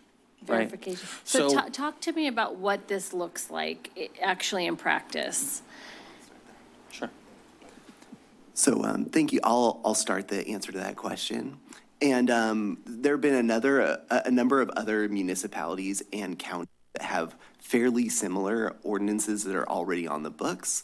The County of San Francisco, the County of San Mateo, cities of Sunnyvale, Mountain View, I could go on, but where it's worked in those areas and where it has not been a burden on staff is essentially it puts the other contractors in the seat of being the ones that file these, for lack of a better term, complaints against some of their competitors. Everybody is looking to be the lower bidder on these projects, and that's how 90+% of public works contracts are bid, where this is probably going to be the largest, the larger side of the enforcement mechanism. And so essentially the contractors are the ones looking out for it. We're not asking staff to be independently verify the assertions of other contractors. But, if there's a contractor that's in my wheelhouse and I'm a painter and I know of another contractor, ABC Painting, that has all sorts of violations and, myself or a labor union that I work with or a third-party compliance group has, found against them, they can bring that evidence forward. And then it would just be for staff to confirm that with the Labor Commissioner's office. And so the investigation portion in those other counties and municipalities that I mentioned is all handled externally by, good government groups, by citizens, but for the most part, by other contractors. So they would hand over something like this, Kim, and on there it has the deputy commissioner's work phone number and also their email. So they could easily just send this and say, could you please verify this complaint? That would be the only thing that they'd have to do. Verifying this and finding this is going to be external. And then would the county hold like a master list of like bad players? I mean, it would be good for them to hold a master list of bad players just in case they see them pop up again, right? And so we'd be submitting as many as we can, just so they have that as record, right? So we could identify those before they even get approved and onto the project. Okay, so this is kind of a weird question, but would this sort of competition, because people are bidding against each other all the time. I mean, there could be bad actors who decide to turn in somebody that, do you know what I'm saying? Yeah, so I mean. So how do you guard against like that happening? Guard against. So I can speak to that as well. So, I mean, there's an allegation or an accusation by itself is meaningless. I mean, there's the due process, requirements that the state has to abide by, whether it's the labor commissioner's office or a private right of action. There's notice and hearing before any sort of, whether it's a civil wage and penalty assessment or some sort of lawsuit is filed. And so an allegation by itself is going to be meaningless. Otherwise, I would worry about that. But when the deputy labor commissioners, in Sacramento or spread throughout the state, have investigated a claim that's made by whether it's a member of the public, an employee, or even a competitor, if they have found merit to those accusations and then find that a contractor has, stolen money from its employees, then I think that we should take into account that finding. Okay. Can I call Matt Machado up to the podium? I hate to put you on the spot, Matt. But Matt, you've worked in other communities. Have you worked in a community that has this type of ordinance before? Good afternoon, Matt Machado, CDI Director. No, I haven't. I mean, to be fair. His mic is muted, by the way. It is? Screen should be working. It's not coming through online. Okay. Oh, there we go. All right. How's that? Better now. All right. Well, good afternoon, Matt Machado, CDI Director. To be fair, this is my third public agency I've been in, and I am not aware of this type of ordinance or provision in local agencies.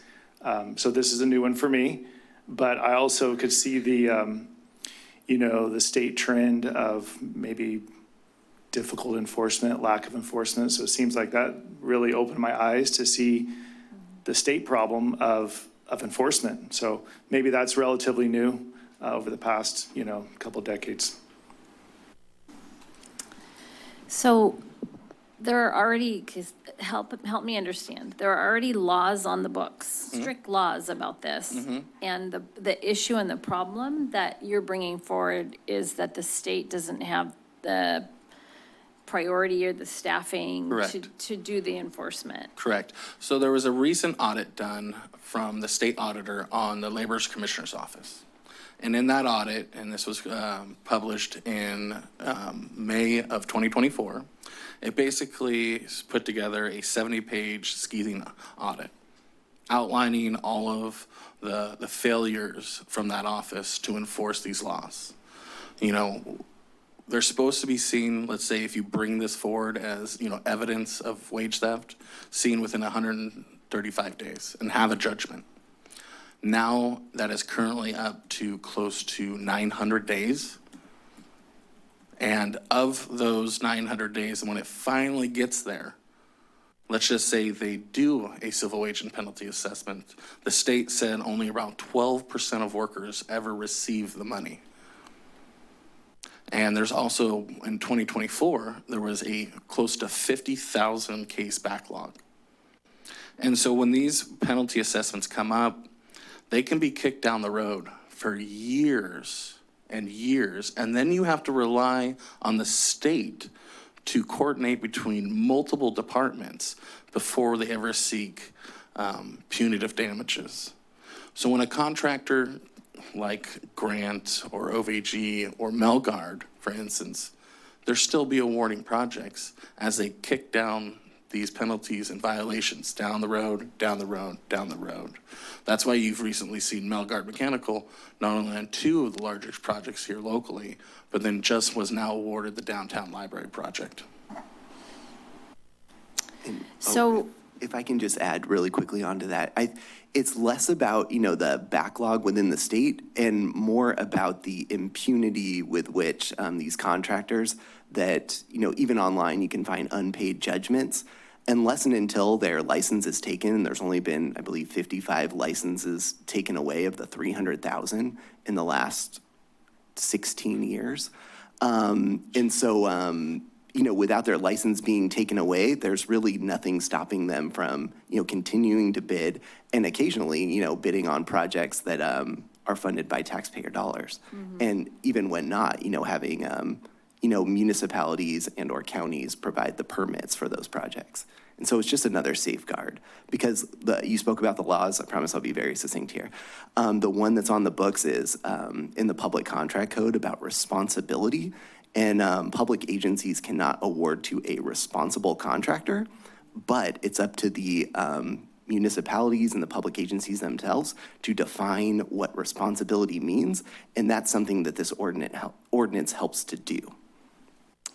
So, I worked or I was on the board of a school district, and oftentimes, like even with a bond in place, we would have projects that need, football fields and performing arts centers and this and that. But we had a really hard time attracting any bidders. Like there were sometimes one, or we'd have to repost it or whatever, because we didn't get enough bids the first time.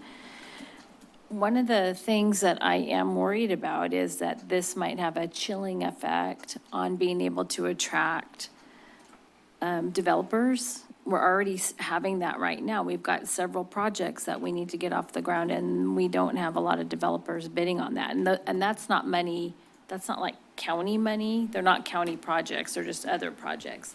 Can you talk a little bit about my concern around that? I definitely hear your concern on that, and I would say, when you think of yourself as a honest contractor, Kim, and let's say I'm a non-honest contractor, and you see that I'm on that bid list, are you going to spend upwards of a month and upwards of 160 to 200 hours to spend on an employee to bid that contract, knowing that me as a non-honest contractor is most likely going to undercut you? Or are you going to go bid in areas where as an honest contractor, you're going to have a good chance to be awarded that project? Yeah, yes, I get what you're saying. I am concerned though. Let me ask maybe one more question if I can.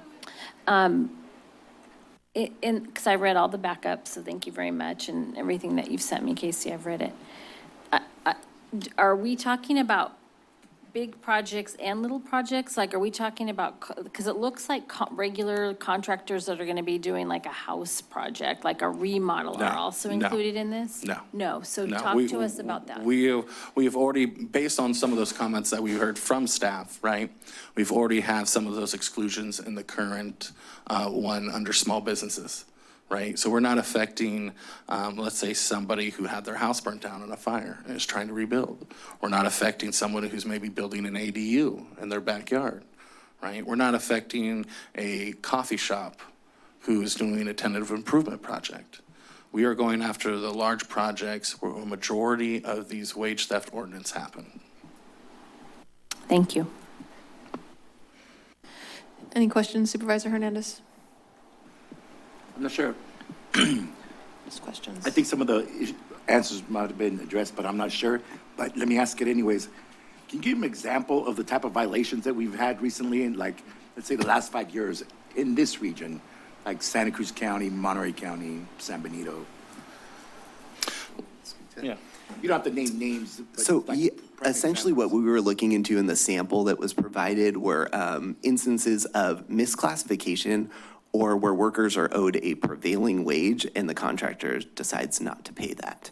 And I mean, there's plenty of others that, there's also, municipal rules on the book as well as the state's minimum wage, but that's something that unfortunately we just aren't able to track as well. But so, the wages in the, $2.8 million that was referenced earlier, those are basically wage underpayments from the prevailing wage that's published by the Department of Industrial Relations. And is there like a official list, and how does one get off that list? Can they get off that list if they wanted to? So there's not there's not an official list. I mean, you can make a records request from the Labor Commissioner's office. There is supposed to be a list, even though it's not updated as often as it should be, of contractors with outstanding wage judgments. But again, you'd have to use the California Public Records Act to make a request to see if any contractors do currently owe. But the way of getting off of this, if you're currently a contractor that's violative of the ordinance that's being proposed, is that you would have to go 3 years without having another judgment found against you for more than $10,000 in wages that were deprived from one or more workers. And pay your past debt too, or your past violations? Yes, if there is an outstanding wage debt, that would have to be satisfied as well. Well, thinking about this, it makes me think that there's probably legislation that's got to be done to make that access to those records a lot easier than PRAs, a database that one can search. You would certainly think and hope so, and obviously the funding with the Labor Commissioner's office, and right now they're just focusing on getting more staff to handle the backload of cases that was mentioned earlier. But yes, they've had a plan for probably 10, 15 years about to digitize most of these records, but unfortunately a lot of them are sitting on Clay Street in Oakland and just filing folders.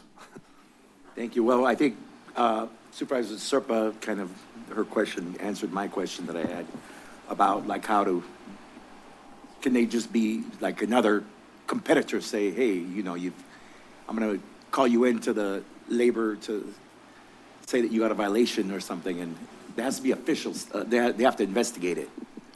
Yes, there would have to be what's called like a final judgment, whether that's coming from a court of competent jurisdiction or from the Labor Commissioner's office. And again, there's, the due process concerns there, and, so there's a notice, there's investigations, and it's not just, well, I believe this guy's story more. They have to meet the threshold that's set by the state legislature for, evidence, and so, yes, it's not just accusations. Okay, thank you.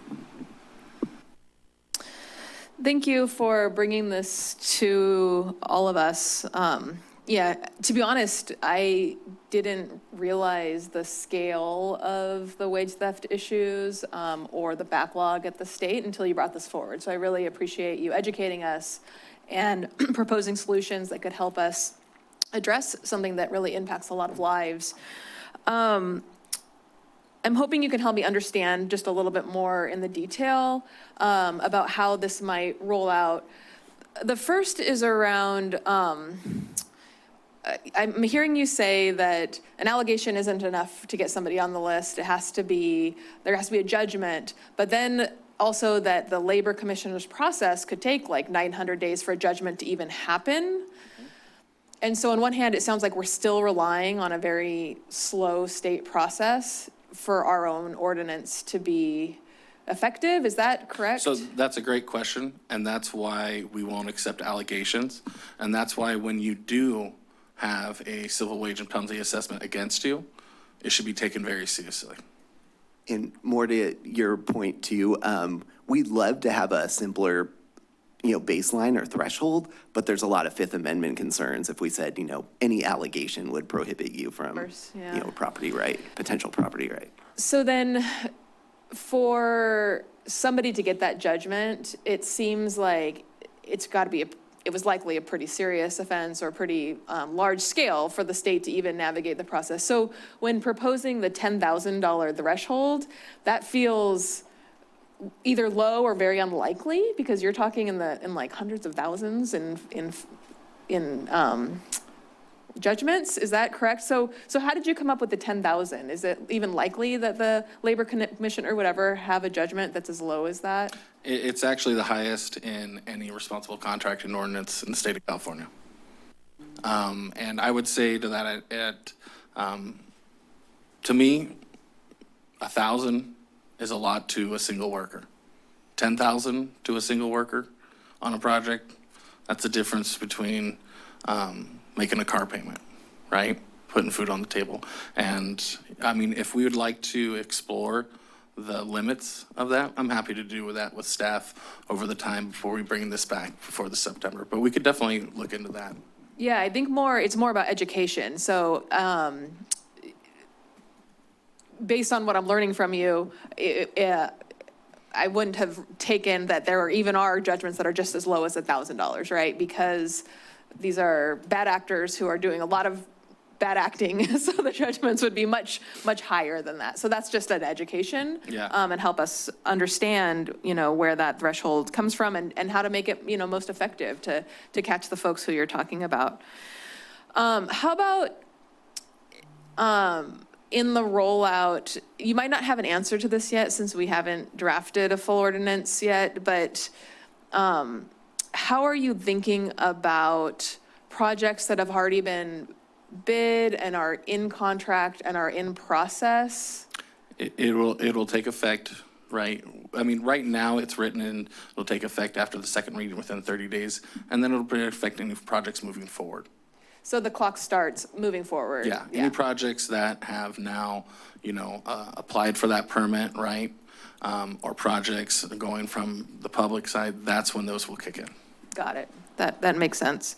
But not the occupancy permit, the original, because if they're applying for the occupancy permit, it means that they've already done the work, which means they might have gotten the contract like 2 years ago. Would this apply to them? Not at the current way it's written. Yeah, okay. And then the last consideration just relates to how other communities who are doing this, how are they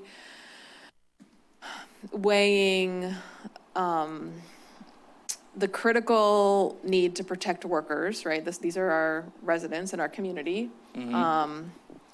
And the housing affordability goals that every city and jurisdiction is under.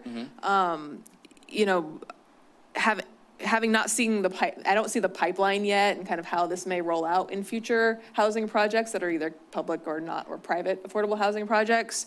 How are other jurisdictions looking at that? Are they including affordable housing projects in this ordinance? Have they seen any concerns about the slowing down the pipeline of housing development? There's no shortage of good contractors, right? And that's why we're seeing a lot of contractors from those areas from over here where they do have these show up here locally because there is no safeguards. And I wouldn't be concerned about the pipeline, right? When they know and a good, honest contractor is going to be able to work on that bid and actually have it be competitive, you're going to start seeing a higher rise of responsible, honest contractors. And this is, what I've said before, it's not about union or non-union. It's simply about good contractors. And I would say that to that aspect, we've got to weigh, do we look the other way on wage theft on construction just to build, to benefit somebody else who in need, or do we help protect the workers that are building these large developments that are now going to need that affordable housing because they weren't paid correctly? And, when we make sure good contractors also have health care, right? That's going to lower the needs for those resources that we hand out at the county. What better way to lower that burden than making sure that everyone's getting paid right? I mean, if it was my way, everyone would be paid right and make sure they have a retirement and health care. Because if every worker in this county that worked on a project had that, there would be a lot more resources to go around. And I think just, again, to add a little to that, I think it's more about the second order effects of, an ordinance like this where it's trying to let, prospective contractors that may be thinking of bidding on this, that there's going to potentially be an investigation into their past. And just so everyone in the room is aware, I mentioned, that there's about 300,000 licensed contractors with active licenses at the state. And I've run these numbers by some of the deputies, in Sacramento. that are, that work for the Division of Labor Standards Enforcement. And they thought that maybe 1,000 was kind of a rough estimate of the number of contractors that might not meet the criteria that's currently being proposed. So we're talking about 1/3 of 1%. This is not something that's, a huge percentage of contractors. Thank you for that, the education. I appreciate it. Seeing no further questions, Supervisor Koenig, and then I wanted to turn it over to Supervisor Cummings to any final comments, but go for your questions first. Just a couple of quick questions. First was, as was pointed out, this is clearly an issue also just with the failure of state law. What advocacy are you guys doing at the state level to try to get the labor commissioner to act faster? I would actually, maybe is Jay still here? Jay, do you want to speak? Jay's also working on legislation similar at the state level. We work on labor standards for skilled and trained, on pharmaceutical buildings. We are constantly at the state level. So as you know, I'm the local CEO of the Building and Construction Trades Council, but we also have the state Building and Construction Trades Council. And the state is doing the very same thing I'm doing here at the state level. And then you have the national building trades that are constantly trying to do the same. But, with the current administration, it's a little tougher, right? So, and we all know how long it takes to see something from creation to completion at the state level.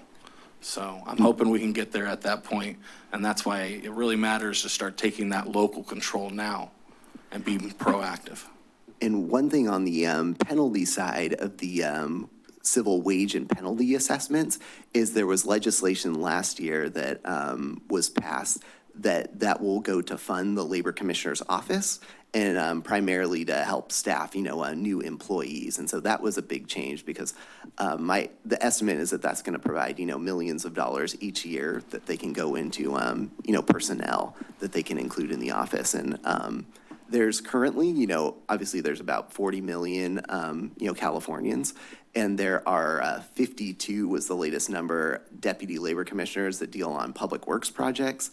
And so for the tens of thousands of projects, and obviously, workers may be concerned for a number of reasons or may not know their rights, but that's one of the big recent events, but we're also trying to, bolster the funding that the Labor Commissioner's Office is getting. Of course, there's a budget deficit there, but that's one big step we made in the last legislative session. Okay, thank you. The state pushes a lot of unfunded mandates down on us, and we cannot fix all the state problems with our local budget. We obviously want to do our part, but ultimately, if it's a failure of state law, I think the primary solutions should come from the state as well, and they should absolutely put their money where their mouths are in fixing the problem. And then finally, this is sort of a little bit of an unusual arrangement to have staff in the audience and an advocate up here. I just want to know if staff, we have Kimberly Finley, our General Services Director who handles county contracting, or any other staff, Assistant CAO Benson, that want to share their if you input. may. Yes, of course. And then I'll let staff jump in too. So CEO Nicole Coburn. So we've been able to kind of talk amongst ourselves. And number one, we want to acknowledge that wage theft is absolutely unacceptable. We share that, and we want to protect workers. This aligns with the values that the board has and that I have in my office and that we set forth for the county in terms of our ongoing work. And CDI Director Matt Machado can probably speak to this better than I can, but on county public works projects in particular, I believe we already have some protections in place, but I will acknowledge that there's room for improvement. And so there's probably things that we can be doing to help strengthen those protections. And what we would like to do is try to work on identifying those. The data that Supervisor Koenig had mentioned, we also just got it, and we are very interested in looking and analyzing that data and taking it seriously. So we would really love to dive into that data and further determine what's going on here locally and try to validate and understand that information in terms of the policy choices that the board is making. And as part of that, as I think it's already been stated here, the state plays a certain regulatory role. So trying to figure out how we can help advocate for changes or to strengthen that regulatory role and somewhat separate it from the role that the county currently plays or should be playing. Understanding that framework and the environment in which we're working, I think we all think is very important. You know, from what's happening, because the state is falling down on its obligation, so to speak, in terms of enforcing these regulations, it seems as if we're now being asked to step into this role. And I think Supervisor DeSerpa already stated it, and you heard it here this morning.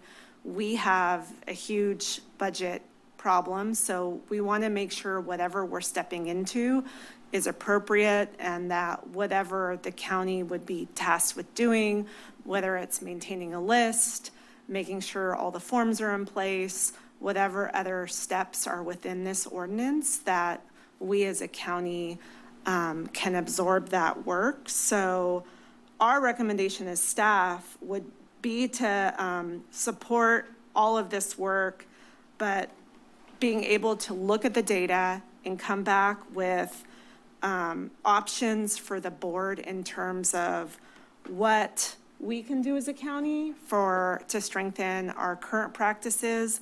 And that might be very near-term improvements, but also to look at this ordinance and how we can make it better if that's what we want to propose to the board, but to understand what the data is saying and what the impacts and implications for us are as a county. So that I want to put that out there, and I would ask staff if you have anything you want to add. Both our General Services Director and our CDI Director are here in terms of what they've learned. They've obviously had many more discussions than me. Hi, everyone. Thank you. Kimberly Finley. I'm the Director of General Services. I just want to state what we've all said here, which is we don't agree with wage theft, and we want to take steps to make sure that that does not happen in our county. We do have certain regulatory items already in place related to our contracts and bidding. We make sure that we have pre-qualifications for responsibility, including disclosure of current lawsuits or legal items pending that would make you non-responsible to bid on our projects. We require certified payroll to be submitted. However, I completely acknowledge that we can add additional language to specifically address this wage theft issue within the current contracting tools that we have. I also just have a question. So this ordinance as proposed includes civil wage and penalty assessments. And I just want to understand what that process is. So is there a hearing and a due process that's associated with that, as opposed to final orders and awards and different citations? So can you just explain to me what that assessment due process is? So yeah, when a complaint is filed with the Labor Commissioner's Office or the Division of Labor Standards Enforcement, they investigate it and they afford the contractor all of their due process rights. There's notices, there's hearings, they interview any and all witnesses. If there's no witness and, it's, say I allege, another contractor or a competitor of mine is committing some sort of engaged in wage theft or not properly paying its employees. If no one comes forward and says, yes, that's the case, here's the evidence, and their employer has a chance to rebut it, the case dies. And so, yes, those are final orders and final judgments. They can be appealed through the county court system, and occasionally they are, if the contractor in question wants to pay for legal fees. But Yes, there are due process rights afforded throughout that process. And if the item was appealed, would it still appear on this list? So yes, they would, but they would not for unpaid judgments. And it becomes final, and this is something where you just make a phone call or an email to the investigator in question to find out, because they have 30 days to file a notice of appeal. Okay, so as of right now, the wage judgment and determination, the meaning would include assessments that potentially were appealed? Yes. Okay, thank you. And then I just want to go back to a question that you asked earlier, Kimberly, about whether this would impact small projects or local projects. Right now, there's, in the ordinance as proposed, a very small carve out that if you are a local business and you live in the county and own the business and your business is less than 2,000 square feet and you're not doing a full reconstruction and you're not expanding your footprint, then you would not be, this would not cover your project. But anything outside of that very, very limited scope, if you don't live locally, if you have a business that's 3,000 square feet, if you're expanding your footprint, this would apply to you. If you're a homeowner in the county and you are looking to sell in the next 12 months, if you are looking to lease, if you are looking to rent, this would apply to you. So I just want to clarify, because I think that maybe that wasn't specifically addressed earlier. Can I interject? Of course. Through the chair. Just to make a comment. So what is provided in the packet is just an example. It's a template. It's not what we're not adopting. There's no first reading. The idea is that we wanted to have a starting point, and that starting point has changed even since we were considering putting this on a few weeks ago, because we're providing an opportunity for, or what this would do would be to provide an opportunity for the Building and Trades Council to take input in from the board, working with staff, bring back recommendations, one of which would be an ordinance for the board to consider, along with, and I don't think that we're excluding any other recommendations from staff that could help strengthen our worker protections here in Santa Cruz County. But this is an opportunity for us to make sure that this is brought to the public's attention, getting input from the board, and really trying to provide a starting place for staff and for the trades to work on. So we're not intending that we're adopting any language that's here today. We've heard some concerns about some of the language. We understand staff wants to dive into data. I don't think we should be stopping at what's happening just in Santa Cruz. I mean, I think looking around the state at who is doing what and what are some of the examples of wage stuff going on will actually be really informative, because we may see some of these developers or contractors show up in our community, and we want to know what kind of behavior have they been engaging in other communities throughout the state. And I'll finally just say that, I understand, the concerns with finding developers and people to build in our community. But I think first and foremost, what we've been committed to is protecting workers and ensuring workers getting paid. There's a variety of factors as to why we're not seeing developers come in for a variety of different projects. My office had been engaging with a developer recently and having conversations with them, and they were saying that a lot of market rate projects aren't penciling out right now, and a lot of that has to do with the cost of materials, tariffs, uncertainty in the supply chains, interest rates, that's really making it challenging to get financing for some of these projects. So while they're getting entitled, there's a whole variety of other reasons why they're not getting the funding and the resources to move forward with building the projects. And that obviously has reasons to do with the federal administration and what's happening federally, what's happening with the Strait of Hormuz and the gas prices going up and how that's affecting the supply chain. So, but this in particular is really ensuring that when these projects get bidded, that we are not ripping off local workers, we are not ripping off immigrant workers. I mean, this is not a union, non-union issue. It really isn't trying to ensure that we are not doing business with people who are going to steal wages from their workers. And I'll end it there. And I know I have to leave here pretty soon, so I'm hoping we can go out to the public and get public comment. Do we have any other questions from my colleagues? Seeing none, I'll open up public comment for anybody who'd like to speak on this item. Go ahead and approach the podium. Thank you. Oh, sorry, did I just cut him off? I do, good afternoon, Matt Machado, CDI Director. I do want to add a couple comments. First, to reiterate Ms. Finley's comment about public contracts. On public works contracts, we have a very robust labor compliance program. So there's always room for conversation, maybe room for improvement, but I can assure you that we're checking classifications, certified payroll, we're verifying labor compliance at every pay period, which is monthly. But then the more complicated side of it is what we were just talking about, the private contracts. I think that's a whole new area of challenge for us. I think it's worthy conversation, and we're open to that conversation, but I can just put out there that that's a challenge. I mean, for instance, we don't issue certificates of occupancy in this county, not for residential. We do inspections, and we certainly can use that as a tool, but that's a pretty significant challenge for us. And so there's some trade-offs there. And so I just, want to caution your board that will require some significant conversations to start regulating private contracts in this way. They're just new challenges for us. So that's it for me. Thank you for the time.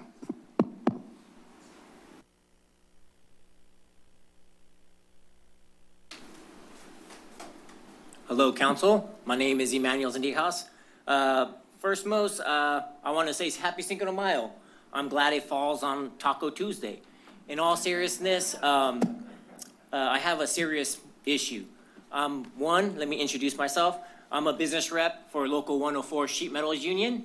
I have worked for large contractors and small contractors. All I can say has been good actors. And what we're talking about here is the bad actors. And we don't want them to infiltrate as they already got their foot in the door. Not in Santa Cruz, not here, keep on moving on. These bad actors, they come in and they come into this town with underbidding. And then when they do that, they hit you guys up with one, change orders, so we're up in the bid. And you think you're getting something where you're not. They undercut the material. I see a lot of your architectural sheet metal. It's disintegrating because it's not to compliance. It's the seaside. They're from out of state, most of them. And all we're trying to do is protect the budget, protect immigrant workers, and so it's fair to them. And another thing is, and let's not keep rewarding these bad actors, and let's not reward bad behavior. So I would like to say, let's adopt this language. Adopting this language is going to be a start. And that's it. I appreciate it. Thank you very much. Any further comments in the room? Please form a line if you plan on speaking. Thank you. Good afternoon, Supervisors. My name is Anthony Viscuso, and I'm a business agent for Local 16 Heat and Frost Insulators. As I was listening to the conversation, the question came up about, potentially having contractors bidding. And, oftentimes this becomes a question when we're talking about a project labor agreement. Non-union's not going to bid it, union is going to bid it. And what we've seen happen is that the demand doesn't go down for the projects and the demand doesn't go down for the labor. The only thing that changes is the responsible person at the top who's actually conducting that business. So our contractors have no problems getting more workforce when they need it. The workforce is there. If the bad contractor can't get the project will still go forward, but it'll go forward with a responsible contractor who will end up absorbing those workers from that bad contractor that are still qualified to do the work. So that's the first thing I want to talk about. The other thing that was mentioned, this isn't a union versus non-union issue. Even though I'm a union rep, we represent every worker on the job site. I'm also a compliance director for my local. I've already filed 40 complaints this year on contractors that just did not pay. They didn't classify right, or they paid the prevailing wage on the prevailing wage project, and then on the very next project, they said, hey, you're working for half price because I paid you full price on that other one. So even contractors that'll look good on paper on the government projects, they'll get it back. They'll figure out how to do that. So I'm glad we're having this study session. I'm glad we're here. I know that this is going to alleviate time for me filing compliance. I know this will alleviate pressure off the state level if we can nip these bad actors in the bud. But anything you guys can do to talk about this further. It was mentioned $10,000 is very high. I would love to see that come down, but we're here to support and work with you, and I'm really grateful that we're here talking about this today. So thank you. Hi, how are you? Thank you for allowing us the time. So I'm speaking as a representative as well, but also as a Santa Cruz resident. And let me tell you, it's awful to live here and have to go to the Bay Area, San Francisco, just to make a decent living to stay here. And you were asking about compliance, certified payrolls. We just have 2 cases here in Santa Cruz County, which is taking longer than 4 years for the state of California to actually assess the penalties to pay the workers. Some of the workers lose their jobs, lost everything, and there's no repercussions. So certified payroll can mean anything in these projects. They find a way to cheat, they find a way to do the wrong, and at the end, the worker is the one that gets everything, or the bad part of everything. So I would recommend and encourage you guys to make a good decision and protect our workers and protect our county. We got companies that are coming out of state, out of the area, stating that they're lower than the company that is down the street. In my mind, I cannot wrap that around if they gotta pay hotels, travel, plus the wages. How can they be lower than a contractor that lives down the street or anybody? It makes no sense. And we face this every day. We're committed to help not just the union side, every worker in California deserves to be treated decently. And that's what we do every day. And unfortunately, we don't get much support. So I'm encouraging you and asking you deeply, support our people that live here in this county. Thank you. Seeing no further comments in the chambers, is there anyone on the phone? Yes, Chair. Keith, your microphone is now available. All right, thank you, Board. Hopefully you all can hear me. My name is Keith Silva. I'm also with Sheet Metal Workers 104. I want to thank Casey for bringing this to your county. Area I represent here in Santa Clara County, we have passed several of these responsible construction ordinances, and we've seen it making a change. I recognize that there is a systemic problem with the state and the way it's regulated, and we're asking you to be a part of that change. Some of the biggest violators we see are in large housing developments. These are where the bad actors come in. I know several members here have mentioned certified payrolls on these public works projects. And yes, it's a step into trying to keep it level, but I think as Anthony said, they'll find a way to get it back. We've seen where they'll pay cash and ask back. We've seen where they'll pay the correct rate, but say the worker's only been there for 2 or 3 hours. So they'll get away with it any way they can. I think we all agree that wage theft is a real problem, no matter what the dollar cost is. All we're asking is we're thanking you for considering this. And yes, it sounds like some work needs to be done, but this is really about delivering a safer, higher quality project on time while helping protect the workers, preventing the wage theft, and ensuring a fair playing field. I hear that sometimes you have trouble getting bidders, and I absolutely agree with Casey. If a good contractor knows that a bad contractor is gonna be bidding that project and they're gonna go with the lowest bid, they're not gonna put their time into it. This will help ensure that you will get good, responsible contractors. So I wanna thank you for your time, and I urge you to continue in this conversation. Thank you. I see no further speakers online, Chair. Thank you. I will now return it to the board for a motion. Supervisor Cummings. Thank you, Chair. And I just want to thank staff and members of the public who are here today, and Casey and his folks for being here to help present on this item. And again, this is really just trying to honor the county's policy, which we passed. It said if we're going to do anything over 8 hours, we have to get direction from the board. And what's before us today is just an opportunity for those conversations between staff and between the trades to happen. It's going to allow staff time to look into the data, and it's going to allow us to hopefully bring something forward that's going to work for our county. And so that is the intent of what's before us today. So I'd like to move the recommended actions and also recommend that if there's other recommendations that staff wants to present, that they also bring those back to the board on that second meeting in September the meeting in September of 2026. I'll second that. We have a motion from Supervisor Cummings and a second from Supervisor Hernandez. Further comment? Supervisor Koenig. Thank you. First of all, I think we've heard today that everyone agrees we want to end wage theft. I think there's still some homework to do here. I mean, we ultimately want to understand the impacts of the ordinance that's been proposed as it's been utilized in cities that have adopted something similar, and including on private contracts, as well as our county permitting process.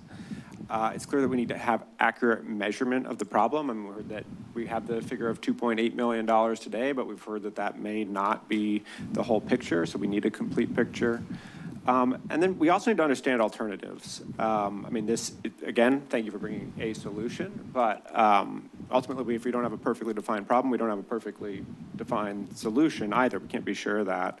And so I think, I mean, I've seen an alternative that the carpenters have proposed, a model ordinance that involves pre-qualification, where you ask contractors that are bidding if they have health insurance and other kinds of qualifications. So that could be an option. Certainly county staff has suggested they could strengthen our current process and extend it to subcontractors. So for all those reasons, I would offer a substitute motion that directs staff to research wage theft in Santa Cruz County and recommend a strategy to prevent it through stronger county contracting processes or ordinance by the second meeting in October. And I do think we need till the end of October, just because otherwise staff is going to probably be working through their summer break to try to get this on our agenda in time for September. Can I say something in response real quick? Please. When we met with staff, we actually asked them if it would be okay to move the date to the second meeting in September. They agreed that that would be fine. So that's why we landed on that second meeting in September date.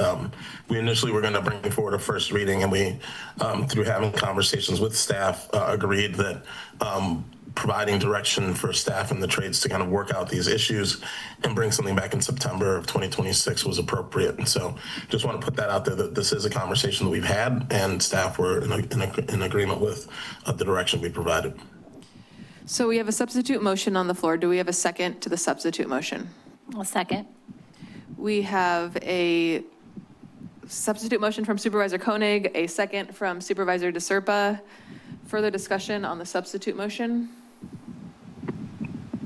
Can I just get some clarification on what that substitute is again?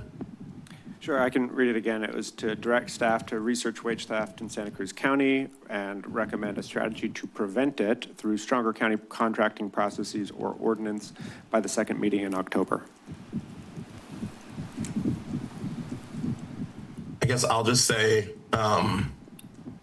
I'm actually comfortable moving forward with the original motion, just given the amount of work that we've done to negotiate this between staff and the trades and the meetings that we've had. So in support of what the trades are recommending, I'd be supporting the original motion this time. Any further discussion? What I'll say is that I don't think that the substitute motion precludes us from moving forward with an ordinance. I really appreciate what's come forward. There are things in it that I am concerned about, and I don't feel that today is the day to make those decisions. I mean, obviously, it's coming back for first read, but I would like a further investigation and a very robust report about, because sometimes we pass things and there are unintended consequences that I never dreamed of. And so I would like staff to come back to talk more about what this actually means if we put this into place. Pluses and minuses on that. Thank you. Can I ask a quick, sorry. I was gonna call for a vote unless you have further comments. Just a quick question. I just want to hear from the trades to see what their thoughts are on that, the substitute motion. Well, anytime we kick the ball down the road, just like the state, when it comes to wage theft, I think it's important that we stick with this being an ordinance. And how that ordinance is developed, I'm happy to work those kinks out with staff, right? But if we then again open it up to multiple different ways, and staff is already busy enough, and now we're going to burden them with even more studies and more development, when we're simply asking contractors, hey, Do you have wage theft? Do you not? It is very simply implemented, and how it works out as far as redefining this, I mean, I am happy to work that out with staff.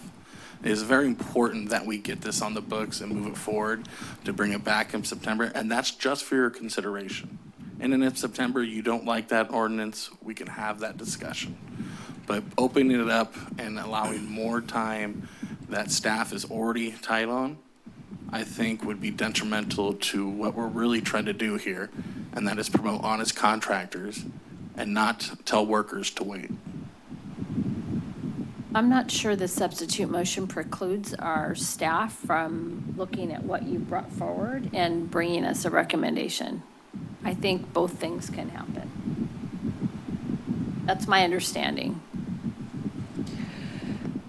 So I'm ready to call the vote. Madam Clerk, will you please call the roll? Supervisor Hernandez? No. Koenig? Aye. DeSerpa? Aye. Cummings? No. Martinez? No. Motion fails 3-2. So now we will return to the original motion, but I do have a question, Supervisor Cummings, about that original motion. You added some language to the recommended actions. Can you please repeat what that is? Yeah, I just added that staff could return with any other recommendations for the board to consider at that September 26th meeting. I mean, it did sound like, there's ways to strengthen some of the public works language. There may be other recommendations outside of the ordinance that could help strengthen some other policies. And so, given the interest in doing more research and looking at not just this ordinance, but are there other ways we can strengthen this policy, I didn't want to preclude us from not having other types of recommendations, not in substitute of the ordinance, but in addition to, that could further help strengthen the policies that we have here in the county. And so the comments from CEO Coburn earlier were about doing further research to better understand the issue that we're trying to solve. Is that work included in the motion that you're making? That is correct. The recommendation does not preclude staff to do other research, and if we want to formally include it, happy to direct that staff conducts research that would help support us preventing wage theft in Santa Cruz County. CEO Coburn? Yeah, I will just say regarding the time when we come back with all this information in the ordinance, my understanding is just because we have year end in July and adopt a budget in September, if we could come back in October, we've thought an additional month would be useful. That's fine. So Supervisor Cummings, you're adjusting the motion to make the return back to be October? October. By no later than the second meeting in October. Right. And that was okay with you, Supervisor Hernandez? Okay. Yes, I'm inclined to support this motion because I think it allows us to learn about the issue. As I stated in my comments, I'm still learning. This is you've brought a lot of new information to me, and I appreciate that. And also make progress in addressing the issue. My hope is that through this process, when we're working with staff and CDI, you can work out some of the kinks and some of the challenges, and I'd be happy to meet with you to talk about some of the thoughts that I have and concerns that I have. So when something does come back, it's a good fit for Santa Cruz County and where we're at today. But with that, are there any further comments from Supervisor Koenig? Yeah, I mean, I'm not going to support the motion. The major problem I see with this, and with all due respect to the trades coming here today, they're not the only interested group. And so this motion is specifically directing staff to work with one interest group to develop an ordinance. And I think that impacts our ability to be impartial and do the analysis needed to develop a good county ordinance. And I have serious concerns about the precedent that sets. I mean, are we simply going to let any interest group develop county laws? Is that how we're going to create laws in our county going forward? I mean, I'm not saying that we shouldn't consult with the trades on this issue. Of course we should. But I don't think that they should have the exclusive direction to work with staff in developing the ordinance that we see come before us. Can I make a brief point here? I just want to highlight that the Santa Cruz Monterey Building Construction Trades Council consists of 18 different trades, so this isn't going to be done in a vacuum. There's a lot of people from a lot of different groups who are impacted, who we've met with and who would be involved in this process. And I will just say that, these are the people who are being impacted. And so when we think about who are the most vulnerable, it's our workers. And this is coming from our workforce. And so I do think it's good that we're, really taking to the voices of the vulnerable into account when we're making laws. And when the recommendations come back, we will definitely be hearing from other folks, and we may want to, understand their concerns. But, what's being brought before us and what I'm hoping comes from staff is something that's, well, let me rephrase that. Something that's really going to meet the needs of trying to prevent wage theft to the greatest extent possible, which is something that today we've heard that everyone shares. Thank you. Any further comments? Seeing none, Madam Clerk, will you please call the roll? Supervisor Hernandez. Aye. Koenig. No. DeSerpa. Aye. Cummings. Aye. And Martinez. Aye. Motion passes 4-1. Thank you, Board. Thank you for being here. And Chair, I'd had let county staff know, to let the chair know that I had to go. It's 3:00 and I have another panel I'm speaking on today, which is why I'm participating remotely, but just want to thank everybody for their input and for being here today. And sorry, I can't stay for the rest of the meeting. Thank you. You're going to miss all the exciting items that we have coming. Okay, so now we will move on to item number 11. Hold a Tax and Equity Fiscal Responsibility Act hearing for Park Haven Plaza in connection with the proposed issuance of bonds by the California Municipal Finance Authority in the amount of $16 million and take related actions. All right, Welcome. good afternoon, Chair, members of the board. I'm Peter Detlefs. I'm a Principal Administrative Analyst in the County Executive Office. The public hearing today under the Tax Equity and Fiscal Responsibility Act, also known as TEFRA, is to authorize the proposed issuance of bonds in the amount not to exceed $16 million by the California Municipal Financing Authority for the benefit of 2838 Park Avenue LP as the borrower. Proceeds of the bonds will be used to finance and refinance. A little louder, please. Sure. Finance and refinance construction, improvement, and equipping of Park Haven Plaza, a multifamily rental housing project located at 2838 Park Avenue in SoCal. Pursuant to IRS code, an elected body within the territorial limits of the project must hold the hearing to allow the public to comment on the proposed issuance of bonds. The county has no liability for the repayment of these bonds. However, I will note that the county is a co-applicant on the Project Homekey application and will continue to have a role in the completion of this project. The proper notice for the hearing has been provided as required, and representatives from the financing team, the developer, and county staff that have been working on the project are available here today to answer any questions as needed. So with that, it's recommended that your board open the public hearing and take comment. Thank you. I will now open the public hearing and see if there are any questions from the board.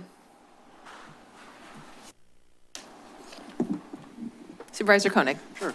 I see that we have Mr. Novin in the audience. I'm just, I know that the availability of these funds is going to allow you to begin doing some weatherization of the project. Maybe you could just give us a brief update on how those efforts are going, if you're still on track to complete weatherization by June. Thank you, Supervisor Koenig and Chair Martinez, Board of Supervisors, Iman Novin, President of Novin Development and Novin Construction. Yes, we are. I was just out there today taking a look at the weatherization program. That is happening separate and independent from the tax credits. We've been able to come to an agreement with the lender and the county in terms of the budget to finish that work. Currently, the stucco is going in, all the protective weatherization work is complete, the waterproofing is complete, and siding is also being installed. So we are on track to finish by June, and that will make the exterior of the building look complete, which is good progress. In terms of the tax credit closing, this is the next step to approve the tax exempt bonds, which will provide sufficient equity for us to complete the entire project. And that includes installing the elevator, putting in the joint trench, PG&E work, electrical, plumbing, more of the building systems that need to come together for the building to receive certificate of occupancy. Thank you. And I understand that the demand for tax credits has gone down a little bit given some of the federal tax cuts. What would you say your level of confidence is that the bond sale will be successful for these?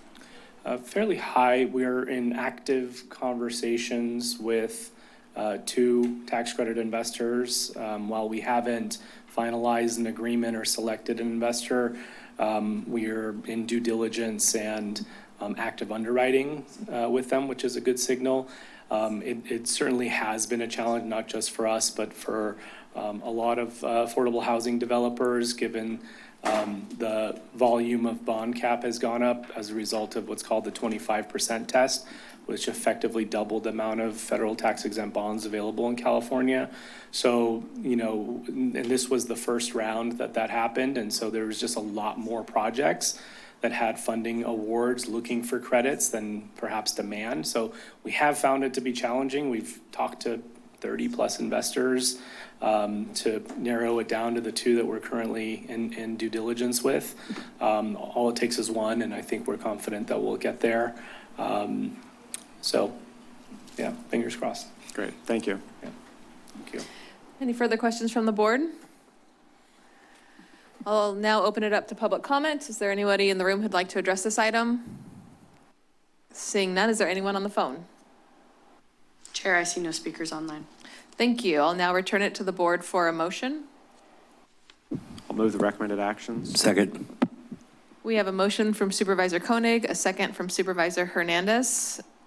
Further discussion? Seeing none, Madam Clerk, will you please call the roll? Supervisor DeSerpa? Aye. Koenig? Aye. Hernandez? Aye. And Martinez? Aye. Motion passes 4-0.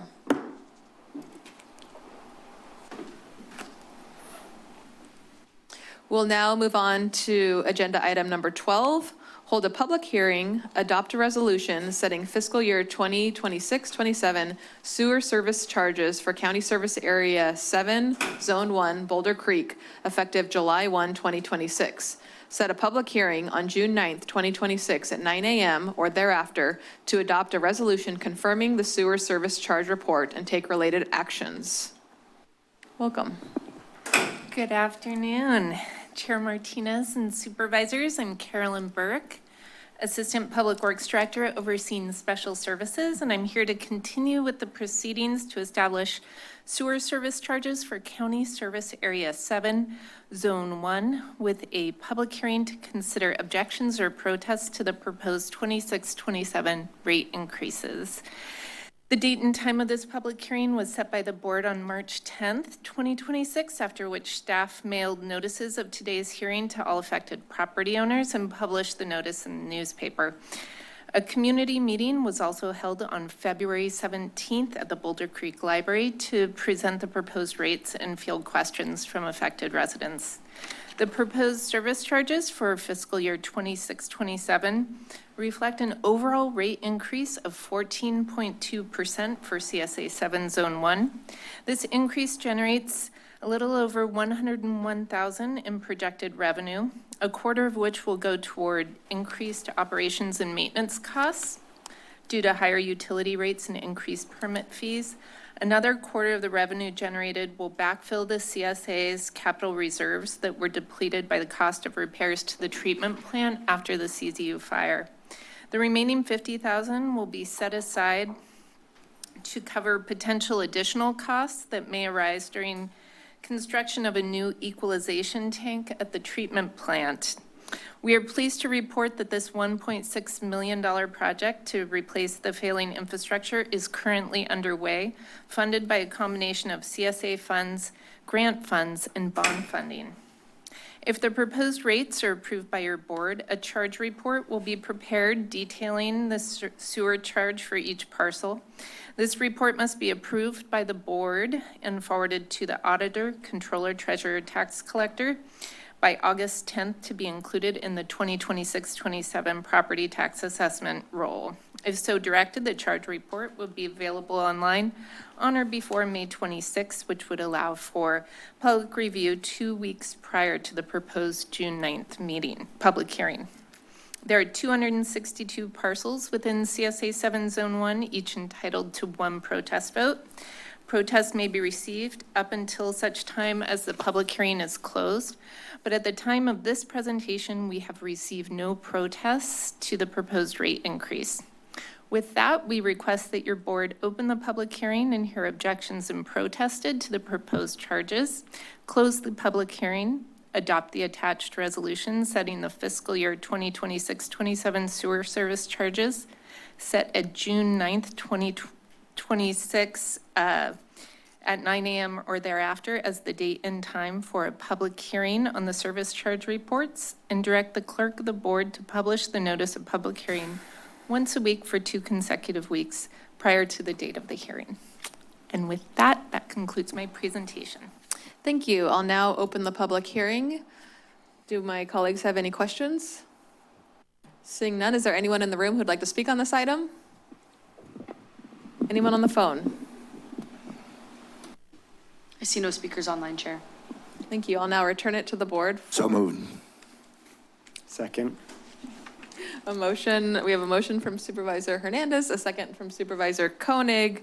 I will just comment that this is in my district. I appreciate the work on the equalization tank, and I'm glad that we haven't received any protest votes on this yet. It seems like a great use of funds, so thank you for that. Madam Clerk, will you please call the roll? Supervisor Hernandez? Aye. Koenig? Aye. DeSerpa? Aye. And Martinez? Aye. Motion passes 4-0. We'll now move on to item number 13.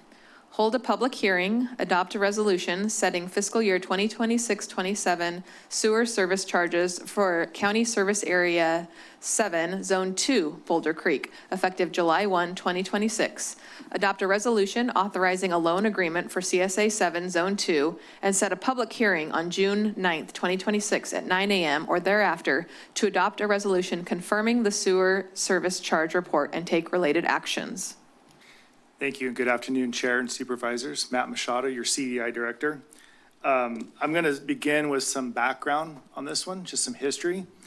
So the Big Basin Wastewater Treatment Plant, Zone 2, sustained significant damages during the CZU fire, which was back in August of 2020. It remained inoperable until August of 23, so for 3 years it was down. The system was owned privately by Big Basin Water Company. This system treats domestic wastewater from the Fallen Leaf neighborhood, and it also serves the CAL FIRE station on Jameson Creek. In November of 23, the Superior Court of the State of California appointed Silver and Wright LLP as the court's receiver for this Big Basin Water Company. The Regional Water Quality Control Board and the receiver worked with us to get the system back up and running in an effort to form a CSA so that the county would take over the maintenance and operation of this treatment plant. In April of 2024, the Fallen Leaf neighborhood voted in favor of the county taking over the maintenance and operations of this wastewater treatment system. And it was on July 1st of 2024 that we took that operation on based upon that positive vote. As part of that formation of the CSA and taking over the operations, we did put together an engineer's report that detailed out the budget and the costs for the system. At the time, we had 29 parcels that were part of this neighborhood, and 11 of those were existing homes, rebuilt homes, so sewer customers. And at the time, our budget and engineer's report made the assumption that we would see 2 new builds every year for the coming years, which would support the budget assumptions at the time. In addition to that assumption and to the budget challenges that ensued, it wasn't until March of '25 that the receiver let us know that there was PG&E utility bills that hadn't been shared prior. They were shared, and it continued our budget challenges. And so with that, and by the way, the annual utility rates or bills are about $18,000 a year, so it's a pretty significant impact to our budget. So with that initial assumption that more homes would be built timely, and with the new knowledge that this utility bill, which was unknown to us at the time of taking it over, is now a part of the budget, we've been in a budget challenge. And so as part of this process this year, we did propose a significant rate increase. And the drivers for that rate increase are as I described. I won't get into that rate increase in too much depth, nor will I get into the details of that loan agreement, because the community has spoken and they overwhelmingly have protested this rate increase. In fact, the vast majority, we had 9 protests out of the 11 and a half or so customers. One of them's an ADU, that's why there's the half in there. And so this proposed rate increase today has failed. And so we will be modifying the recommendations today. And additionally, just for your information, not as part of the action today, but to keep the board fully informed, on May 19th, we plan to bring a new item back as kind of a follow-up to this failure of the rate increase, which will include a CPI increase, a basic CPI increase, which was a part of the original formation documents. That's at the 3% rate. At that time, we will recommend your board to set a public hearing for the end of June so that we can ask your board to adopt a charge report that will include the existing rates plus CPI only. And so that's our direction going forward. The modified recommended actions today is simply the first 2 items, which are to open a public hearing, hear objections or protests, if any, to the proposed charges, and to close the public hearing upon its conclusion. I will lastly add that some of the homeowners were here today earlier, but they couldn't stay. They did hand me 2 more protests, which got us to the 9. But just for the record, that we have communicated clearly with the community. We've met with them multiple times. We feel like we've got all the input that they want to provide for you today. So there's nothing left to be said from what I'm aware of.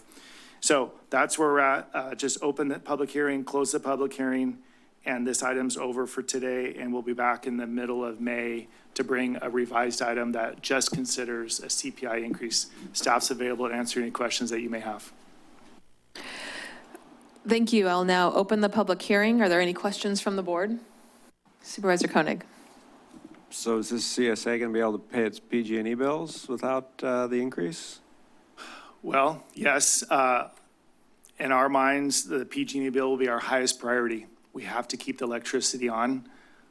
We will be scaling back all operations, and there will be some significant risk going forward. That's what I would leave it as. But yes, the PG&E bill will be paid. Yes. And then if any of those risks should come to fruition, is not the right word, but come to pass, could there ever be an emergency assessment? Or I mean, or does the system simply fail? How does bad management play out? Right. I mean, not on your part, but I'm saying fiscal irresponsibility play out here. It's a very good question, and I have to be honest, we don't have all the answers. There's still a lot of unknown. I will tell you, though, that we will be coordinating with the state of California immediately to try to strategize a lean budget and a way to survive the next couple of years until more homes are built. As I mentioned, one of the assumptions going into the original budget 2 years ago was that more people would rebuild, and that hasn't happened. We're hopeful that it will happen, and that will increase the revenue to potentially solve this budget problem. Without that, the budget woes will continue, and those unknown risks will absolutely come to light, and we will share with the board those consequences. And so just to, oh, sorry, another question? So just to underscore, the operations of the wastewater treatment will continue in this interim period while we're still seeking a funding fix? Yes, in a more minimized fashion. And I do believe that we will be in a bit of conflict with our state permit. And we will work very closely and very transparently with the state, the Regional Water Quality Control Board to just communicate, because I do believe we will be out of compliance very quickly. Thank you. Well, that concludes my question. Supervisor DeSerpa? This isn't something I've followed carefully just because it's not my district. I mean, I've seen a couple of the news stories about it, so I feel like I know something. But, I mean, there are really strict environmental rules. So if we're just providing a minimal amount of service there, you talked about risks. So will there be spills into creeks, or like what kind of things are you talking about in terms of risk? Right.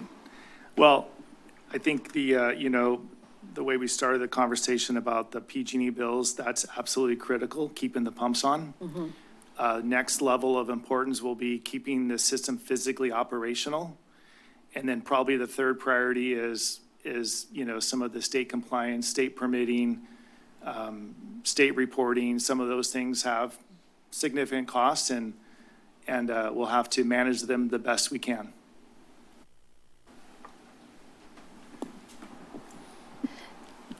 Is there any grants or programs for situations like this that we could call upon? Or I'm guessing maybe we've already investigated that. Yeah, it's a good question. We have looked into that. I spoke with the state a few weeks back, and for maintenance and operations, there really is no opportunity for grant funding. And so I don't think we'll be successful with finding outside funds. So that's probably where we'll be. Any other further questions from the board?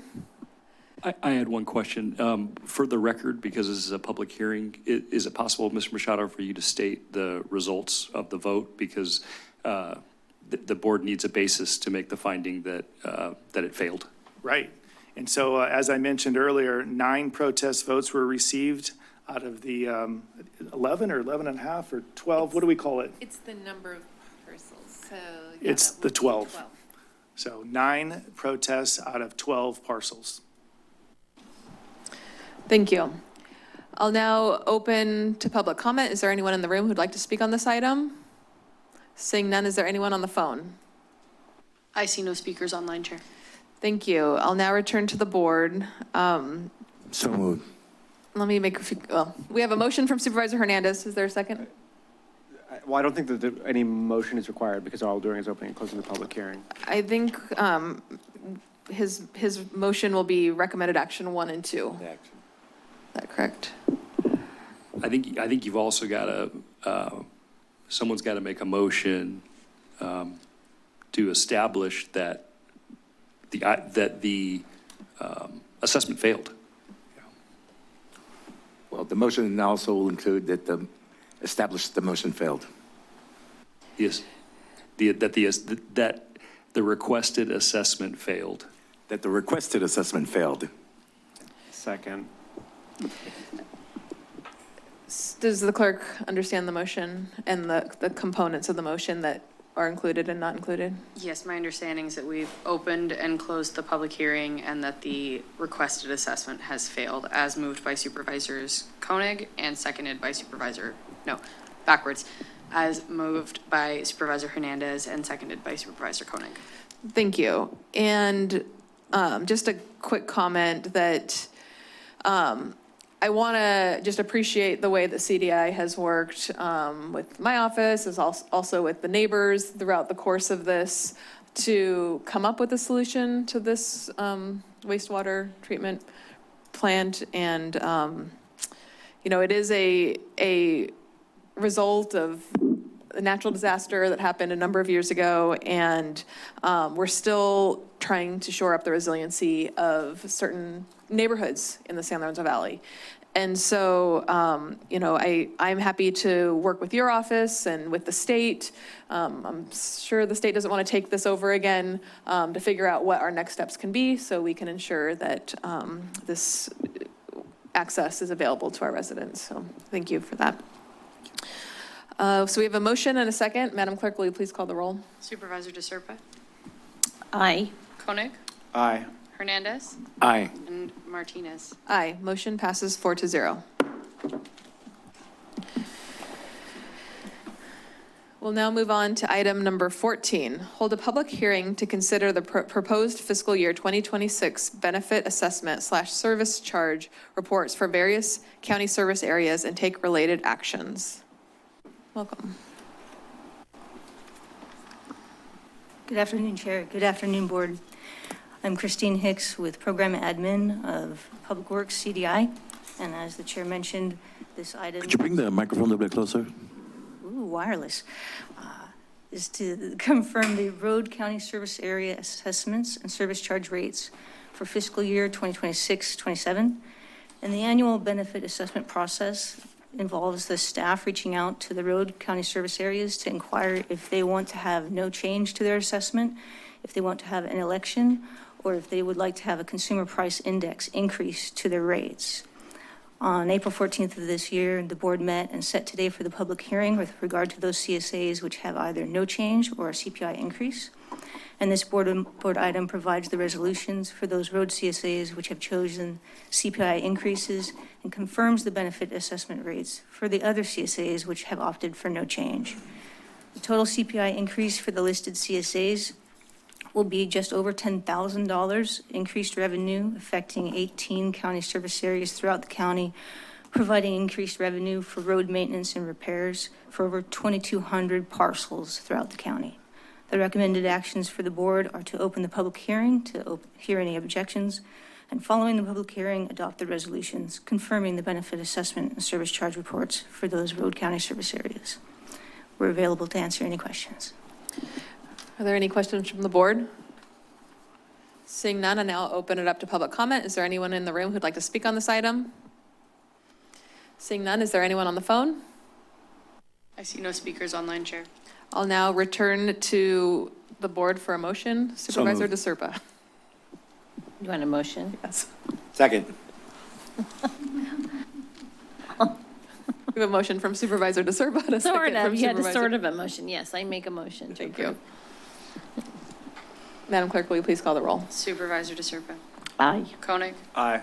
Hernandez, Aye. and Martinez. Aye, motion passes 4-0. We'll now move on to item number 15. Hold a public hearing to consider the proposed fiscal year 2026 benefit assessments for County Service Area Number 13A, Oak Flat. Continue the public hearing to June 30th, 2026 to allow for tabulation and certification of the ballots and take related actions. Thank you. This CSA is located in Los Gatos, consists of 18 charged parcels. They're currently assessed at $1,500 per parcel for an annual assessment for the entire CSA of $27,000. The CSA is proposing to increase that assessment by $500 so that each parcel will be assessed $2,000 annually. This will increase the revenue by $9,000 per year to increase available funds for maintenance and repairs. The ballots were mailed out after the March 10th board meeting when the board approved the engineer's reports and related items. The recommended action for the board are to open the public hearing, request the submittal of the ballots, close the public comments portion of the hearing, and continue the public hearing to June 30th to allow for tabulation and certification of the votes. Thank you. I'll now open the public hearing. Are there any questions from the board? Seeing none, is there anyone in the room who'd like to speak on this item? Seeing none, is there anyone on the phone? No speakers online, Chair. I'll now return it to the board for a motion. So moved. Motion from Supervisor Hernandez. I'll second. Second from Supervisor DeSerpa. Madam Clerk, will you please call the roll? Supervisor Hernandez, Aye. DeSerpa, Aye. Koenig, Aye. and Martinez. Aye. Motion passes 4-0. We'll now move on to item number 16. Hold a public hearing to consider the proposed fiscal year 2026-27 benefit assessments for County Service Area Number 36, Forest Glens, Norman Zone F.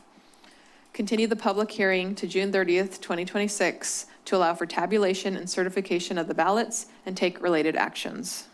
Thank you. This CSA is located in Aptos and is consisting of 14 charged parcels in the Norman Zone.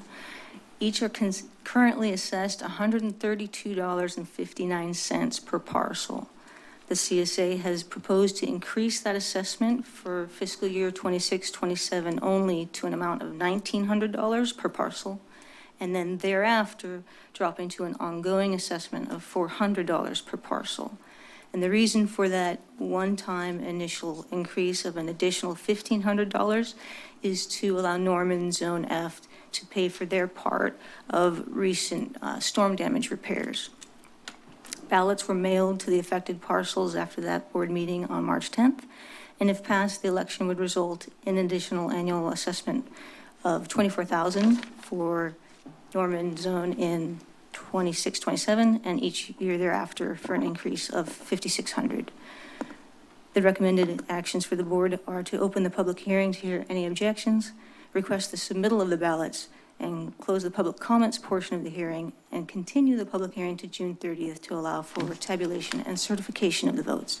Staff is available to answer any questions you may have. Thank you. I'll now open the public hearing. Are there any questions from the board? Where is this exactly in Aptos? I've never heard of this area. I don't have the map in front of me, Okay. alas, but I I can can look get it back up. to you. I just Yeah. have never heard of Norman. It's Glen. small, yeah. Forest Glen, Norman. That's my only question. Any further questions from the board? Seeing none, is there anyone in the room who'd like to speak on this item? Seeing none, is there anyone on the phone? I see no speakers online, Chair. Thank you. I'll now return to the board for a motion. I'll make a motion to approve. Second. We have a motion from Supervisor DeSerpa, a second from Supervisor Hernandez. Madam Clerk, will you please call the roll? Supervisor Hernandez, Aye. Koenig, Aye. DeSerpa, and Martinez. Aye. Motion passes 4-0. We'll now move on to item number 17. Consider a policy regarding the disruption of remote access during Ralph M. Brown Act meetings as required by Government Code Section 54953.4 and take related actions. Good afternoon, Chair and members of the board. Today's item responds to Senate Bill 707, which takes effect July 1st, 2026. This law requires legislative bodies to provide real-time public access to meetings through two-way phone or audio-visual platforms. It also requires each body to adopt a policy outlining what to do if remote access is disrupted. The policy before you sets out clear, practical steps, monitoring the remote access system during meetings, pausing proceedings if there's a disruption, making a good faith effort to restore service for up to 1 hour, and establishing how the meeting may proceed if service can't be restored. Approval of this policy will ensure the county remains compliant with the state law while continuing to support transparency and the orderly conduct of your meetings. I'm happy to answer any questions. Thank you. Are there any questions from the board? Seeing none, I'll now open it to public comment. Is there anyone in the room who'd like to speak on this item? Seeing none, is there anyone on the phone? We have no speakers online, Chair. Thank you. I'll now return it to the board for a motion. So moved. We have Second. a motion from Supervisor Hernandez, a second from Supervisor Koenig. Madam Clerk, will you please call the roll? Supervisor DeSerpa, Aye. Koenig, Aye. Hernandez, Aye. and Martinez. Aye. Motion passes 4-0.